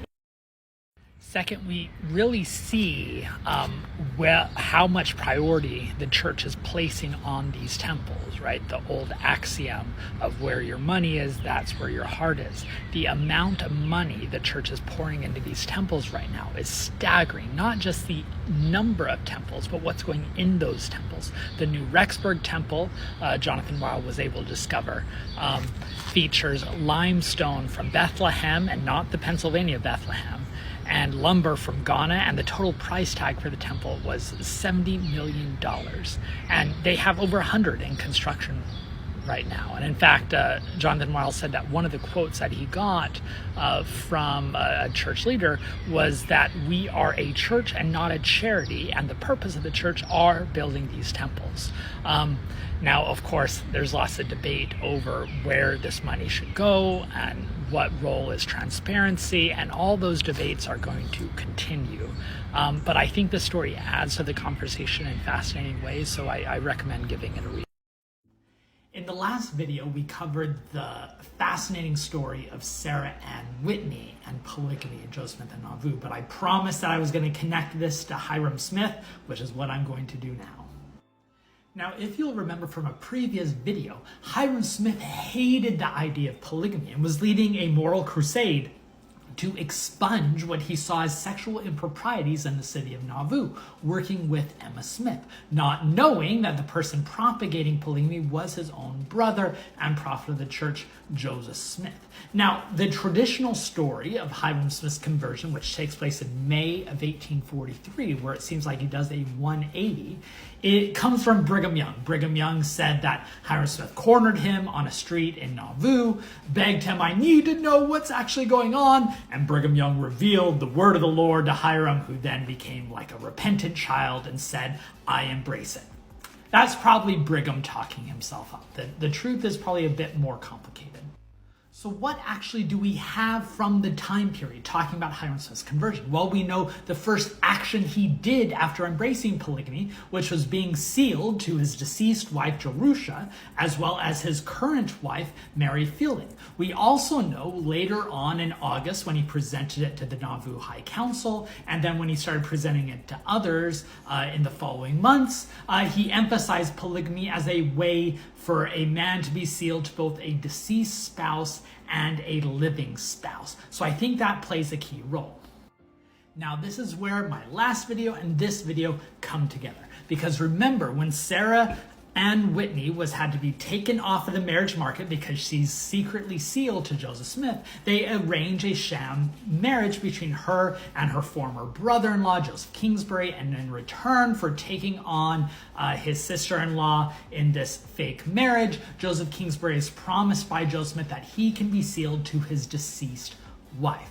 Well, that's the first instance, as I mentioned before, of a sealing being done between a living person and a dead person. Joseph is then able to take that doctrine and present it to Hyrum Smith.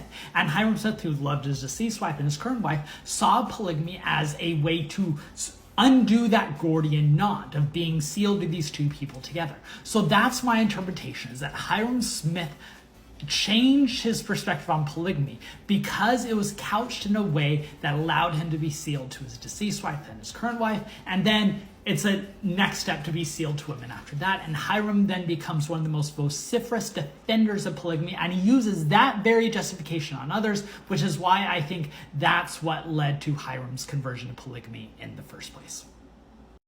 Another day, another national magazine talking about Mormonism. In this case, it's the Washington Post and an editorial talking about the GOP having a Mormon problem.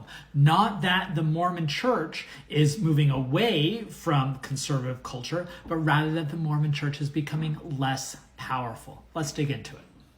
Now, I've done previous videos on the long march that led the Mormon culture to be more closely aligned with American conservatism, especially the Republican Party. Mostly it's a recent invention.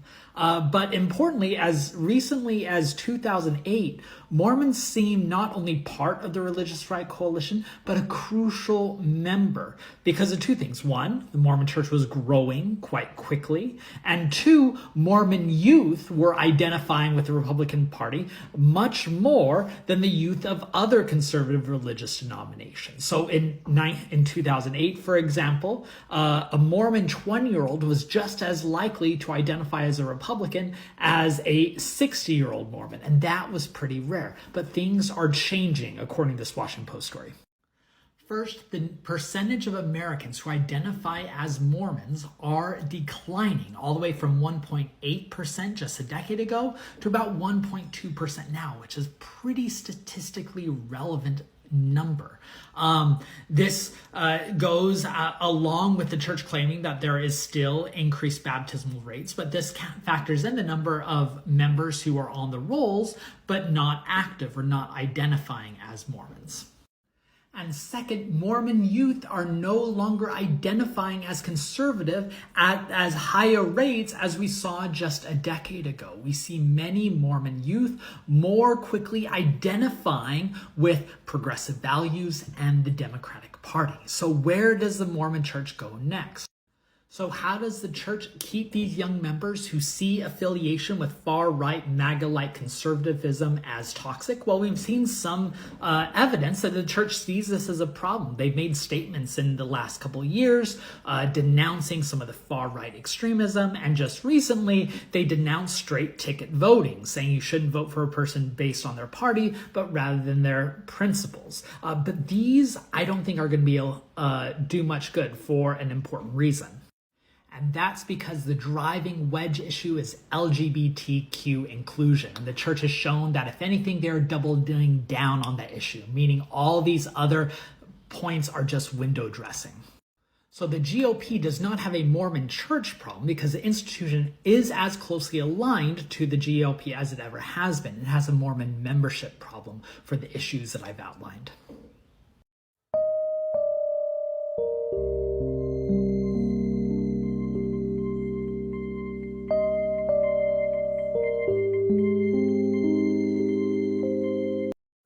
When in the course of human events it becomes necessary for one people to separate themselves from the religious and political fellowship. Wait, no, that's not right.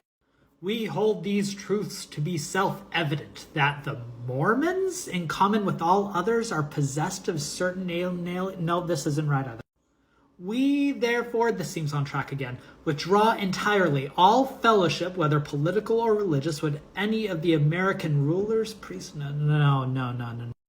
All right, what I was reading from was obviously not the Declaration of Independence. Instead, it was the Declaration of Independence declared again with amendments to suit the times. An editorial written by Parley Pratt, a Mormon apostle, in 1845, at the moment when Mormons felt that they were giving up on the American experiment and moving outside the American nation. I share this because Mormonism's relationship to the 4th of July is an important historical reminder of change over time. Today, Latter-day Saints, in America at least, are understood to be uber patriots, outwardly and inwardly devoted to the United States of America. But of course, that hasn't always been the case. So I want to highlight two moments of Mormon disgust over American patriotism in the 19th century. The first moment comes from the period I already discussed, the 18 months following Joseph Smith's death at the hands of an anti-Mormon mob in Nauvoo in 1844. The Council of 50 records, these secretive minutes that were only released in 2016, reveal the Mormons' disgust of American democracy, even writing at one point a constitution to replace the American Constitution, which they declared was a failed experiment. And when they marched out further west, they were saying so long to America. They denounced it as being led by corrupt politicians, and when the Mormon Battalion was recruited by America to fight in the Mexican-American War, they chose to wave as their flag one that had 13 stars, a reference to them believing in the original America, not the current America, which they did not pledge allegiance to. The second moment comes from 1885, when the Mormons, now settled in Salt Lake City, were once again denouncing the American government, this time for prosecuting them for practicing polygamy. And so on the 4th of July in 1885, John Taylor, who was then the president of the church, ordered that all American flags be lowered to half-mast, mourning the death of American liberty. Now, of course, once Mormonism gave up polygamy in 1890, gave up their own political party, embraced America's two-party system, they started this long assimilation march toward the mainstream of American culture. And celebrating the 4th of July was a way to show that, as seen in the Stadium of Fire, now a popular fireworks show in Provo. This is just another reminder of why history is important, because it shows change over time. Yesterday, on the glorious 4th, Missouri Senator and noted insurrection enabler Josh Hawley tweeted out a message that America was founded on Christian principles. Let's dig in. Claiming that this is from Patrick Henry, one of the Virginia founding fathers, he said that America was founded not just on a religious belief, but specifically on Christianity. Now, of course, this is a common message that has been peddled throughout American history, but there is one particular problem with this tweet. Because as the wonderful scholar Seth Kotler pointed out, it's a fake quote. Patrick Henry never said that. Further, the quote is from a white nationalist magazine that was talking about the Virginia founding fathers. So, no founding father, yes, white supremacy. But there's still the broader issue of what the founding fathers believed concerning Christianity and the founding. Now, I could do a whole series of videos on this because, in fact, I teach a whole class on religion and the founding of America. But for the sake of brevity here, I'm going to limit my response to 3 main points whenever I'm asked the question, what did the founders believe concerning Christianity and America's creation? First, there was no unified opinion among those who were at the founding regarding the place of Christianity in America. Like politicians today, they had a wide variety of perspectives, ranging from Patrick Henry, who was a devout evangelical, to Benjamin Franklin, who was basically a deist, and all different points in between. We like to create this Founderstein monster, merging them all together to fit our perspective, but such was not the case. Second, even among those who identified as Christian, defined the term Christian in fundamentally different ways from each other and from us today. For instance, Thomas Jefferson identified himself as a Christian, but he literally cut out passages of the New Testament that he did not believe in. He did not believe in miracles. He thought evangelical Christianity was nonsense. And so his idea of Christianity does not mate the modern standards of what many believe Christianity to be. And finally, while there was some disagreement on the separation between religion and politics, there was broad agreement on the separation of church and state. Here's the defense of a treaty with Tripoli to stop the Barbary pirates by John Adams in 1797 that said, we can make these treaties with Islamic nations because we, and I quote, are not a Christian nation. That was a fundamental organizing principle. So the big takeaways here, to be able to talk about Christianity and the American founding, you need to understand the complexity and diversity of the experience, and please, oh please, don't quote white nationalist newspapers. In writing my book, American Zion, it quickly became clear that there were several key moments in the faith's history that fundamentally transformed their trajectory. So I want to quickly lay out why Phyllis Schlafly meeting with church officials in the 1970s was one of those moments. Let's talk about the reputation of the church in the early 1970s. The Latter-day Saint institution had a higher approval rating around that time than they would at any other point in history, largely because they were seen as non-political, non-partisan, and non-threatening, just friendly, patriotic people in the West. And the Relief Society was part of that. Barbara Smith became the church's Relief Society president in 1974, inheriting a much scaled down version of the Relief Society, but one that was seen as focused on improving the domestic lives of women and children. But one of her first visitors after becoming Relief Society president was Phyllis Schlafly. Now, Phyllis Schlafly did more than nearly anyone else to shape American religious history in the 20th century. Prior to the 1970s, getting involved in political initiatives like anti-abortion was seen as too Catholic, and most evangelicals and fundamentalists largely stayed away. Phyllis Schlafly changed that. Though she was a Catholic, she formed this political coalition to oppose the ERA, to oppose abortion, to oppose other progressive issues, drawing evangelicals into the fold. And she wanted Mormons to be part of that team. And she succeeded at convincing Smith that opposing the ERA was a moral issue that Mormons need to get involved with. Smith then issued a statement denouncing the ERA, and the First Presidency followed suit. And soon Mormons became one of the most powerful blocs in opposing the Equal Rights Amendment, making sure it never got passed.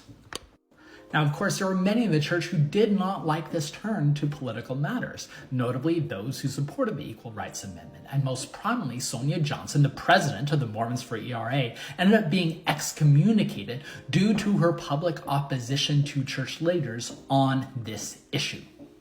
Now, I argue in my book, American Zion, that this was a major crossing the Rubicon moment for the church. It did two lasting legacies. One, it incorporated the LDS Church within the new religious right or coalition that still frames American politics to this day. And second, it gave them the foundation to inserting the church on these political issues that they hadn't done much of before that in the 20th century, defining it as a moral issue rather than a political issue, a framework that they then use on things like anti-gay marriage.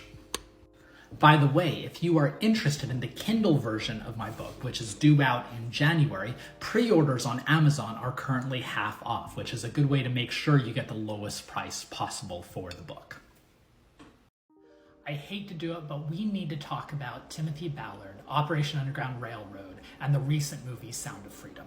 Ballard's Operation Underground Railroad has been around for quite a while. It claims to be a private group of citizens who have organized together to confront the problem of child abduction, forced prostitution across the world, and they go out and liberate children and young women. Who can be offended with that, right? Look at this guy holding a sweet baby. It looks pure, and it draws on our genuine sympathies to these world problems.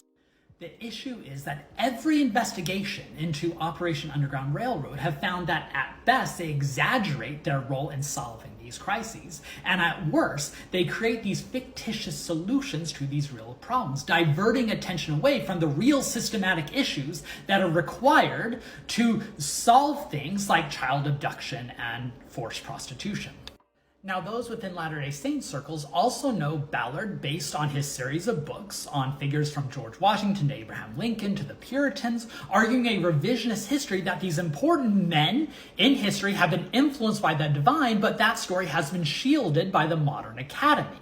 Now, I used to think that we can separate his wholly fictitious books from noble pursuits like Underground Railroad, but in reality, they're connected. Look, for instance, at the cover page of the Washington Hypothesis that identifies Ballard as a modern-day investigator, blending his credibility in both spheres. Also note the cover from the Lincoln Hypothesis, which makes the absurd argument that Abraham Lincoln was influenced by the Book of Mormon during the Civil War, that identifies Ballard as a modern-day abolitionist. Now, the narratives of both these worlds, that modern-day abolition and this historical revisionism, are the same. God has chosen often white saviors to come in and disrupt the status quo and save those who are in bondage. The two things blend together and work in this world of made-up history, made-up facts outside of generally accepted wisdom. Now, the big problem is, of course, there are issues of abductions and forced prostitution, but fictitious solutions like Operation Underground Railroad draws our attention from that and also justifies these actions, justifies things like the border wall, also based on fictitious claims, which is why Tim Ballard visited Donald Trump and supported his initiatives. It's also galling in that this absolves white guilt. In the painting of John McNaughton capturing this broader sentiment, Timothy Ballard is placed on the same plane as people like Frederick Douglass, Sojourner Truth, Harriet Tubman, and others who did genuine work to do modern abolitionism. And why I find these things so appalling is that they are building on a genuine sense of wanting to do good from millions of people, but diverting it in bad ways. Modern Mormonism is predominantly seen as both politically and economically conservative, with many prominent members and leaders alike claiming that things like socialism are against the laws of God and part of Satan's plan. But this has not always been the case, and you can almost point to the exact decade where this rhetoric came from. Let's take a look.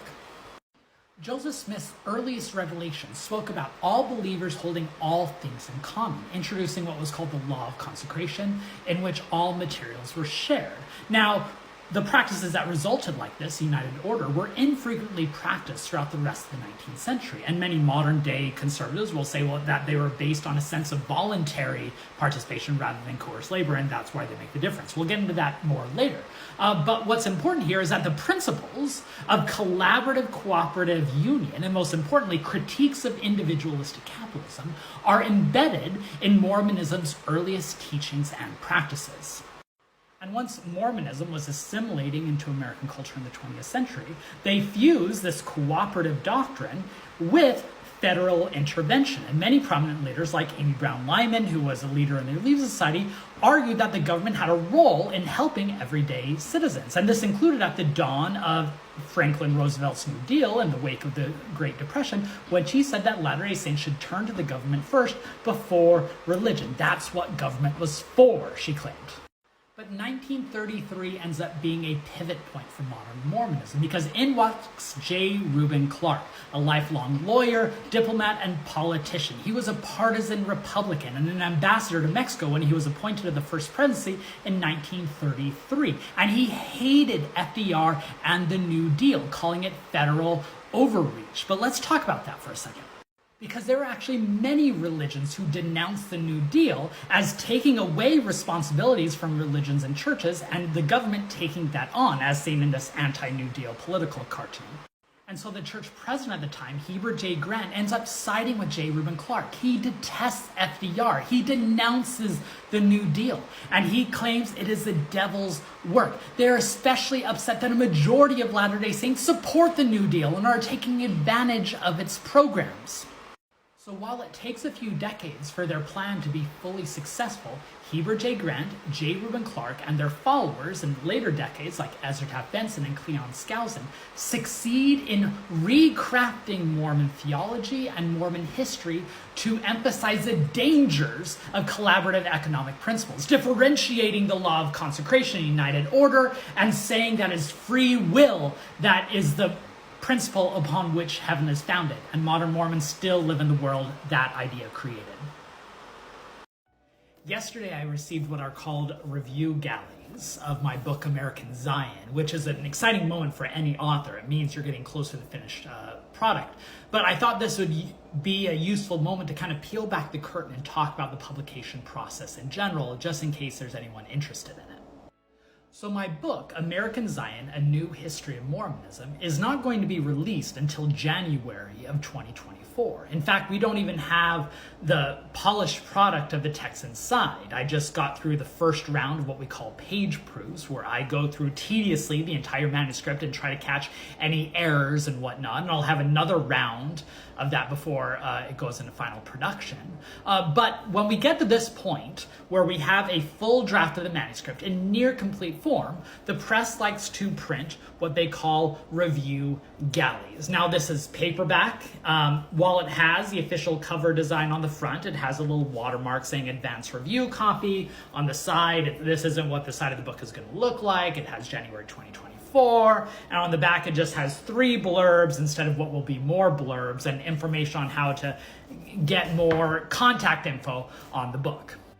Now, the reason that a trade press like W.W. Norton and their Live Right imprint want to do something like this is because they want to drum up excitement and interest in the book well before it comes out. They're able to send out these review galleys to newspapers, magazines, bookstores, other institutions, so that they can line up reviews, interviews, coverage, things like that nature that can all be in culmination in January 2024 when the book comes out.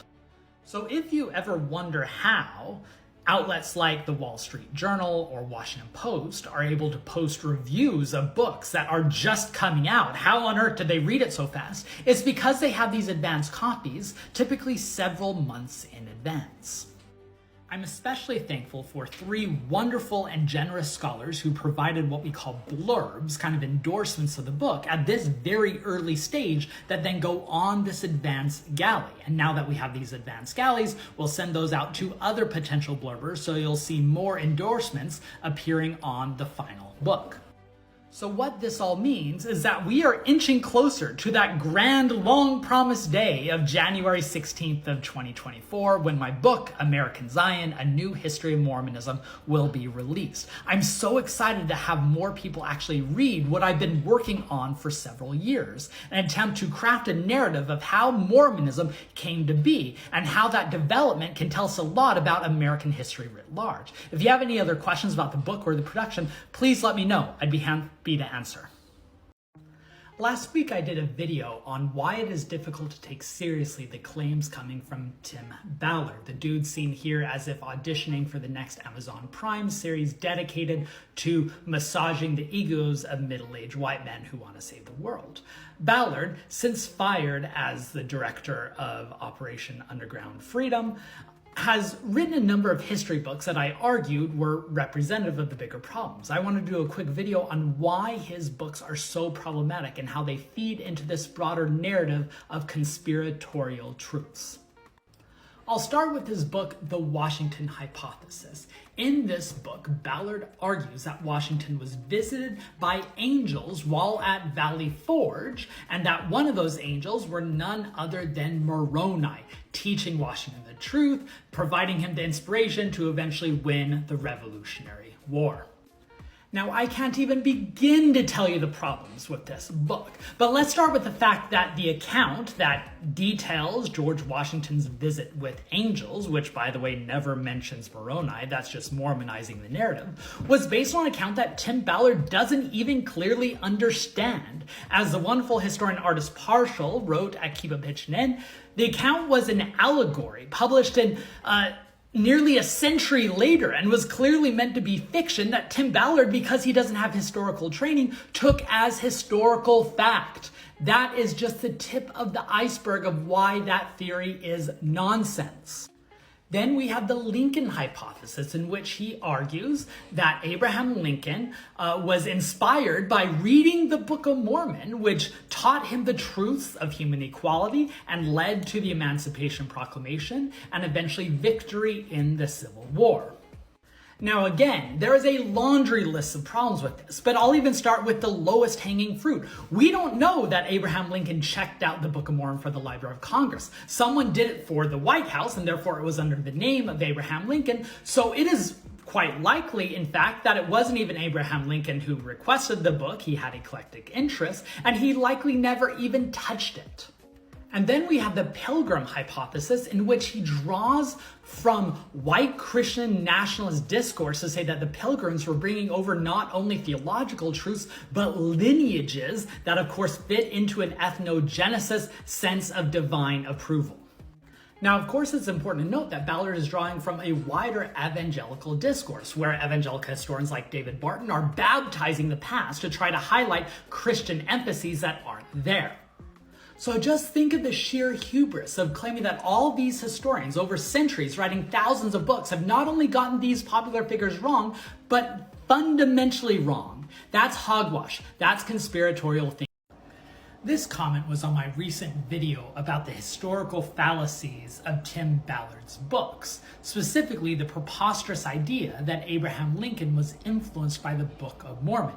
Wasn't Abraham Lincoln behind the Utah War? No, the Utah War took place in 1858, where President James Buchanan sent a federal army out to suppress what he declared to be a Mormon insurrection. If there's interest in that, let me know. I'd be happy to do one or two or many videos on the Utah War, because it's actually fascinating, the kind of like the pre-Civil War to the Civil War. So Lincoln was not behind that. However, and this is a big however, the Republican Party, in which Abraham Lincoln was a, early leader, was based on two primary pillars, according to their inaugural platform: the destruction of the twin pillars of barbarism, slavery and polygamy. And Abraham Lincoln joined in this course that they needed to destroy the barbarism taking place out in Utah. And while he was president, he supported bills, including the Morrill Anti-Bigamy Act in 1862, which criminalized polygamy in federal territories. And he spoke out about how the America needed to end the monstrosity that was the Mormon practice. And that wasn't the only thing that Abraham Lincoln said denouncing the Mormons. All of this to say is, A, it's ridiculous to think that Abraham Lincoln had a positive view of Mormons. If any, he decided that we need to have a sequencing problem here. We're going to focus on the South, and then we're going to deal with the Mormons. And so there's a common story that came out to where Brigham Young basically tells Washington, D.C., if you leave us alone, we'll leave you alone. The Mormon involvement in the Civil War is quite a fascinating story. In fact, it's the war Utah largely sat out. And second, Mormons often laud Abraham Lincoln for good reasons, because all Americans laud Abraham Lincoln. He's one of our better presidents. But Abraham Lincoln was a devoted practitioner of trying to abolish polygamy and denouncing Mormonism as barbarism. So one of these great ironies in history. And so once again, just the preposterous nature of believing that the Book of Mormon could have influenced Abraham Lincoln, who was devoted to stopping the Mormons. By the way, since this is one of those rare videos that took me less than 3 minutes to cover, I have a few seconds. If you have any general questions of Mormonism or American religious history in general, let me know. I'm happy to tackle those. You can either leave comments on my videos and I try to respond to those, or you can use the Q&A function and I'll try to do videos in responses to those too. Okay, the people have spoken. Let's do a several video series on the Utah War. This first video is going to talk about the general context of what led the Mormons and the United States to almost go to battle with each other. Now, for the Mormons who decided to follow that at the time beardless Brigham Young in 1846 leaving Nauvoo, they had a complicated relationship with the United States. On the one hand, they felt America was a failed experiment and they wanted to go set up their own theocracy in the West. However, at the same time, they recognized that starting with the unprovoked war with Mexico, the United States was about to acquire all the land that they were about to go settle. And so Mormons, once they arrived in the Salt Lake Valley, decided to shift course and petition to become the state of Deseret. But to catch the grandiosity of what they planned, let me show you a map. Here is what the Mormons petitioned the state of Deseret to look like. It would have been the largest state in the Union, encompassing 4 modern-day states, going as far northwest as Oregon, as far southwest as San Bernardino, because you got to get that California beaches or shipping. And they wanted to dominate this Western territory. They wanted to act as a state. However, while Deseret had the requisite number of white settlers to be granted statehood, the federal government, of course, did not trust the Mormons, first due to their practice of theocracy, and then after 1852, their public embrace of polygamy. So they denied Deseret statehood, instead making a Utah territory, where the federal government was going to supply the governor, the judges, all the federal authorities, and the Mormons were going to have a limited sense of autonomy.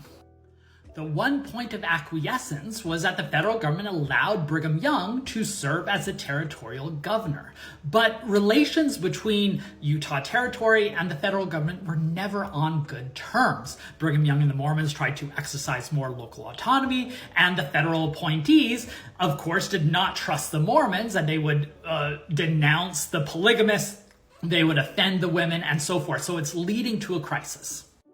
And then in 1856, America elects the Pennsylvania Democrat James Buchanan, who had a deep interest in settling all Western issues. He wanted to solve the Nebraska-Kansas issue over slavery, and he wanted to solve the Mormon crisis of polygamy. And it did not help that the Mormon Welcome to the White House gift in early 1857 was a legislative petition claiming that the Mormons were no longer going to listen to these Washington, D.C. dictators, and that if they're not granted statehood, they're going to take extreme action. Buchanan interprets this memorial as an act of war, and he raises a federal army of 2,500 troops to go quell the Mormon insurrection, in his terms, and replace Brigham Young as territorial governor, and that's what brings the crisis. In the first video of my series on the Utah War, I talked about the general cultural and political context. Today I'm going to dig more into the colonization aspect, why Utah became such a hot topic, as well as Brigham Young and the Mormons' first reaction to the news. Spoiler, they didn't take it well. First, it's important to note how crucial the Western territories were to American politics during the 1850s. This was the era of the alleged manifest destiny, in which these white colonizers are trying to emplace indigenous populations and move out Western civilization, which of course is going to have broad ramifications on the debates over freedom and slavery. And also note that during the 1850s, there's more land claimed in these quote-unquote unorganized territories as there were in existing states. And central to these debates was the concept of popular sovereignty, trumpeted by Stephen A. Douglas, this good-looking fella, an Illinois senator, who claimed that people who reside in these Western territories should have the freedom to decide the future. The problem, of course, is what to do with the Mormons. And so Stephen A. Douglas is actually in the middle of his Senate campaign against Abraham Lincoln, the famous Lincoln-Douglas debates in 1857, and Lincoln would call him on it. He goes, if you are in favor of popular sovereignty, why not give it to the Mormons? To which Douglas would respond, well, the Mormons are lower than white civilization, therefore they can't be trusted. A position that, of course, James Buchanan, the president, is going to follow when he calls out the federal army to march out to Utah. Speaking of the army, Brigham Young and the other Mormon leaders catch news of the coming army while they were up in the canyons outside Salt Lake City celebrating Pioneer Day 1857. And to them, this is news of Ohio, Missouri, Illinois, all over again, that the army is coming. And so Young delivers a fiery address saying the Mormons are not going to move again. We're willing to go to war with the U.S. Army. And he starts taking a number of plotted actions to try to stop the army's assault. First, to dissuade the federal army, he reorganizes the Nauvoo Legion, has every ward organize their own militias that drill morning and night, and talks a big game about war. Second, he also recognizes that the army arrives, the Mormons aren't going to stand much of a chance, so he plans to evacuate Salt Lake City and burn the city down to the ground if necessary. And third, and most important for what comes next, he tells the indigenous tribes that he is no longer going to keep them from robbing migrant chains and the army. In the next video, I'll talk about how this laid the foundation for the biggest tragedy of the era, the Mountain Meadows Massacre. Now that I've covered the general political context of the 1850s and the Mormons' reaction to President Buchanan sending out the federal troops, my third video in my series on the Utah War is going to talk about the Mountain Meadows Massacre and its connection to the wartime initiatives, especially the Mormon relationship to Native Americans. Now, one of the complaints that the U.S. government had against the Mormons was that they were conspiring with indigenous tribes out in the Mountain West Territory. That accusation was not without merit. Even though the Mormons had the same patronizing, colonizing approach to their indigenous neighbors, they also tried to form enough alliances so that the indigenous communities would join with the Mormons should they ever come to war with America. And Brigham Young then drew on that fear during 1857 into 1858 when he basically told the government that we have been the only people holding back the indigenous tribes from raiding the migrant trains, which note the racism in that statement, of course, but that we are no longer going to do that. And in fact, he even tells some indigenous tribes that you can go and raid the migrants that are on their way to California. We're no longer going to stop you. And that's what brings us to the most tragic episode of the Utah War, which was the Mountain Meadows Massacre. Because you see, one of the many migrant trains coming through Utah territory in 1857 was one that had originated out of Arkansas. And like many trains, they grew frustrated when the Mormons refused to sell grain and other produce, which was needed for their trek west. That was one of the things that Brigham Young decided when he declared martial law in Utah. Now, I could do a whole series on the Mountain Meadows Massacre. There are several great books on the topic, but what's important for this series is that the Utah War enabled and justified in the white Mormons' mind the tragedy they did when they killed over 100 men, women, and children. Because after an ill-conceived raid failed on the white migrants who came out of Arkansas, they had to decide what to do. And they feared that if the migrants made it to California, they would help raise an army there, and the U.S. troops coming from the east, that the Mormons in Utah would be surrounded. So not only did the Utah War promote the climate in which such a massacre could take place, but they used Brigham Young's injunction to enable Native Americans to raid these migrant parties to mask their attack. They claimed that it was Native Americans in it. In fact, in their first raid, they dressed up as Native Americans, and that's when it failed. And so this Mountain Meadows Massacre can only be understood within the context of the Utah War. And because this was wartime, Brigham Young chose not to investigate, enabling the perpetrators to go free, which is why we should always remember the tragic casualties of the Utah War, which took place at Mountain Meadows Massacre. All right, let's wrap up the series on the Utah War by discussing how the end of the conflict came without further bloodshed, and then ruminate on a few of the lasting legacies. Now, because the federal troops had left so late in the year in 1857, it quickly became apparent that they had neither the time nor the resources to make it across the Rocky Mountains before winter. So they soon staged a winter camp just east of the mountains. That's when Brigham Young sent out the Nauvoo Legion and other Mormon troops to harass the officials, to destroy supply lines, to kill cattle, and otherwise make the winter miserable for them. That winter of inaction, the winter of 1857 to 58, ended up being the saving grace for the conflict because it allowed cooler heads to prevail. Thomas L. Kane, who was a elite figure in American politics and philanthropy and social circles, and who had been an intermediary between the Mormons and the government for over a decade by this point, was able to have private negotiations both with leaders in Washington, D.C., and after he did a secretive voyage to Salt Lake City with Brigham Young, where he convinced both that they could avoid bloodshed.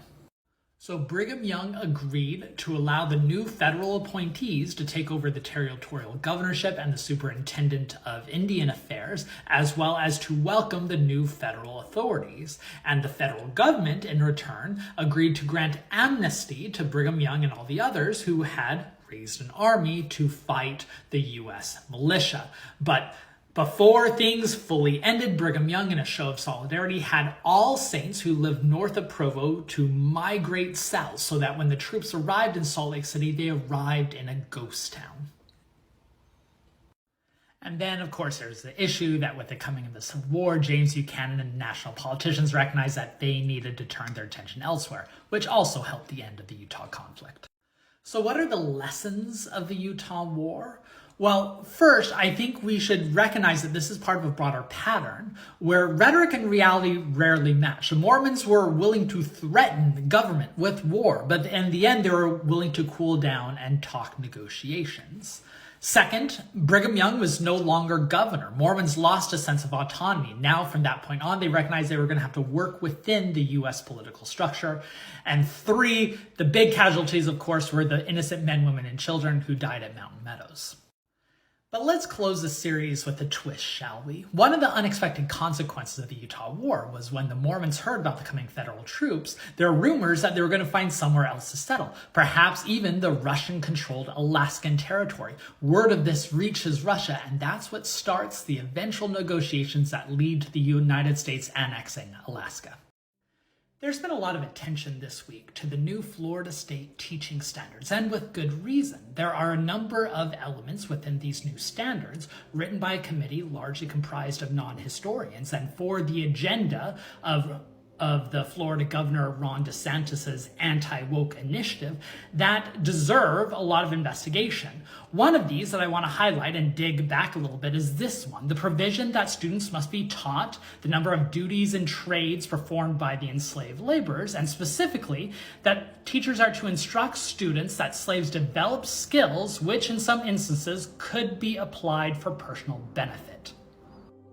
Now, there's a lot that's atrocious about that statement, including the fact that a number of the historically enslaved people that the committee then trotted out as examples of what they're teaching, many of whom were never enslaved or developed trades later, and then in general, the abhorrent nature of trying to justify slavery, there's a core idea behind those standards that require unpacking.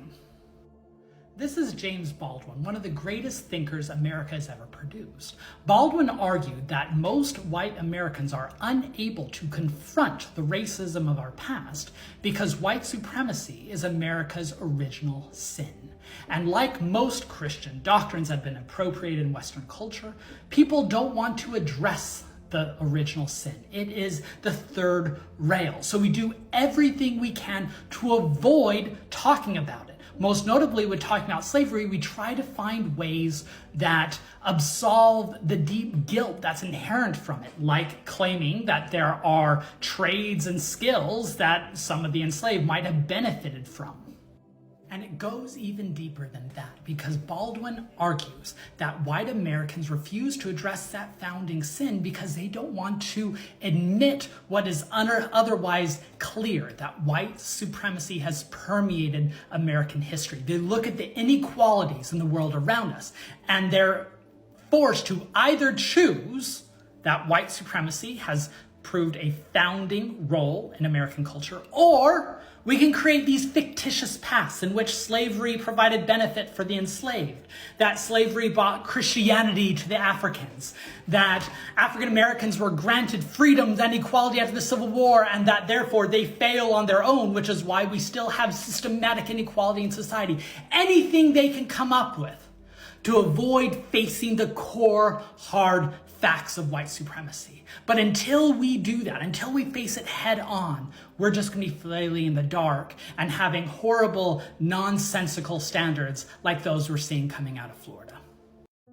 Happy Pioneer Day to those of you who live in Utah as well as the broader Mormon diaspora. But as you celebrate with your Mitt Romney-style hot dogs and your ironic celebration of American patriotism, given the Saints were leaving America in the first Pioneer parties, let me talk about what it means to commemorate Pioneer Day in a much more inclusive way.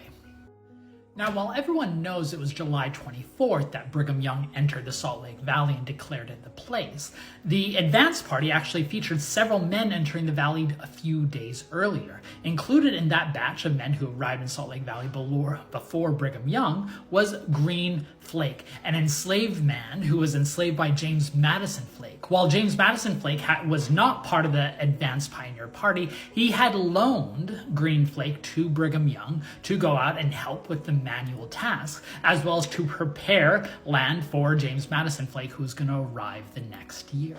Now, Green Flake's presence as an enslaved individual in the Pioneer Company highlights the paradoxes of the pioneer experience in general. Because while we remember Pioneer Day as a moment of people seeking their freedom in the West, there were in their presence many people whose freedom was deprived from them. Eventually, Utah became a slave-holding territory where several prominent men, including an LDS apostle, enslaved men and women like Green Flake. There were also free black saints like Jane Manning James, who, while not enslaved, were not granted the full privileges of membership. Jane Manning James continued to petition for access to temple rituals until her dying year, always rejected, until finally she was granted to be sealed to Joseph Smith as an eternal servitor, the only example we have in Mormon history of someone being sealed as a servant, drawing language from slavery. Here's a photograph from a 50-year reunion from the pioneers, and if you squint, you can see Jane Manning James in the very small corner, claiming her space in a community that had by that point formalized a racial restriction that kept her on the margins of the society she so loved. And this is, of course, setting aside the very important point that Mormon colonization of the Utah region meant the displacement and removal of the indigenous communities that resided there. And Darren Perry, the former leader of the Northwestern Shoshone, has noted that Pioneer Day should be seen as manifest destiny. And we must always remember the displacement of those indigenous peoples in the service of Utah Pioneer. It was great last year to see Utah put up some monuments to these Black pioneers. May we remember the much more complicated history associated with this holiday. A few weeks ago, I noted that I was just starting a brand new biography on Joseph F. Smith, written by the wonderful and brilliant historian Stephen Taysom. I just finished the book last night. I got distracted for a few weeks because I had to do page proofs on my book. But I just finished it, and I thought I'd highlight some of the elements of the book that I really enjoyed. First, I was struck by the early chapters and Taysom's ability to show how much Mary Fielding, Joseph F. Smith's mother, shaped Joseph's life. We always talk about Hyrum Smith, right, Joseph Smith's brother, who was Joseph F. Smith's father. But from Mary Smith, Joseph F. Smith inherited both a fiery temper, a fervent devotion to Mormonism, and one thing that I found new is that that attachment to Mary Fielding framed most of the rest of his life. He frequently spoke about her, and he used her as a standard to interpret everyone, including the women in his life. Indeed, it was Smith's familial relationships that I found most striking in the book. Joseph Smith left a voluminous correspondence history of all these letters he wrote to wives and children. And through those letters, Taysom is able to reconstruct a lot of the familial dynamics, where he had some tense relationships with some of his children, where he loved others. He had a fraught relationship with his first wife that ended up in divorce. And Taysom does not shy away from the fact that Joseph Smith probably abused that first wife, both physically and emotionally. And so we get a lot about Joseph F. Smith's domestic relationships, including some fighting between him and his wives. Indeed, violence is such a core theme throughout the book that Taysom titled it Like a Fiery Meteor. Smith had an explosive, volcanic temper that he often recognized was dangerous, and he tried to tamp down. There was one moment in the early 1870s where he nearly beat a man to death over a neighborly dispute. There are also extended family relationships that I found fascinating. Both Joseph F. Smith's off and on again friendship with his cousin Ina Coolbrith Smith, who ended up leaving the church and settling California, becoming California's first poet laureate, as well as his relationship with his cousins Joseph Smith III, who founded what came to be known as Reorganized Church. And in fact, Taysom shows that the church's purchase of historic sites in the early 1900s was part of this sibling rivalry. And there are lots of other smaller elements I loved in the book. I was really taken by the chapters that dealt with Joseph F. Smith's attraction to the Republican Party in the late 1880s, early 1890s. I thought all of that was new around statehood. It's honestly pretty remarkable we've gone this long without an excellent cradle-to-grave biography of Joseph F. Smith, given his significance. I'm glad we have one now. I just finished a wonderful few days here in Salt Lake City at the Sunstone Mormon Conference, a gathering of lots of Mormons across the ideological, cultural, theological spectrum, both engaging and celebrating the various aspects of Mormon culture. We got to hear from Kristen Kobus-Dumais, the author of Jesus and John Wayne, talking about masculinity and bringing Mormonism into it, Eli McCann on Mormon cinema, the wonderful TikToker Dan McClellan on mainstreaming biblical studies, and I gave a presentation on why I think 1933 was the year in which modern Mormonism was truly built. But one of the presentations, and in fact one of the panels I attended that I really loved, was on post-manifesto polygamy, and it reminded me of one of my favorite anecdotes that's going to be in my book American Zion that I thought I'd share here.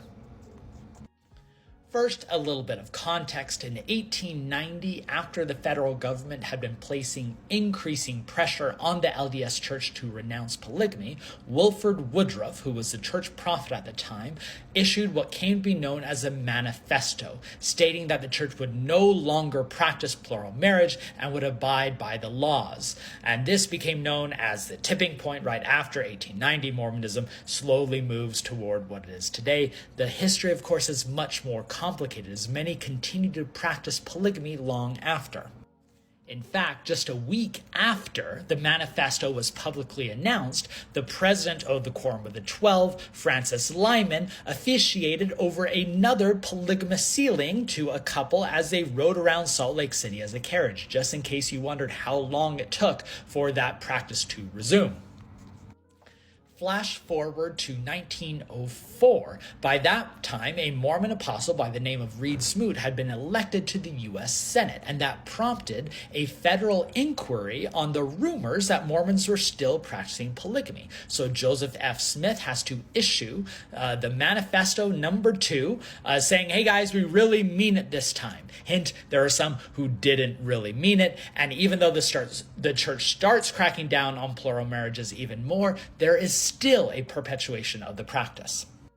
Now that we have all that background, here's the anecdote. In 1909, the church launches its own investigation into all these post-manifesto polygamy, realizes that there were several apostles who were behind it, but everyone was trying to do it in the utmost secrecy. And here's the story. One stake president who had officiated over a number of plural marriages himself admits that he had taken an extra wife himself, but the patriarch who performed the sealing to disguise his identity in case they are ever investigated wears a mask to the sealing. So one of my favorite anecdotes, a Mormon patriarch wearing a mask while performing a post-manifesto polygamous sealing to hide himself from church authorities and the federal government. The phrase lying for the Lord has become quite common in the Mormon tradition, especially in circles where we're highlighting the unsavory nature of some of the early Mormon history episodes. But I thought I'd do a quick video on where the phrase comes from and perhaps the apex of when the concept of lying for the church was most prevalent. So the very concept of lying under the direction of God for sacred truths is embedded in Scripture, right? In the book of Genesis, we have a story of Abraham lying to protect himself and his family, and that very text has been used by Christians throughout the centuries and was reaffirmed by the Mormons, including in the book of Abraham. But then it became especially potent in Nauvoo when Joseph Smith and others are starting to practice polygamy, and they feel they need to deny it due to state and federal laws that made it a crime.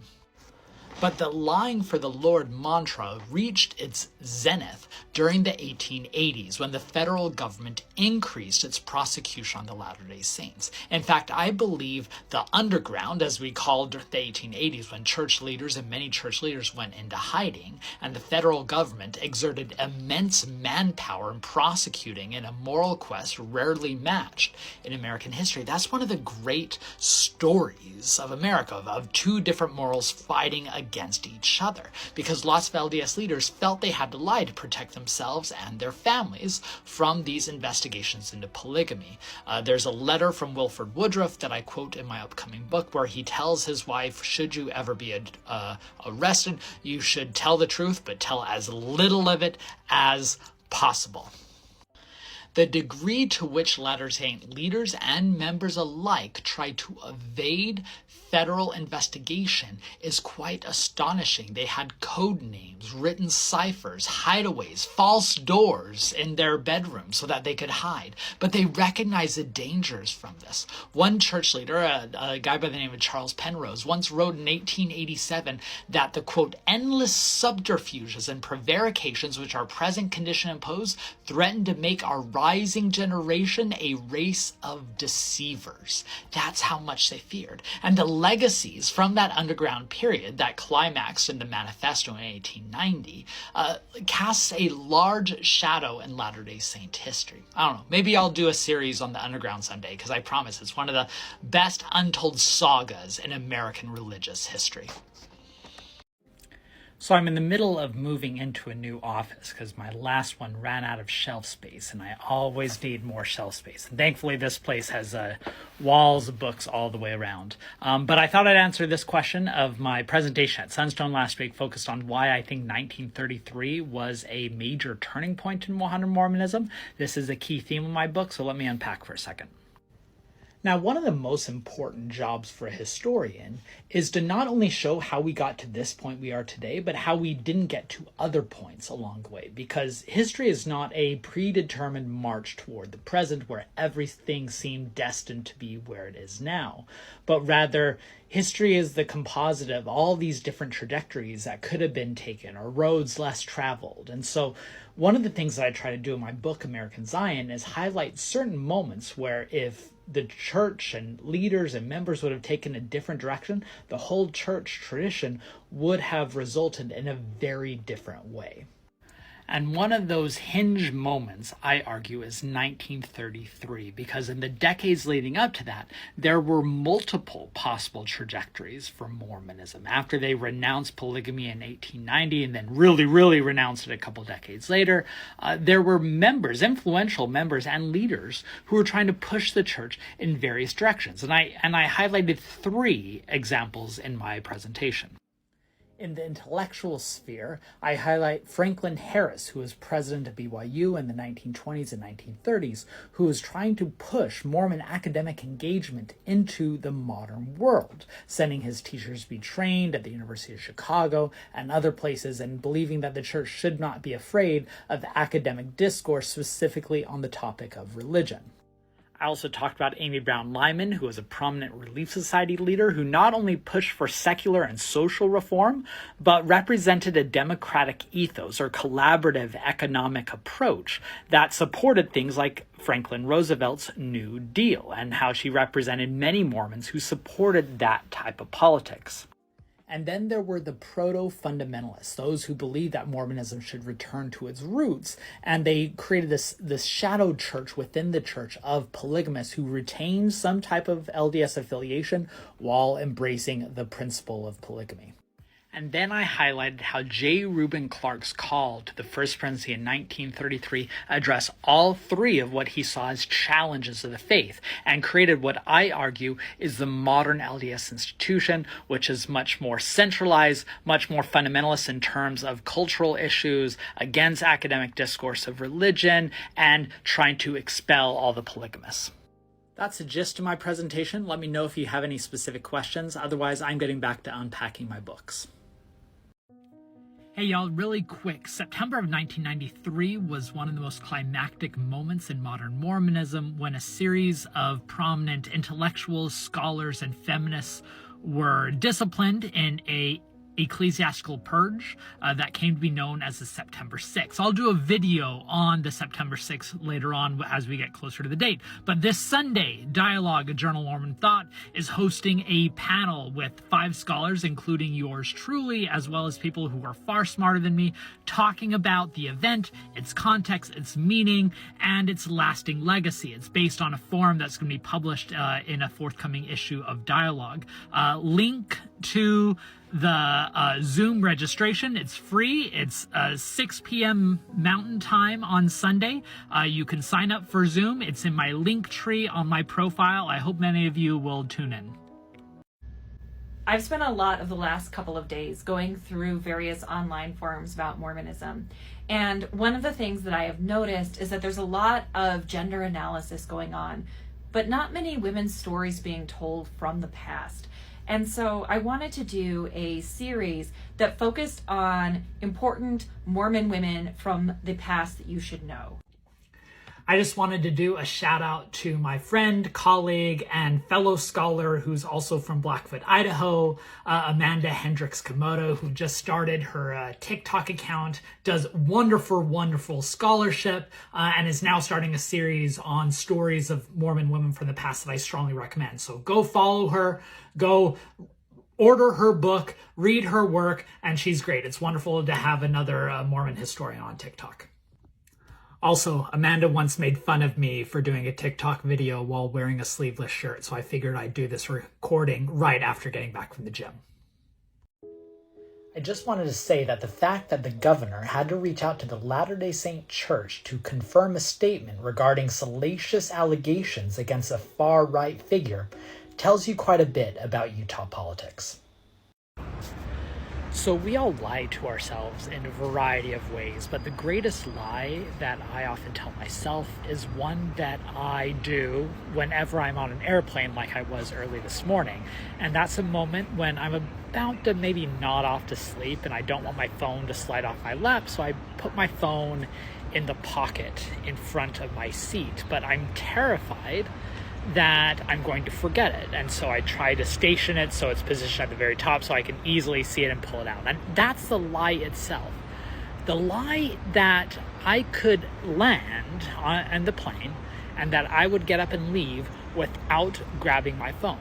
That the first thing that happens when I touch down is not that I take out the phone, turn off the airplane mode, and immediately look at my text messages and emails. The lie that I'm not so addicted to my phone that I can't go 3 steps without fidgeting for it. So anyways, what's the greatest lie you tell yourself? In my video discussing the great article on Mormon polygamy by Laurel Thatcher Ulrich, a commenter brought up the phrase that Laurel Thatcher Ulrich made popular, which was "well-behaved women seldom make history," which is just a great quote in general, but there's a fascinating and ironic history behind it. Now, you've probably seen the quote, "well-behaved women rarely make history," on a large array of things, whether it be t-shirts, posters, handbags. Sometimes the quote is affiliated with Laurel Thatcher Ulrich, sometimes it's not. I was at a civil rights museum this last summer that was selling a lot of t-shirts with the phrase, but it attributed it to Laura Ulrich, which is not a person. I've had a friend that saw it on the billboard outside of a strip club, but in general, the phrase is typically meant to say that women, you need to break out of the tradition. You need to do crazy things. Don't be well behaved because you want to make history. The irony is that's not what the phrase was initially meant to imply.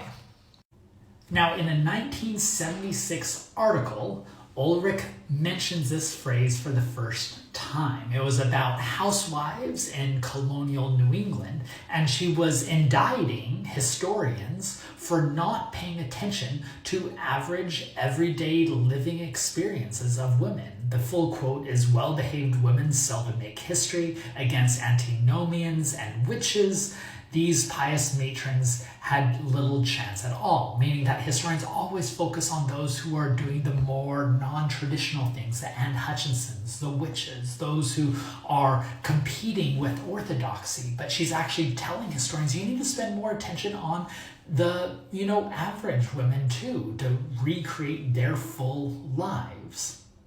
Now, Ulrich ended up writing a book about how this phrase spread across mainstream society. I imagine very few academic articles have been quoted as much as this one, even though, of course, most people don't connect it to an academic, let alone an academic article. But the movement away from a rousing call to highlight the lives of everyday women to now a clarion call to break traditional molds is a glimpse into how society has evolved over the last 50 years, something that she highlights in this excellent book. But it's a great reminder of how phrases change and can mean different things to different people, and the ironic outcomes for an academic article where most academic articles are read by a few hundred people and then forgotten. This one sparks a whole merchandise line. Isn't life grand? Y'all ready for today's history lesson as taught by Congressional Idiocity? Let's do it. In every single war that America has fought, we have never asked for land afterwards except for enough to bury the Americans who gave the ultimate sacrifice for that freedom we went in for.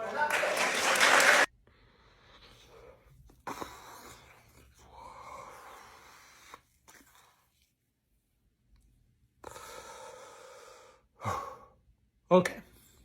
So this is only true if you discount the fact that the American Revolution was fought in part for white settlement west of the Appalachian Mountains, or the War of 1812 was fought to expand into Canada and to Western territories, or the many, many, many indigenous conflicts in which we took Native nations' lands due to our white settler colonialism, or the many imperial wars at the end of the 19th century. I mean, the people in Hawaii, Guam, the Philippines, Cuba, they're always raising their hands at this point. But setting all of that aside, just think of the irony of a congressman saying that, who represents a district that sits on land that was both ceded as a result of and was the cause for the US-Mexico War in the 1840s.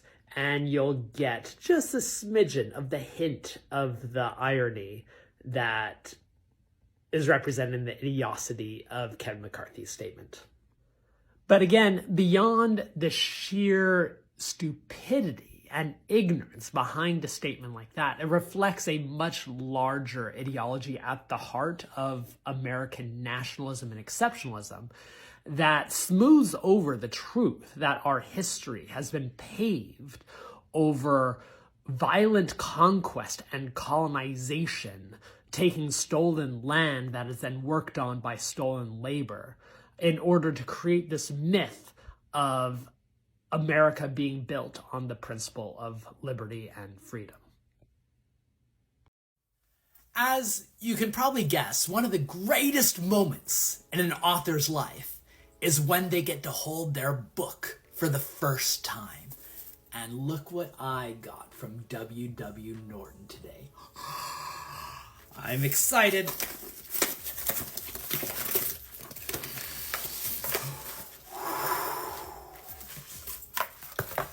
Dun da da da! American Zion, A New History of Mormonism. Oh my goodness, I've of course, seen the cover and the mock-up, and I've seen pictures of it when my family got their box a week ago and I was still waiting for mine. It was worth the wait. Oh my goodness, it's so gorgeous, so pretty. We are only 6 weeks from publication, January 16th, American Zion, from Live Right and W.W. Norton. I can't wait for people to see it, read it, and let me know what they think. I'm a historian. I prefer to hang out with dead people rather than the living. I'm a historian. I think tabloid journalism is trash, but I spend my day going through people's letters and diaries without their consent. I'm a historian. I make my students keep all their paper deadlines, but I blow past the ones my publishers give me. I'm a historian. The world is in trouble, but one more well-worded op-ed is going to solve everything. I'm a historian. I'm confident that this obscure historical factoid from 1720 is going to help you understand what's going to happen in 2024. I'm a historian. I'm confident that if I use just the right cultural slang, TikTok algorithm will finally promote me. I'm a historian, which means you've probably already scrolled past me into the next cute dog video, and I don't blame you. It's Christmas Eve, so let's do a holiday-themed Sunday story time. This time, I want to discuss when Joseph Smith was convinced he was going to be killed at his Christmas party hosted at his own home. The date was December 25th, 1843. Joseph and Emma Smith had just moved into their new mansion house in Nauvoo, Illinois. Now, many of you have probably seen the mansion house either in images like this one or in person by visiting Nauvoo, but I want you to imagine a home that's nearly 3 times larger because it had a hotel wing attached to the home where they would not only host guests but host parties, which is what they were doing on Christmas Day 1843. Hundreds of saints in Nauvoo came in to party, to eat, to drink, and to dance. And in the middle of that party, Joseph Smith's diary recorded that a drunken man arrived with hair past his shoulders, stumbling. And Joseph Smith and the saints, who were terrified that there was a conspiracy of Missourians coming to the town to steal Joseph Smith and kill him, were terrified that this was a Missourian. So Joseph Smith sent his policemen to go arrest this guy and take him away. But after the policemen had captured the Missouri ruffian and were holding him up by his arms, Joseph Smith walked over, got a close look, and declared it was none other than Orrin Porter Rockwell, the legendary bodyguard of the prophet who had just been released from prison in Missouri. He had been tried for the attempted murder of Missouri Governor Lilburn Boggs and was just found innocent. Joseph Smith declared that it was his beloved boyhood friend. They released him and went on partying. Now, I love this story for a number of reasons, which, by the way, you can read the first-hand accounts at the Joseph Smith Papers website for December 25th, 1843. But one of the reasons I love the story is it demonstrates how even in the more jovial moments for the church, where they're celebrating Christmas, there was still a constant fear that at any moment there was going to be war. So that's why when Joseph Smith was hosting a party at his home with hundreds of guests, he was terrified when one of them might be there to kill them. I hope all of you have a much more happy and much less suspenseful holidays. What was the cause of the United States Civil War? Oh, I love it when presidential candidates get easy questions that they can answer without any hesitation or complexity. I mean, this is an easy answer, right?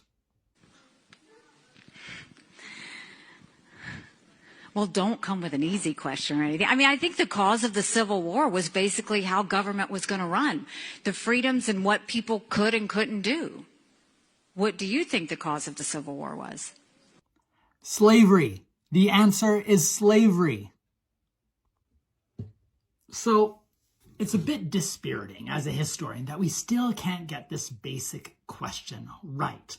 As a former governor of South Carolina, she should know South Carolina was the cradle of the Confederacy. It was in South Carolina that the first secession convention took place, where they officially seceded from the Union and created, for the moment, the Palmetto Republic that would eventually grow into the broader Confederacy. And they were quite clear in why they dissented. They specifically said it was over the right to enslave individuals. And then guess what? After they passed their ordinance of secession, they sent secession delegates, apostles of disunion as they were called, the title of an excellent book on this topic, by the way, to all the other southern states to convince them to join them in the new Confederacy. And guess what reason they gave for joining? Slavery. It was clear back then. It was clear all the way up until they lost the Civil War and they tried to come up with a way to save face. So they restructured what the origins of the war was. It's simple. It was slavery. Now, of course, Nikki Haley has walked it back a little bit today. She claimed that it was a Democratic plant who was in the audience, which, by the way, if that was a plant, it's still a very basic plant because it's a very basic answer, so you should have gotten it right regardless. But further, she said, yes, we know it's slavery, but I'm more interested in the broader issues of what really matter, and that's why I want to talk about how government functions. Guess what? The slavery issue matters. The fact that you can't say it demonstrates why it matters. As James Baldwin, one of America's greatest writers and critics ever said, until we address the fundamental sin at the heart of America, which is racism and white supremacy as packaged through slavery in the early republic, we're not going to be able to address the issues that still plague us today. So yes, we're still going to struggle because presidential candidates can't even give the simplest answers. I just finished an hour-and-a-half live YouTube event with Cara Burrell, the beloved Nuance-Ho, TikTok and YouTube star, where we did 90 minutes of a freewheeling and fun discussion of all things American Zion and New History Mormonism. That video should be going up on YouTube soon. It's a good excuse for me to come on here and just say that as the release date for the book approaches, 8 days away, I'm going to be doing a lot more events, a lot more interviews, book signings, reviews coming out, and you can keep up with all of this on my website, benjaminepark.com. It's on my link tree here. For instance, just today, a podcast interview came out with Unsung History, a fabulous show that focuses on the marginalized figures of the past, and I talked about women and people of color within Mormonism. You can also see reviews of my book in Harper's Monthly and New Yorker and others coming. We're a week away. I'm so excited. American Zion. Make sure you have your copy coming.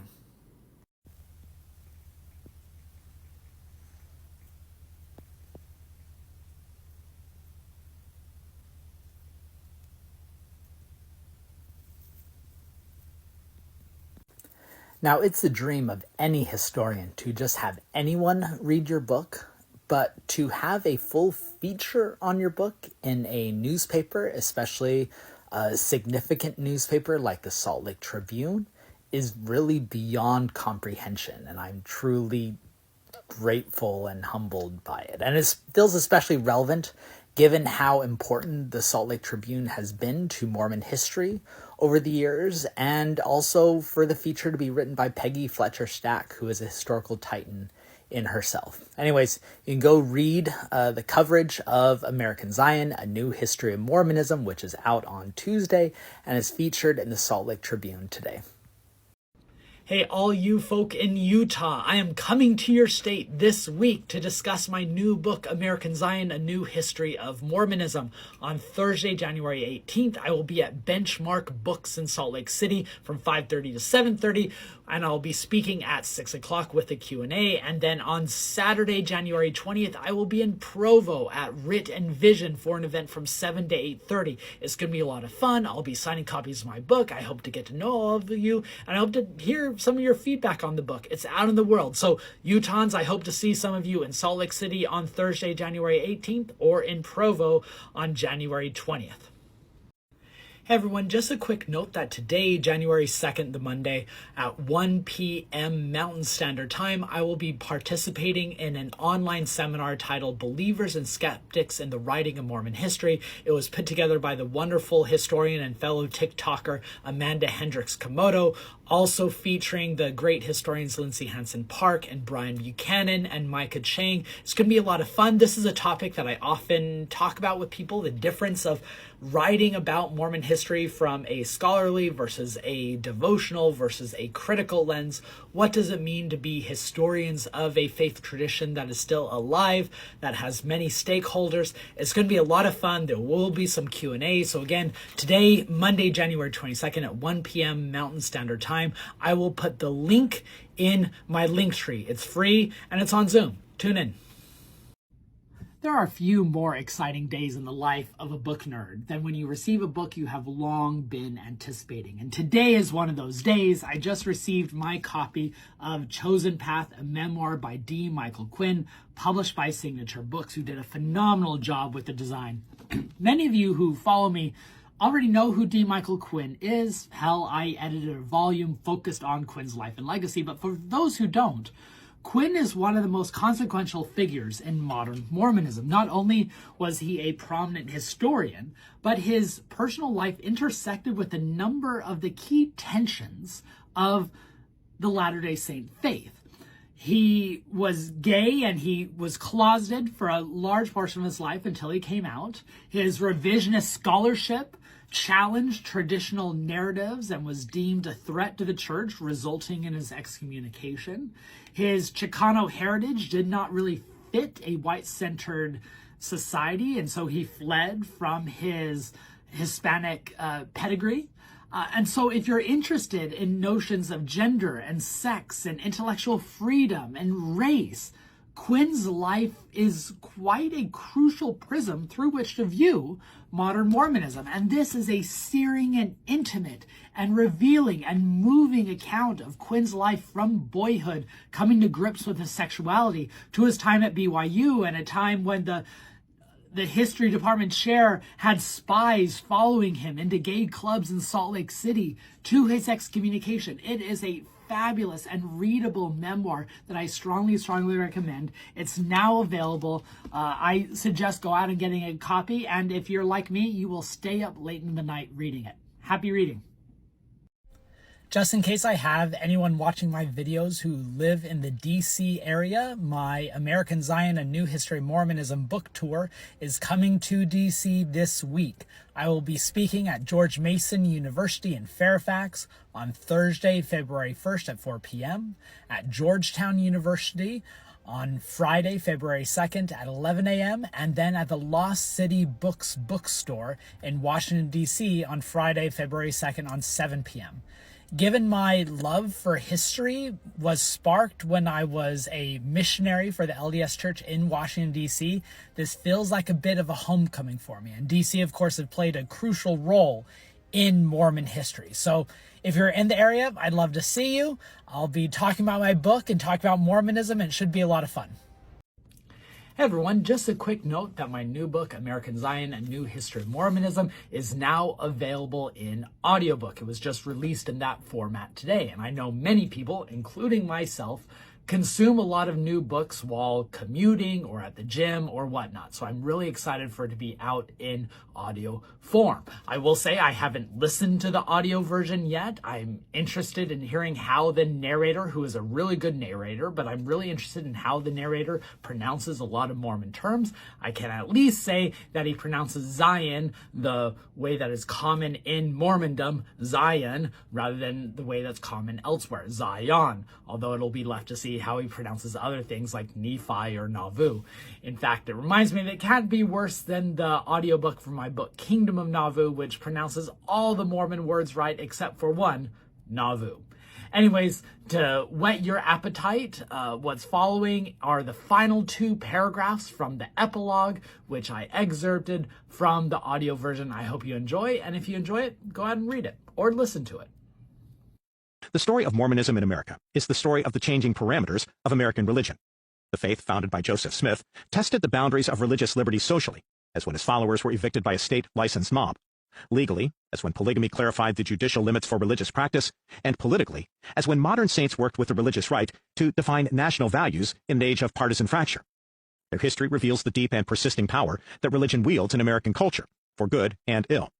Conversely, this drama also reveals the many ways, both subtle and explicit, that American culture creates and shapes the religion, a tradition reliant on both secular and spiritual influences as it evolves with each generation, always bearing the marks of its surroundings while simultaneously appealing for transcendence. The Mormon faith was born from a desire to address problems that society seemed unable to solve. Scripture, revelation, prophetic pronouncements, priesthood authority, these are testaments to a yearning for divine finality. For Zion, democracy provides a license for freedom, but also produces an anarchy of possibilities. Believers find strength in the doctrine that God cuts through the morass of opinions to reveal truth, to uncover bedrock. Lo here, cried the minister of Joseph Smith's day. Lo there, cry the competing factions today. Mormonism is an attempt to find facts in a world of fictions, certainly in a realm of distrust, belonging in a sphere of disunion, permanence in an age of transience, a longing to slay the demon of emptiness and confusion as if the adversary were reachable and could be killed. So I'm in Washington, D.C., and perhaps my favorite Mormon site in the nation's capital is a building that's not even owned by the Mormons anymore. It's this building, the old LDS Chapel on 16th Street and Columbia.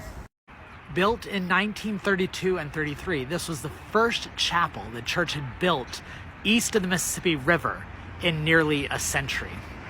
It used Utah granite, some of the same granite used for buildings like the Salt Lake Temple, and it represented the church's arrival in Washington's capital.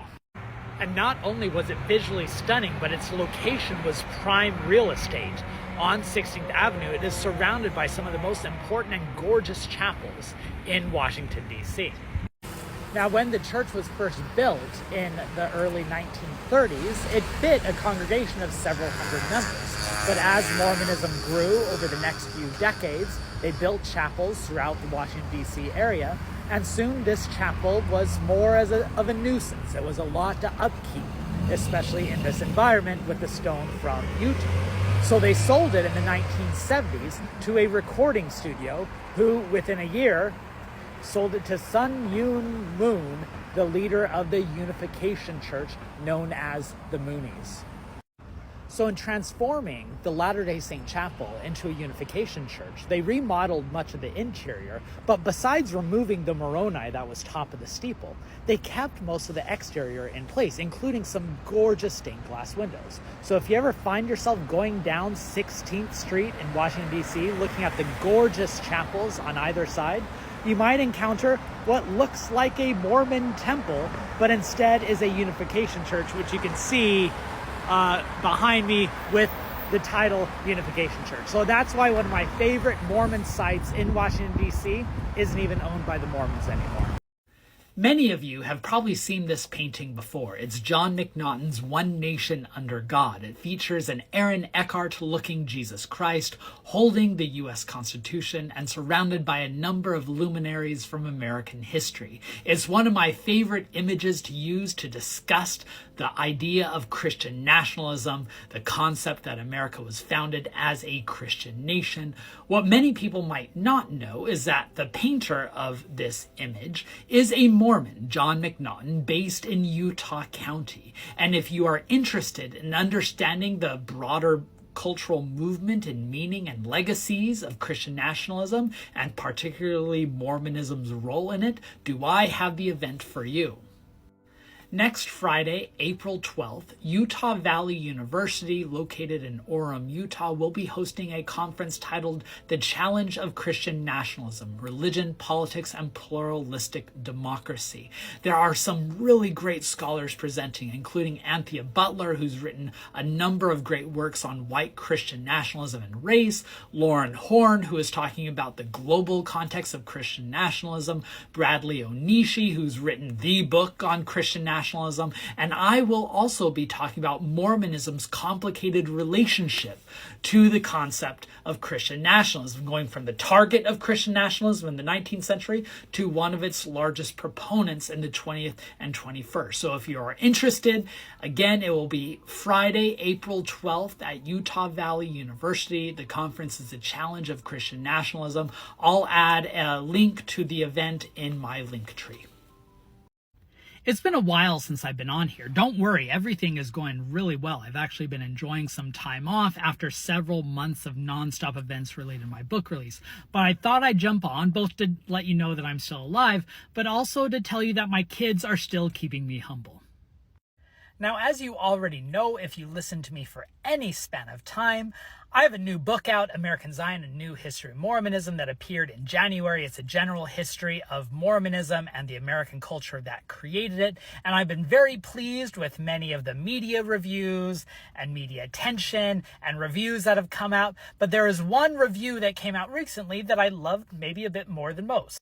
And that was in the Wayfair magazine, a magazine meant for Latter-day Saints, that offered a graphic review by the very talented writer, thinker, and artist Logan Mickle. So there you see the first of several pages of this review. I never knew it until that moment, but my entire life was pointed toward the point when my work would be featured in a graphic review. But at this moment where my pride and my ego started to swell, thankfully, I had a teenager to bring me back down to reality. Because my 13-year-old son pointed to the artistic depiction of me and said, "But Dad, you're not that skinny." Yeah, never get kids. About a month ago, I delivered a lecture at Utah Valley University on Mormonism and Christian nationalism. I trace a long story about how Mormons came from distrusting the American government to tepidly accepting it to eventually being full-fledged members of the Religious Right Coalition. I talk about Joseph Smith. I talk about George Buchanan and how both of them envisioned a Mormon kingdom outside the American polity. Then I discussed Ezra Taft Benson and the embrace of this conspiratorial mindset. And then I had a whole section on Tim Ballard and his hypothesis trilogy and his reimagining of American founding fathers as closeted Mormons. And then I gave this conclusion that I'm about to show, in which I tied everything together by showing that even while Mormons continue to have their unique flavor of patriotism, it is increasingly integrated in the broader evangelical white Christian nationalism, the same movement that had previously seen them as enemies. The Mormon flavor of Christian nationalism, in other words, is becoming increasingly indistinguishable from the larger movement. Even if Washington, Lincoln, and the Puritans are reimagined as Mormon in Ballard's telling, their Mormonism is a mere subset of the MAGA ideology, a distinct yet devoted battalion within the larger evangelical army.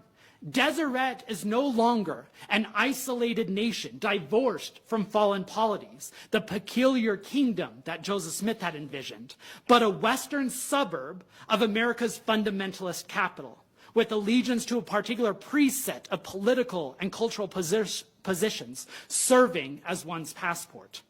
George Buchanan would have cringed at such a concession. Now, I don't usually get that spicy and go on a rant in academic presentations, but I felt that topic deserved it. Anyway, the entire presentation, which is over 40 minutes long, is now available on YouTube. I will link to it in my link tree in case you're interested in watching. Just a quick thought as I enjoy a lovely, cool evening in my hammock up here in Nova Scotia. As a scholar who writes and talks about Mormonism, not just for those in the Latter-day Saint community, but for the broader general public, I'm often left to wonder what facts and principles and stories will be most relevant to those who aren't steeped in Mormon history, because those who have the battle scars from all the fights over these intricate details sometimes lose sight of the bigger picture. And an episode reaffirmed this to me recently when I was talking with a non-Mormon scholar of religion about Joseph Smith and polygamy.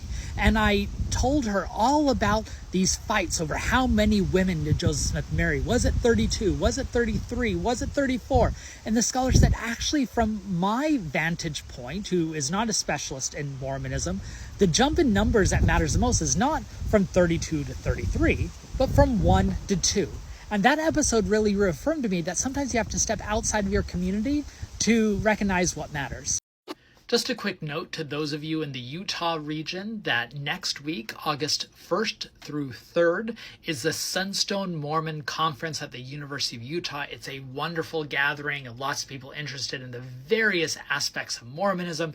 A keynote address will be given by Leah Sawtile, who wrote the phenomenal book When the Moon Turns to Blood about the Chad Daybell and Lori Vallow murder. She's a phenomenal journalist, and she's speaking next Thursday night. There's a keynote lecture by Dan McClellan. Yes, that Dan McClellan on Bible and religious literacy. And on August 3rd, Saturday in the morning, there will be a book panel about my book, American Zion, A New History of Mormonism, with the wonderful scholars Katie Ludlow Rich, who's putting out a new book on Exponent, John Hamer, one of the foremost scholars on the Mormon diaspora, TikTok's own Amanda Hendricks Komodo, one of the best historians we have of Mormonism and the West and the Pacific, and John Dinger, who just put out a co-authored book on William Long, one of the great legal historians of Mormonism. It should be a great discussion. Again, that will be August 3rd, but Sunstone is August 1st through 3rd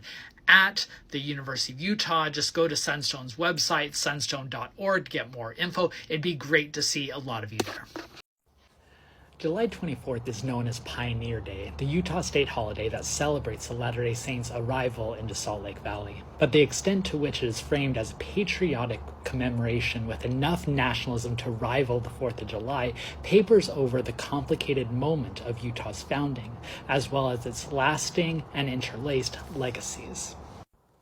When Brigham Young crested the Rocky Mountains and declared the valley below to be the place, Utah was already the home of several indigenous tribes, including the Shoshone, the Navajo, and the Ute. The Salt Lake Basin had long been the hub of continental-wide trading networks, and the Utah Lake region was known for its lush vegetation. In the new pioneer narrative, however, the area was recast as empty and inhospitable, an arid land that could only be tamed by the ingenious Mormon pioneers. So besides displacing indigenous peoples from their ancestral lands, colonization also seized upon the place itself, relegating the landscape as a character within the Mormon pioneer saga.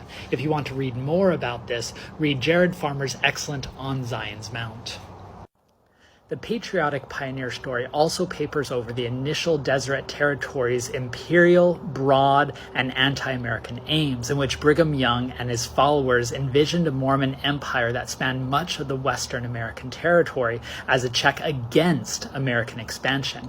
The creation of Utah, only a fraction of the size that Young initially believed, was a scaled-down compromise, and the convergence of Pioneer Day with American nationalism would likely make Young roll over in his grave. And finally, the rhetoric of individual freedom at the heart of Pioneer Day celebrations overlooks a substantial amount of coerced and unfree labor at the foundation of the state's origins. Among the men who were part of the 1847 Vanguard Company were several enslaved men, and anti-black laws were further ensconced when Utah was admitted as a slave territory in 1852. While the number of those enslaved never became as large as in the South, the region remained dependent on systematic forms of unequal labor and oppression. Nearly every state and nation has an origin story that includes numerous unsavory elements that threaten to overwhelm its virtues. But that doesn't mean we shouldn't celebrate. Rather, it means we should also reflect on those origins and consider how their legacies continue to shape the communities in which we live today. So, you know, the thing about Mormon biblical studies is... All right. Let's see it. Gosh, you can't get away with saying anything nowadays. Hey everyone, just a quick heads up that my book, American Zion, A New History of Mormonism, which has received rave reviews from The New Yorker, The Economist, Harper's Magazine, and a slew of other periodicals and scholars, is currently on sale for $2.99 for the Kindle version, which is ridiculously low. If you've been putting off getting a copy, here's your chance. If you already have a physical or audio copy, get a digital copy for less than a cup of coffee, or post them, or whatever your preference is. Anyways, I hope you get it, and I hope you enjoy it. Have you ever had questions concerning Mormonism or Mormon history and were either too afraid to ask or didn't have the right venue to get your answers? My name is Dr. Benjamin E. Park. I'm a scholar of American religion and author of the book American Zion, A New History of Mormonism. And this Thursday, August 22nd, from 6 to 9 p.m. Mountain Time, I will be doing an Ask Me Anything on the Mormon page of Reddit. The link is on my link tree on my main profile. Please come out, ask any questions you can come up with, see what answers I give in response, and it should be a lot of fun. On Monday, September 9th, Russell M. Nelson, the current prophet and president of the Church of Jesus Christ of Latter-day Saints, will commemorate his 100th birthday. While I may do a video next week talking about his place in history and some of the consequential decisions he has made, tonight, as I enjoy a very rare cool evening here in Texas on my hammock, I thought I'd share this historical fact, that the historical distance between the founding of the church in 1830 to Nelson's birth in 1924 is actually shorter than the historical distance from Nelson's birth in 1924 until today. That just emphasizes not only how old Russell M. Nelson is, but also how recent all of Mormon history can be taken to be. I'm a bit of a history buff, which, by the way, that is early onset Republican. That's a very serious warning sign. If you're a white dude in your 20s and 30s and you're like, I can't stop reading about World War II, it's coming, bro. You might not be Republican right now. You might be young and cool and liberal. Probably think you're safe, dude. You're not. It doesn't happen overnight. It takes time. That video is from the comedian Shane Gillis and expresses a common sentiment that those who are interested in history, are history buffs, tend to be conservative. But is that really true?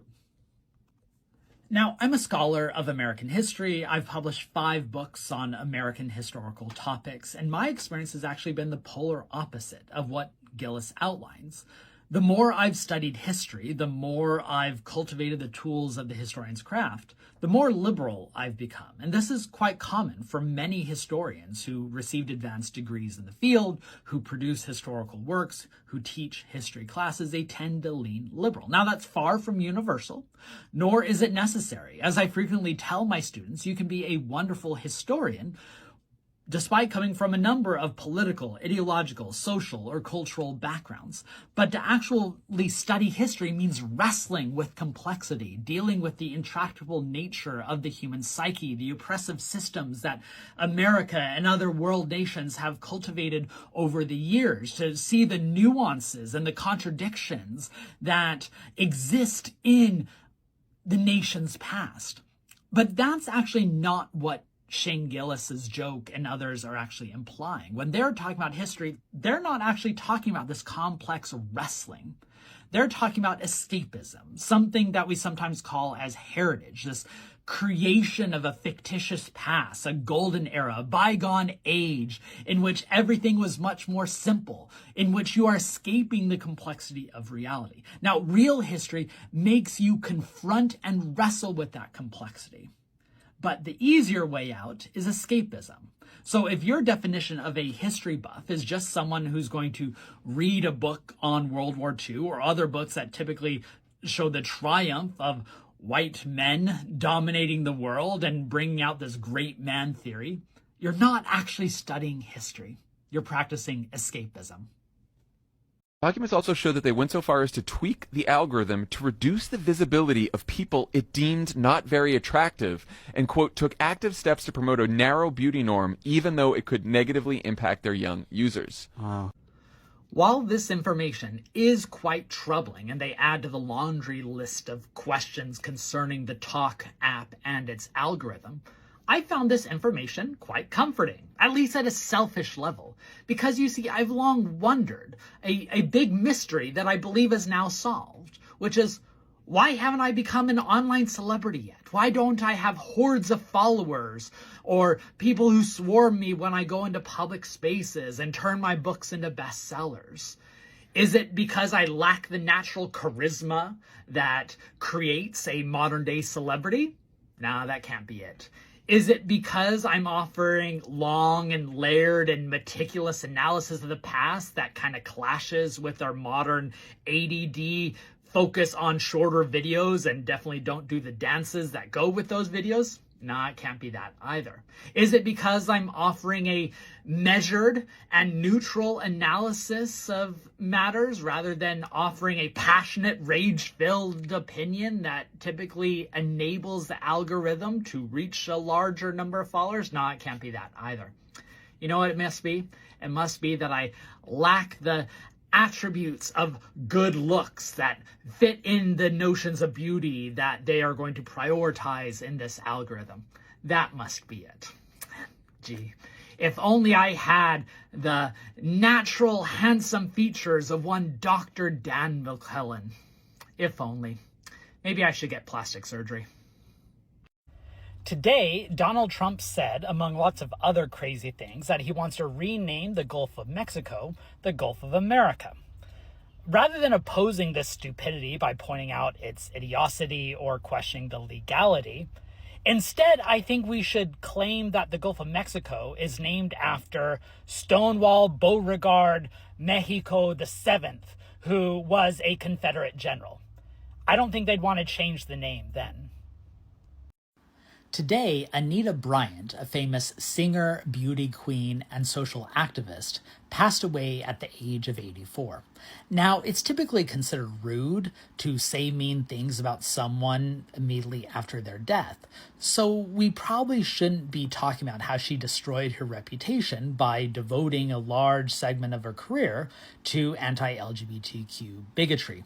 We probably shouldn't be highlighting the way that she almost single-handedly reversed several of the political and legal advances of the queer community and made their lives much, much worse. And we definitely shouldn't be watching on repeat this video clip from a 1977 news conference where she was pied in the face for her anti-LGBTQ activism. And went into a place called Norfolk, Virginia, and were met with protest and all kinds of problems. And Security agent, security agent. Because it appears increasingly likely that this app might disappear or become less reliable in the future, and lots of people are sharing their exit strategies, I'm inviting you to follow my Gram account under this handle, Prof. Benjamin Park, where I will continue to upload videos from my perspective as an over-specialized history nerd on not just Mormonism, but American religion, politics, and culture more broadly. See you there. And so I'm throwing my entire family heritage away. I'm free. Where's the polyamory and the drugs?